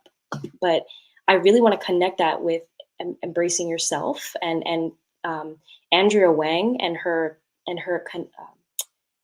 talk on Watercress, her children's book, and The Many Meanings of Meilan. And I know Angela's not here to speak upon that right now, but just like, again, embracing the fact that, her parents, and why they had to pick watercress on the side of the road. Why, in terms of like the many meanings of Meilan, like the importance of your name and fully embracing that, right? Albert, Abby, Trish, did you want to comment more on like Andrea? I know we had a very, like, if y'all can tune in to that after this festival, that'd be awesome, because I know that we really dug deep during that talk. I think it was just great to see like the intergenerational conversation between Angel and Andrea, and them coming from similar regions in China, I believe, from the get-go. So to see that bridge and for them to really open up to each other and be vulnerable was probably one of the most, that was the best. And it got me emotional. But yes, these are her books. So please support Watercress and The Many Meanings of Meilan. Thank you. I mean, and when you're talking about like, the conversations intergenerationally, it also connects with, the, the Resound acapella group that Audrey, knew and recommended us. I mean, I think, the song choice of Grow As We Go is super important as well, right? Abby, if you want to talk more about connecting that with, you know, the entirety of like kind of day one, if you want to Yeah, the Audrey kind of thing that I connected. So Resound Acapella was actually an acapella group that I was in college, and I was part of the first year that came up out of it. And it originally was actually part of an Asian American ministry, and it around 2017 or so, 2017, 2018 was our first year like breaking away from that. And it wasn't, obviously it was in no disrespect to like the Asian American community or anything like that, but more of a goal that like while we celebrate our history and while we celebrate our stories, the end goal, right, is solidarity and being together in this community of love and just uplifting each other despite ethnicity, despite background. They're all to be celebrated and they're all to be highlighted. And Grow As We Go is just like a very special song to all of us that I actually wish that I hadn't graduated yet because I love this song. But Resound Acapella, I think, is definitely an example of how they've grown from such a small group. It started out as a group of friends performing for a talent show, and then became a premier acapella group on UT Austin, on the UT Austin campus. And to see that they've continued to not only share music but to also stay true to their mission of being in a community that follows Christ, and just stay true to that is just something that I am super proud of to have been a part of, and I can't wait to see what they do with their new leadership this year. And yeah. Man, Maria really put them on like singing while you were like preaching. You know what I'm saying? Like that's okay, Sunday church, I guess. So I'm not as talented as Abby, so I can't continue talking. But they do have like amazing voices. I was in choir myself, and just being a part of a vocal community, and like again sharing that space as you amplify your voices for for your mission and vision. I think that's super important, and I feel like the next person that was featured, Hyunja Norman, she's an Korean organizer here in Houston, and her work was featured. She submitted particularly her experiences going back and just utilizing her traditional like folk dances and the traditional like Korean drum to mobilize her community. So I think that's not, yes, acapella is like mobilizing and forming community through sound, but through voices. But Hyunja is mobilizing and connecting with the community through drum and through her folk the folk movement performance. So I really do appreciate her submitting, and it just shows like that like I said, that intergenerational conversation that's happening, right? Thanks, Maria. Thank you for the recap. I love that.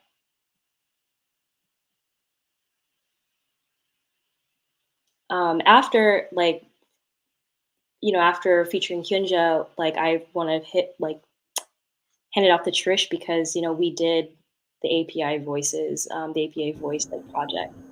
So So that was just a third iteration of a project that Rhea and I, plus our good friends Jenna Maravilla and Christian Toledo had created. And it was again to center youth voices in advocacy work and in just representation in Texas. I'm very, very proud of this project, and it's continuous. This isn't something that I feel like will end, and we are still collecting voices and narratives that I feel like is a way, stories recreate worlds, right? It's a way to create the world that we're imagining we want to see. So yeah, that's just a little bit about it.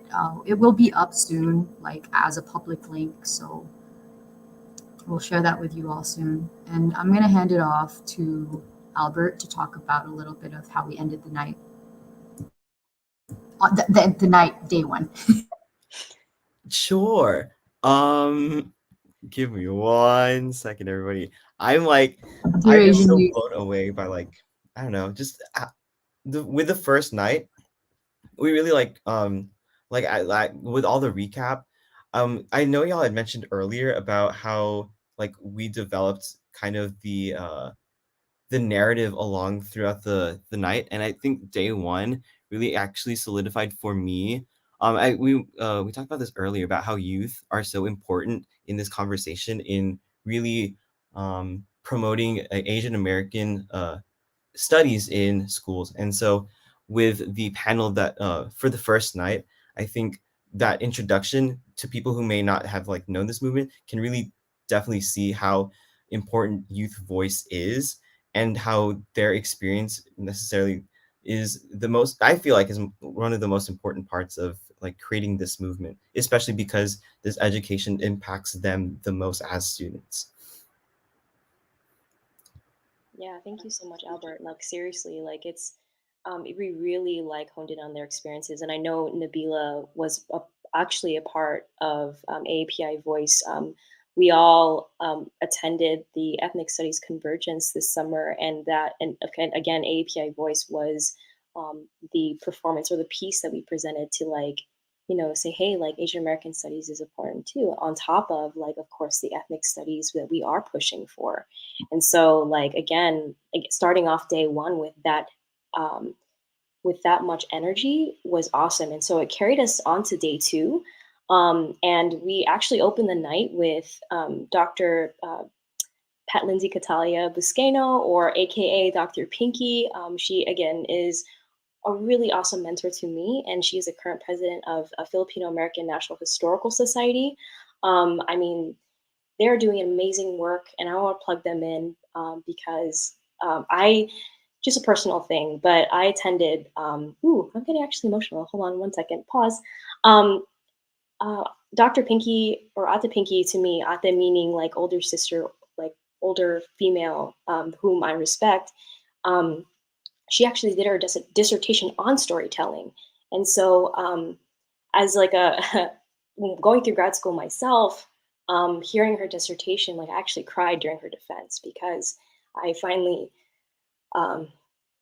saw someone that is doing the thing and got her doctorate in this. And so right now she is owning her own business on like, I think it's Hello Cuento, and her workshop was just getting folks primed to tell their story, and like really utilizing and connecting our theme of constellations to get yourself started. So I really do please check out our website and like connect with her, because the way she holds space is amazing.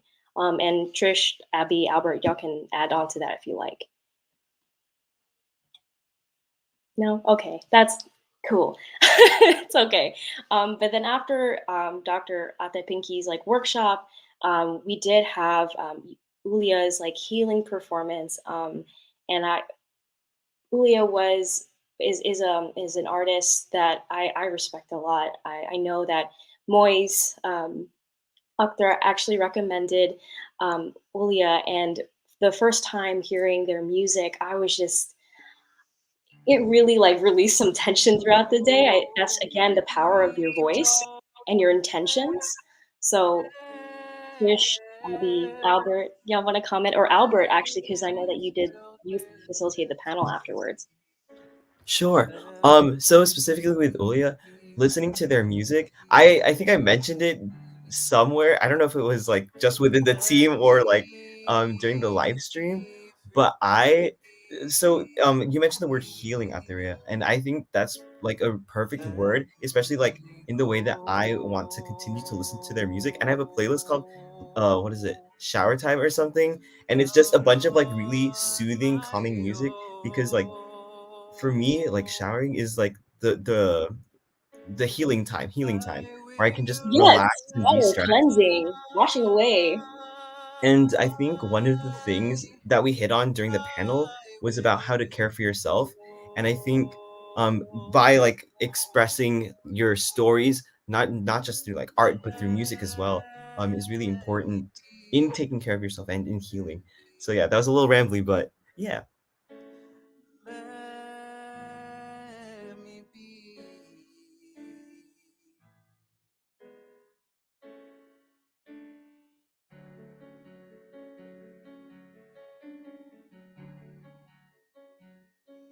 Man, I think we're just listening to Uli at this point. Okay, we gotta move forward though. But no, I do also want to highlight Moise, Moise or Trish. Actually, if you want to comment on Moise and of course like our Yeah. They're a very good friend of ours, Ria and ours, and for the first time this year, I had witnessed and was in present to them doing a live performance poetry piece at U of H at Lafler Museum for a curated performance piece called "The Time for Action," and I was blown away. Moise has a way with words. I know that that's it. That's all I'm gonna say. I hope they continue to perform and do poetry because they have a talent for it. So I support it, and Moise, if you're watching right now, we have so much love for you, and we're here to support you.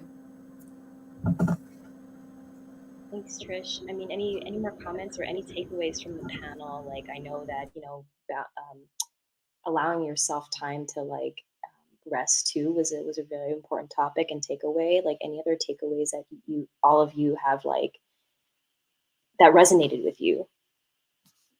Oh, of course, An Bui. I know Trish, you spoke a little bit earlier about An, but anything else that y'all want to weigh in on?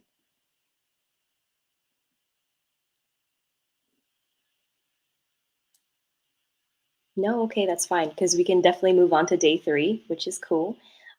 Day 3, I know that was a very packed day, and I'm gonna say thank you for, Abby and Albert for, supporting. I know I emceed for the majority of the day. So it was so, again, super impactful and amazing to hear everyone, especially Elisa.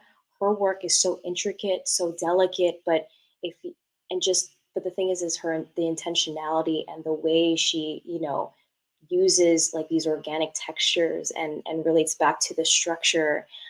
Shout out to Megan for facilitating that and really drawing out Elisa's process.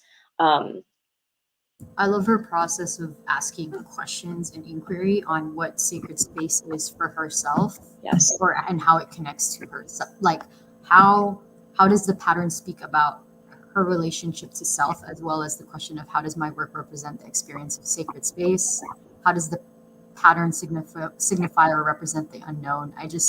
All those questions is so intentional, and her pieces are amazing. Like how? Like I can't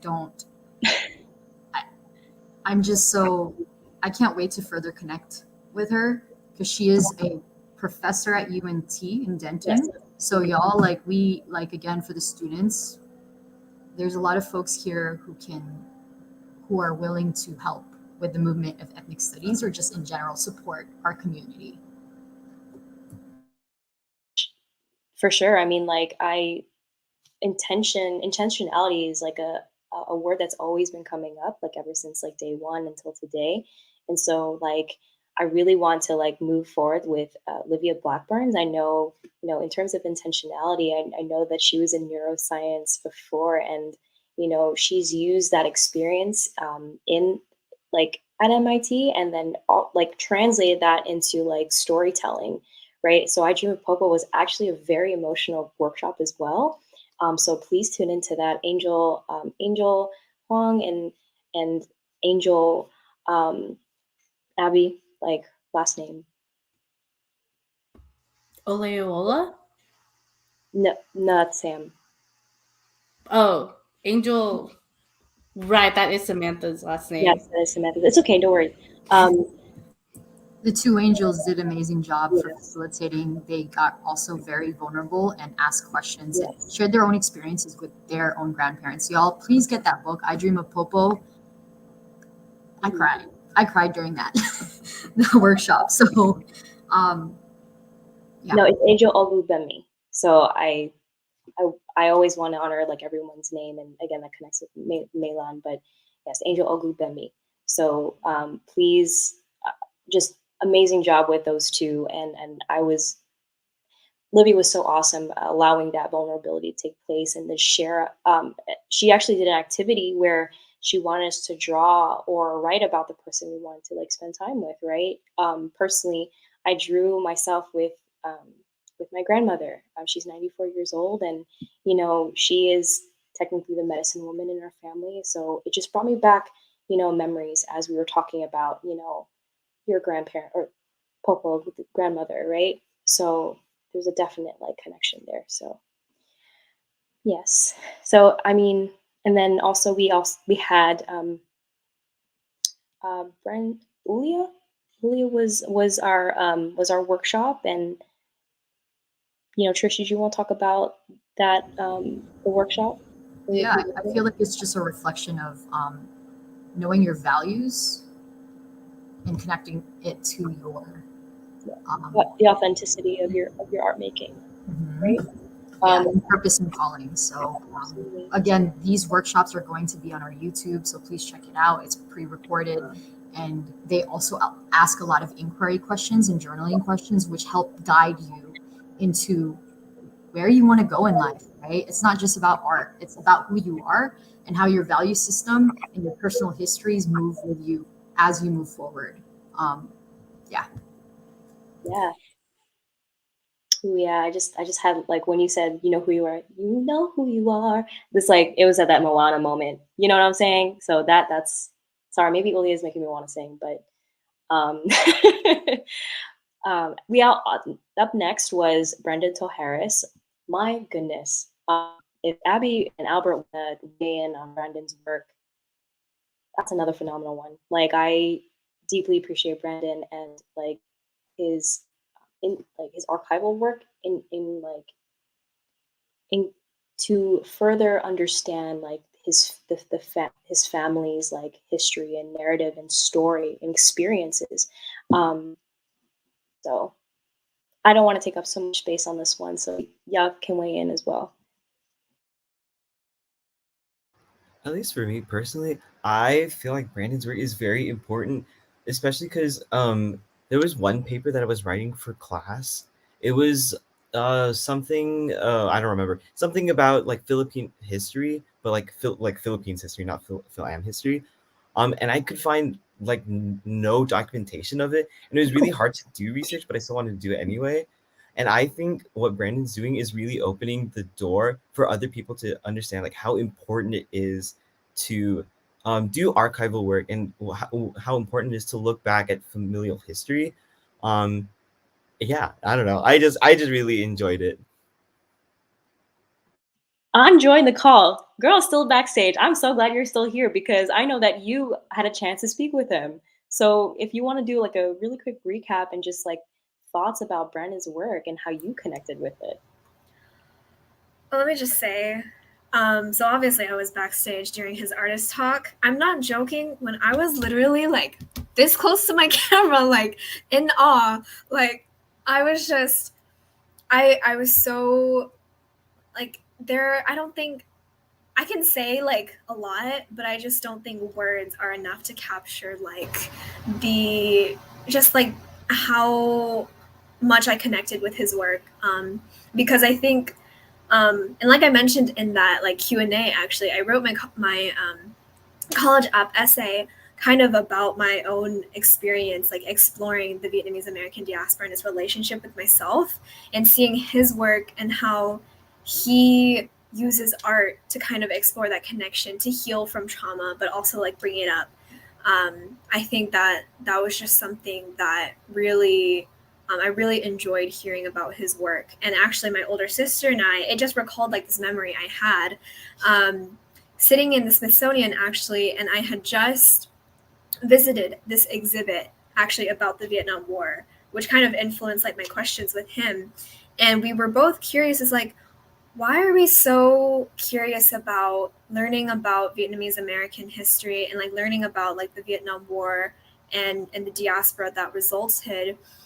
And you know, it's kind of like we're always pulled in by work, especially like Brandon's. And so there's just like this infinite pull that we have to this topic. And I think Brandon, you know, him creating work on that is just so meaningful, and I think it's meaningful to everyone else who looks at it. Thank you, Anne, for recapping and weighing in and letting and reminding us of like your connection with his work. I know that we did have broadcasted performances from Tommy Wan, Ashley Wang, Mito Are, and Hyunsu Ko, and you know, I think we were too excited, so we started a little bit early, but you know, it's okay because you know, it doesn't hurt to watch them one more time, especially like Tommy Wan. He is a person of many talents. Like he's you know I'm Florida way. He's also a pilot and an instructor. Tommy, you are a BA. I don't know if I'm allowed to you know cuss on this, but it's okay. It's fine. But Tommy's amazing. What? Oh, okay, never mind. Wow, Trish. Anyway, but Tommy's amazing, and again, like for one to play both parts and then merge them together, that takes a lot of like skill. And same with Ashley. And I'm gonna divert it back to Abby because that's her girl. That is my girl. I love her so much. She was honestly super blessed. Oh, okay. Now it's hard to talk with her playing. Okay. Super blessed because you hear a lot about like roommate horror stories, but Ashley and I were roommate for 4 years. Like we went from the Kinsolving all girls dorm to the apartment up in West Campus. Like we roomed for 4 years straight. Yeah, like I remember the first time I met her, we were like, all right, let's meet up over dinner, and we went to Torchy's Tacos, and then we almost died right there because you know Austin cars. But yeah, we've been through a lot together, and honestly, super proud of super proud of her and her journey. Right, she talked about like how she was interested in music performance at first, and then now she's in addition to that, she's a music educator. So she started out as music performance cello major, and usually the path for that, at least from what I know, is like they go off to grad school, and it's very like performance based, right?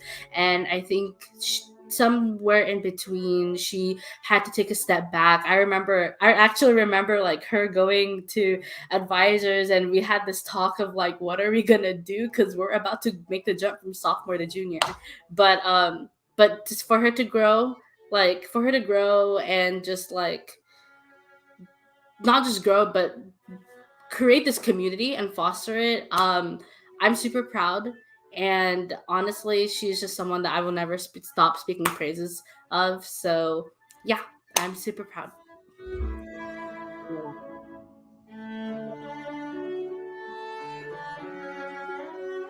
Yes.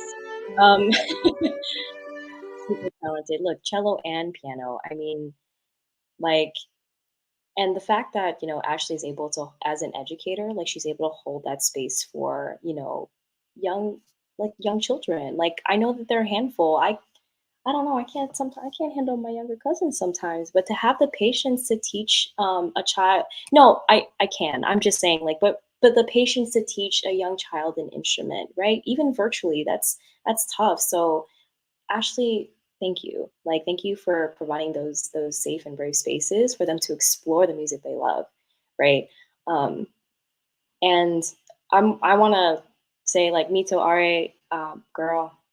I don't know where Trish went, but I just, you know, Mito singing for me, like the first time I heard her sing was actually I was judging Isang Mahal. I don't know what year it was, but I know that she performed. Or I mean, no, I wasn't judging. I lied. I was an audience member, but that was the wrong year. But I heard her sing. I was like, wow, like she's good. And then years later, she joins Unipro, and I hear her sing again. And every time I do, it's same with Ulia. This feeling of tension like leaves me whenever she sings. And so, on top of how talented she is vocally, she's also an organizer, and you know, she's very like very organized and just. I'll pause there. I'm taking up a lot of space about Mito, but Trish, I know you can speak more on Mito, maybe Albert.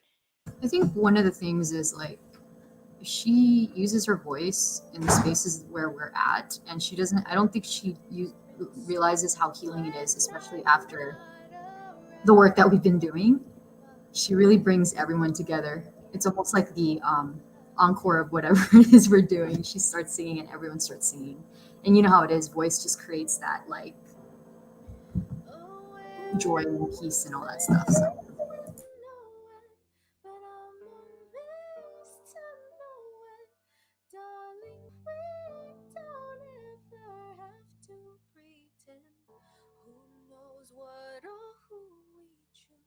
I think also what I loved about her performance is that, you know, she really was intentional again with her song choices, right? And like I love how she um, you know, covered a Filipino song and she provided translation so everyone can understand. So not only can you feel like, you know, the the the depth of her voice and what she puts behind it, but all of you can like understand, right? The connections and the message she's trying to bring. And yeah, I agree with you, Trish. Like every time Mito sings, it's like everyone gets quiet, but we all lean in and we all kind of like deeply listen, if that makes sense. So yeah, girl, let's go. Okay. I'm gonna pause there before I start tearing up because it was like, you know, I was climaxing a little bit, so I don't know. But let's move on to Hyun Suk Ho. Really appreciate them reaching out to us because I know that their nonprofit does a lot of work bridging you know the intergenerational conversation with traditional and of course you know Korean cult like modern Korean culture. I know that um, I from my understanding from our first meeting, I know that they communicate with like K-pop performers as well. So and I know that they've participated in the Korean festival. I don't know if y'all been to like Memorial Park, but I know they do it like I think every year or before COVID. And so like they've been a major part of that community and just super thankful that she was able to, you know, contribute her dance. Um, and also like help Hyunja also with the in her performance as well. So oh, it was so beautiful.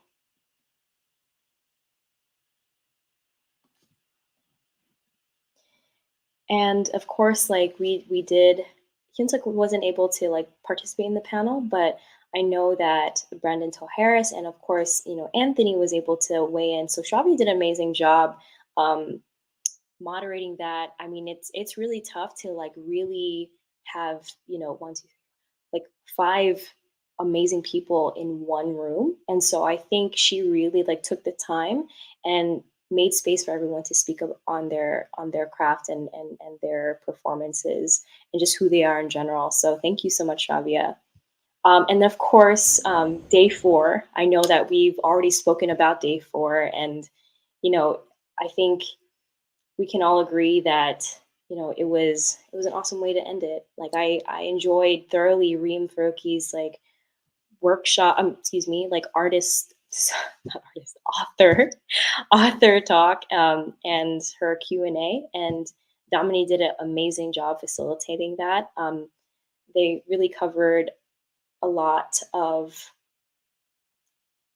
They covered a lot in regards to you know your her story process and just like again I know she was like also a second grade teacher if Trisha you wanted to like weigh in more on that on her talk as well. yeah, as a Muslim American, she is pushing that she's again a story that needs to be heard because there are a lot of folks here in America who are yeah who relate to her story, right? So she's I know that she had mentioned in 2023 there's a new project that she has, so please check out reimfaruqi.com. And again, all of the workshops, all the author talks, you guys can rewatch it. And she does do a reading of Unsettled, her book on Unsettled.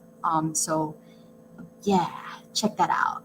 And then after REEM FARUQI, we then had a demonstration by Anthony Pabillano, and I know Albert was the moderator for that. If you wanted to speak on that real quick.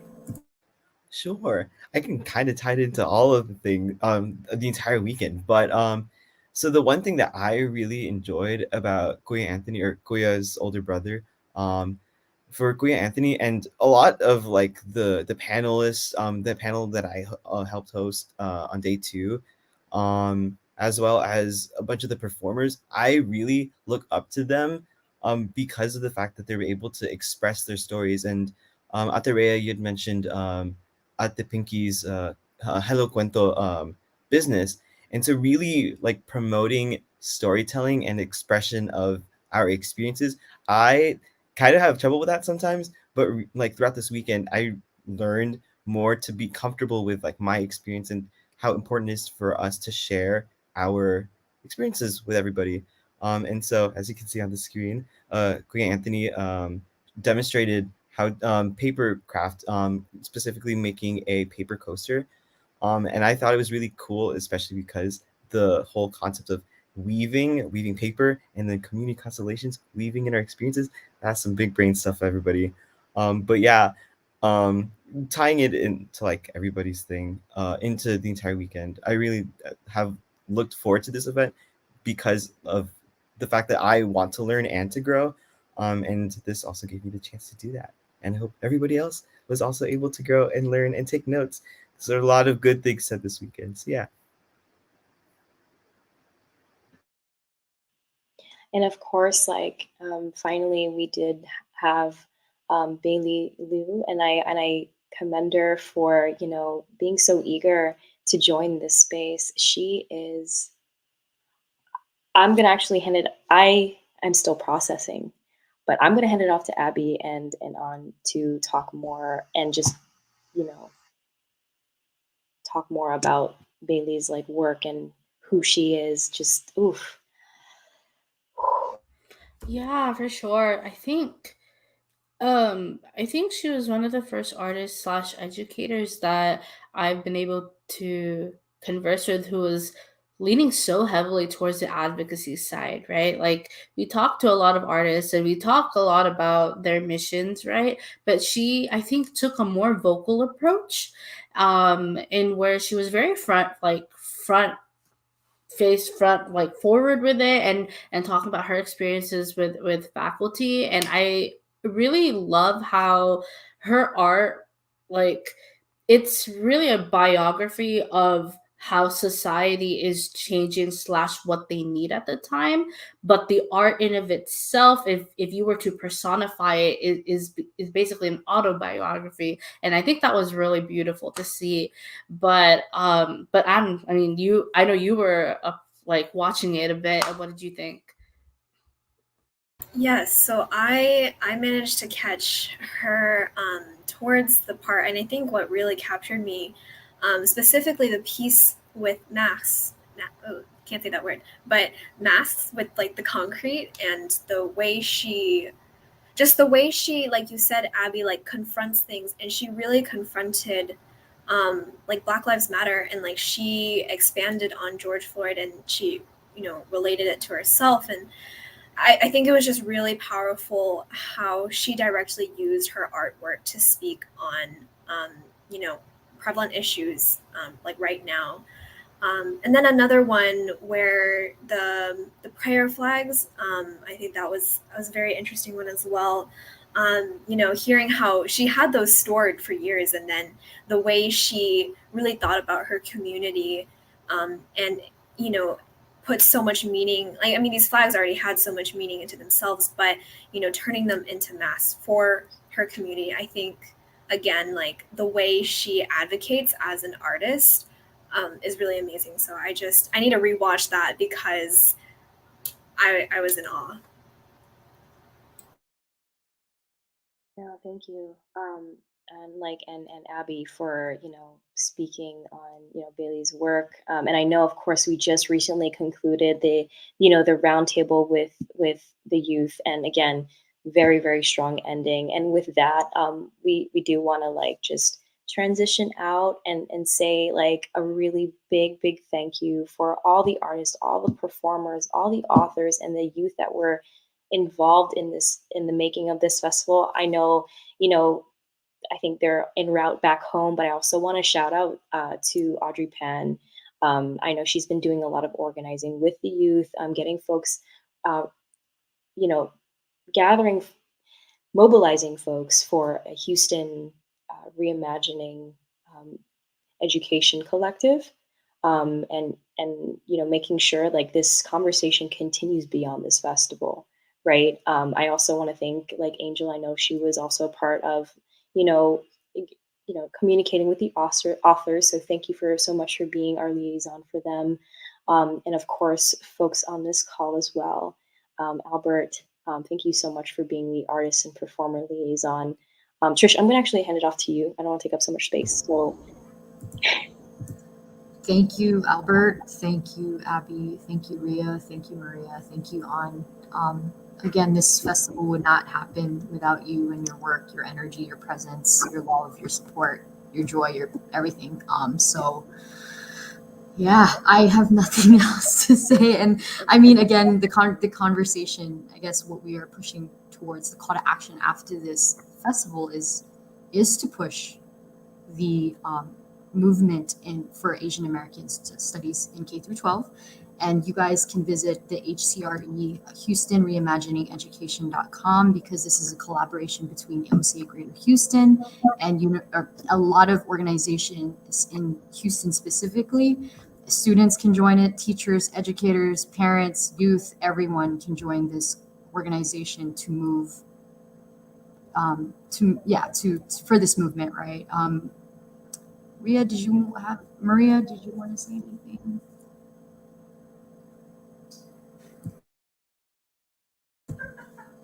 No, I mean, I think, just continue to support creatives, artists, and, get out there and, create the change that you want to see. So, everybody here is here to support you. You just gotta start asking for help in order to create something bigger. So, we're all here to support each other. Bailey says, no fear. Have no fear. Just go for it. That's what she said. But anyway, I also want to remind everyone that raffles end at 7:30. So you have time. You have about 9 minutes. So I suggest that you enter to win. So what you'll be winning is Khalees Ogburn's poetry books, This Is It, and A Splash of Yellow. She is a wonderful poet. Y'all should please enter for her works. And with that, everyone, thank you so much. And we're going to be closing. And that concludes our second virtual Starry Nite Arts Festival. Everyone who is tuning in and listening in, revisiting this link, please always take care, rest, and have a wonderful night. We would love to hear and connect with all of you soon. Much love, much love. That's all. In Kapwa, in solidarity. Take care. Good night. Thank you, but it's an honor just to be Asian. Honor just to be Asian. Honor just to be Asian. Honor just to be Asian. From gold skin to cinnamon green cars and citizens, airless university scholarships and immigrants, dark hair and irises, young without college and whatever we playing at. We be killing it, humble but dominant. Grew up in Acrobat, flip from laundromat to graduate to diplomat. Called Chinaman by the ignorant, the wise they call them gentlemen. Y'all know what time it is. I love my people, how we haggle at the markets. Take a family vacation to the outlets. Eating out is not a question if we're gonna split, or if anyone takes the last portion. No, I love the smell of salt and sweet, gold in the air like the sun off the beach. I love the stories that make us so unique. You can copy the food, but the soul is out of reach. It's an honor just to be Asian. Honor just to be Asian. Honor just to be Asian. Honor.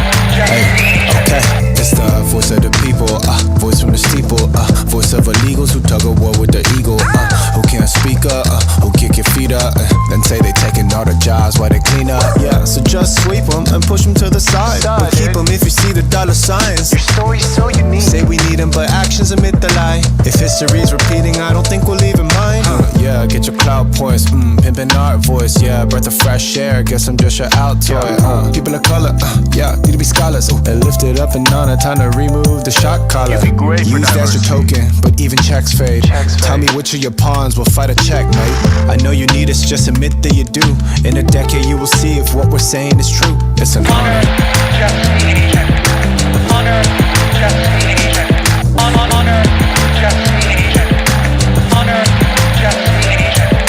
White and blue collar, they come, became martyrs. Honor to all the mothers and fathers and daughters, sons of back kitchens, liquor stores and corners, dollar cabs, massage parlors and fruit farmers. Grew up with no role models and no stories. Learned to use tongues and brains and do order. War they called on us, then left us war torn. It's no surprise we cut borders but not corners. And they treat my father like he's still a tourist, but they got no problem buying Sony or a Taurus. Hypocrites. I'm learning to ignore them, cause the obstacles they gave us only taught us how to flourish. Artesia to Tyson's corner, the streets of Flushing, Plano. Yeah, my people's gorgeous. Sky is the limit. Since Bruce broke the boards, I know no bamboo could ever hold us underwater. It's an honor.